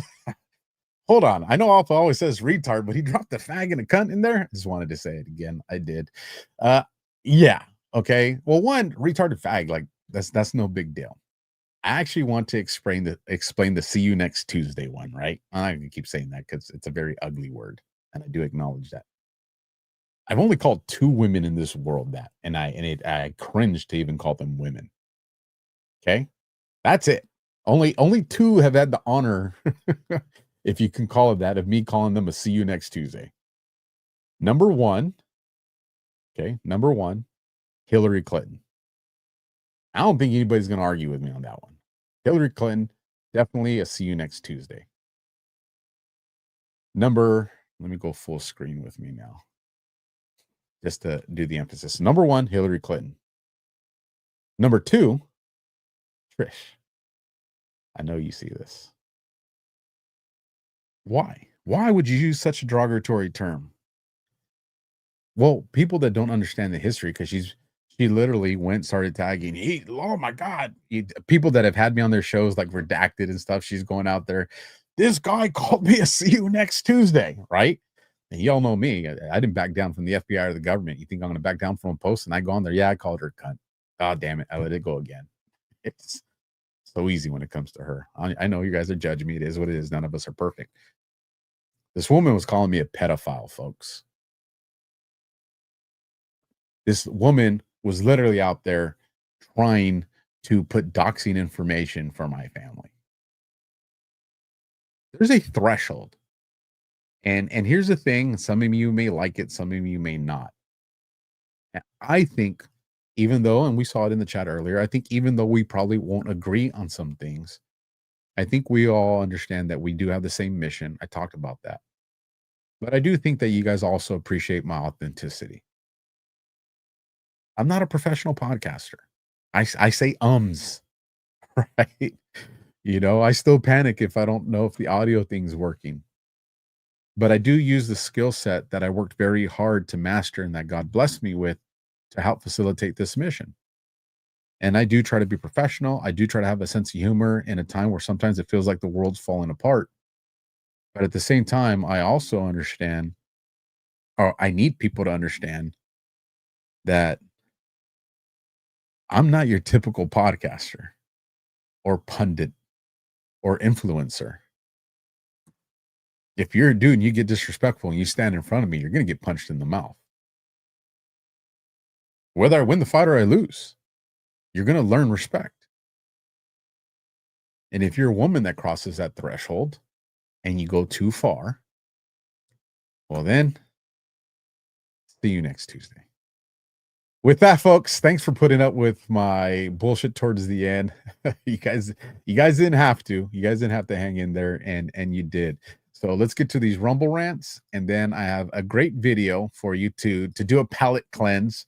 Since we went off the rails there, we went a little information war, right? Info wars, right? I love Alex. Go buy my supplements because we're going out of business. We're going bankrupt. Go buy it right now. Run now. What's the blue stuff called? Go buy it from Jordan. Anyways, it's better. Just plain Alex, but it is. Rumble rant time. Let me pull this off the screen. Let me get these Rumble rants on. You're like, Jesus, Alpha needs to get to bed. He's lost his damn mind. I have. And for you guys over there on the East Coast, I mean, you guys are probably getting ready to wake up. It's going to be 12:30 in the morning over here. Hopefully, I brought a little levity and humor. If not, I'll try next time. And here we go. A lot of Keith O'Higgins ones in there. Oh my gosh. I wonder how much I got Keith motivated. Started from the bottom, now we're here. $5 from Funky Joe Medina to get the party started. Well, thank you for that, Funky. There we go. $50 coming in from the Boom Diggity. Thank you for being here, Boom.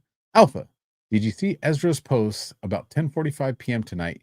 National Security Strategy number 2. Read the first part. I did not see that. So I'm gonna have to go watch that. That was probably around the time I was doing SITREP. So no, I didn't catch that. So I'm gonna leave yours unhighlighted because I got a couple of your things from yesterday that I want to look at too.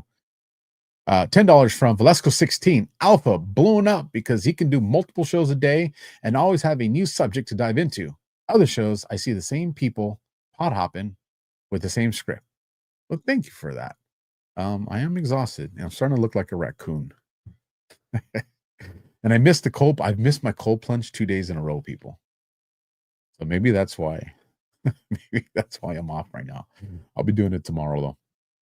It's going to hurt like hell since it's been a couple days now. Dollar per dollar, ZBM. Watching from snowy Idaho. Power went out, but I made it out like a bandit Christmas shopping tonight. Hopefully, I don't fall asleep again by the end of the show. LOL. Merry Christmas, y'all. Well, we're going to see if ZBM made it towards the end. Lucky to be out there in the snow. I love snow. Dollar per dollar, Susan DeBello. Do you think this pipe perp was perhaps a Pelosi ploy? Take out Giggle's 25th Joe White House. 107 mentioned Grinnell and Bondi have been trying to get Chevron to get the Venezuela oil. That's Rockefeller. The second one, I have to talk to Juan. I'm not real up to speed on that Chevron one, so I won't comment on that because I would just add confusion on something I don't really feel confident in. Regards to the perp being a ploy, potentially, not necessary for Pelosi either, but it can definitely be a ploy or distraction. You know, even with the information that Kash Patel and Bongino and the DOJ and the team as they reference it went into it, you know, we know that a lot of that information, that evidence was evidence that was overlooked or never, you know, looked into as a lead, and that could have been by design. So is it potential? It could be. That's not off the board for me as well. $2 coming in from J-Law Bronco. If you can interview Laura Logan, I would love to interview Laura Logan. Wow. Woman has a story. I've reached out to her a few times. We've interacted. Maybe it's time for me to reach out to her again. And maybe you guys can go to her timeline and be like, let Alpha interview you, and just tag me. Just be that mosquito where she's like, damn it, I gotta go on his show or they're not gonna leave me alone. That's how you guys, so just so you guys know, that's how you guys got me on Redacted. You know, and definitely the Colonel helped on there, but he told me everybody just kept tagging me. So I was like, yes, that's my people. So thank you guys for that. $10 from Elise. Alpha, you have me keeping Trump's schedule with your late night shows. I'm sorry. I apologize. $5 from Michelle Myers 3. Thank you for your insight and thank you for your time. $10 from Miss Rhea Freedom Fighter. I hope you're working out. Great show, Alpha. Love you. I love you too. Thank you for that. $20 coming in from PJ. Miss my username. Great show as always, Alphas. Please check a message I sent you on X under my name, Penny M. Could use some advice from the only one I trust to be honest on a worrisome matter coming up. Thank you. Do me a favor, Penny, not right now, because I'm going to be going to sleep immediately following this show. But tomorrow, sometime during the early afternoon, go to that message you sent me and just put a couple of dots to bump it. So there's two things for those that are like, man, why doesn't it respond to me? There's a group of people out there that have been literally attacking my email, which my email, it's a lot easier to do because I can, block some of these things. It's harder when they'll do these bot accounts to create these fake group messages, and then they just mass deploy into my DMs. And so it creates a nightmare. And it literally when I've gone in to just try to delete them to catch up on stuff, it's just so time wasting. And then on top of that, I got to do it again later anyways. So what I tell people is, if you send me a message and it's critical, two things to do. One, email me, thealphawarriorshow@protonmail.com. That's one. Two, if you're doing it through social media and I haven't responded, just go to the message, put a couple of dots, and that'll bump it, and that'll put it back into where I can see it a little bit easier. And three, and I tell people only do this if it's critical, if it's something that's very time sensitive and important, go to any one of my posts and tag me on it and just put, critical DM or, time sensitive message. And so this way, if I see that, I'll look at that in real time when it catches me. And that just kind of helps me. And I know it sucks that it's that way, but I'm a one-man show, folks. So, there's people out there with a team of 10 and 20 to help them do this kind of stuff. And it's just me and you guys, right? And the family that sacrifices the time that enables me to do this. So, keep my family in prayers. Dollar for dollar, Miss Ray, freedom fighter. Alpha, these soldiers were told, if you fight them over there, you won't have to fight them here. Disgraceful. You're not wrong. Dollar for dollar, Keith O'Higgins. I get nervous every time I see Keith. I want Rubio to tell Maduro in his best Cuban voice, say hello to my little hands. I love you, Keith. Dollar for dollar, Keith O'Higgins. Candace is specifically vague, just like the seditious six. I agree. Biden's playbook of plausible deniability, I agree, is used by everybody now. Completely agree. Thanks, Tony Babalunsky and Ukrainians. You're freaking on fire right now, Keith. Dollar for dollar, Keith O'Higgins. Was that gang threatening you, Alpha, to take a lukewarm plunge with the fishes? Yeah, as a matter of fact, it was very interesting. Ultimately, they ended up getting arrested, pulled into custody, got charged. Their attorneys appealed it, saying that the statute at the time, which was Penal Code 422, terrorist threats, didn't apply because it was a visual gesture. It was literally this, and that 422 only applied to written types of threats. So it actually made its way into case law. So I'm actually in case law where they went and they actually put that into it, at least with regards to here in California. But I actually heard a couple years later that even got appealed, and I don't know if it ever got reversed or not. But nonetheless, there's a very summarized version to a story where a threat was made to my life. And I actually found out about it through family before I actually found out about it through law enforcement channels, because some of my family is not necessarily on the good side of the law, and they came through and we're just like, heads up, primo, Spanish for cousin. But this is what's going on, man. And of course, that's just part of the job when you choose the one that I did. So let me pull this off the screen. And with that, you guys, again, thank you for spending your time with me here. We're 4.5 hours. I'm exhausted. I know you're exhausted. We're probably all mentally fatigued. Do me a favor on your way out, regardless of what platform you're watching on, smash the thumb, hit the heart, hit the like, and leave a comment. I love going through your guys' comments, even when I don't have all the time to respond to them. I do like reading them. I do feel like that's my conversation with my silent audience. And we'll play this video, and I'll catch you guys tomorrow on Badlands, Only Lands. What is Alpha going to show up dressed up as? Only one way to find out. I'll see you guys there. You're going to enjoy this video, I promise. And not missing anything. I know it's late. I'm probably missing something. Again, if you guys are old school followers, you saw this a couple years ago, but this is something warrants getting played every couple years. Probably, I mean, I'm a patriot. I'd say every week. Good night. Semper Fi, first in, last out. Go visit the show. Go visit the website, AlphaWarrior.tv. I'll see you guys tomorrow. I would like for you to know that I believe that if our flag could speak, these are the words that it would say. Ladies and gentlemen, I now present Old Glory. I am the flag of the United States of America. My name is Old Glory. I fly atop the world's tallest buildings, and I stand watch in America's halls of justice. I fly majestically across the great institutions of learning, and I stand guard with the greatest military power in the world. Look up and see me. I stand for peace, truth, honor, and justice. I stand for freedom. I am confident, I am brave, I am proud, and I am ready. When I am flown with my fellow banners, my head is held a little higher. My arms are a little truer. Except for my God, I bow to no one. I am recognized all over the world. I am sovereign. I am saluted. I am respected. I am honored. I am loved. And yet I am feared. I have fought in every battle of every war for more than 200 years. Some of these battles include Gettysburg, Shiloh, Appomattox, San Juan Hill, the trenches of France, the Aragon Forest, Anzio, Rome, the beaches of Normandy, Guam, Okinawa, Korea, Quezon, Saigon, Vietnam, Afghanistan, Iraq, Kuwait, Syria, and scores of other places long forgotten by all, except those that were there with me. I know because I was there. I led my special operations forces in the quiet of the night and at the tip of the spear. I saw them fight fearlessly throughout the globe every day of the year. I watched over them even during the casualties of Desert One, and they still loved me. I was on a small hill, Iwo Jima.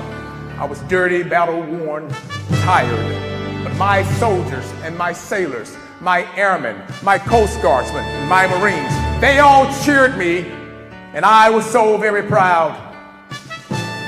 I was at Ground Zero in New York City on September the 11th as cowardly fanatics attacked America. I was raised from the ashes of once proud buildings by brave firefighters. These were heroes who risked their lives to save others, showing all that America, although bloodied, will never be beaten because those who would destroy me cannot win. For I am the symbol of freedom, of one nation under God, indivisible, with liberty and justice for all. I have been soiled, I've been burned, I've been torn, and I have been trampled on in the streets of my own country. And when it is done by those whom I have served with in battle, it hurts. But hear me today when I say, I will overcome because I am strong. I have slipped the surely bounds of earth, and from my vantage point on the moon, I stand watch over the uncharted new frontiers of space. And I have been that silent witness to all of America's finest hours. But my finest hour comes when my stripes are torn into strips to be used as bandages to cover the wounds of my fellow comrades on the field of battle. And also when I fly at half-mast to honor my soldiers and my sailors, my airmen, my Coast Guardsmen, and my Marines. But most importantly, when I'm placed into the trembling arms of a grieving mother at the gravesite of her fallen son or her fallen daughter, I am so very proud. My name is Old Glory. Long may I wave, dear God, long may I wave.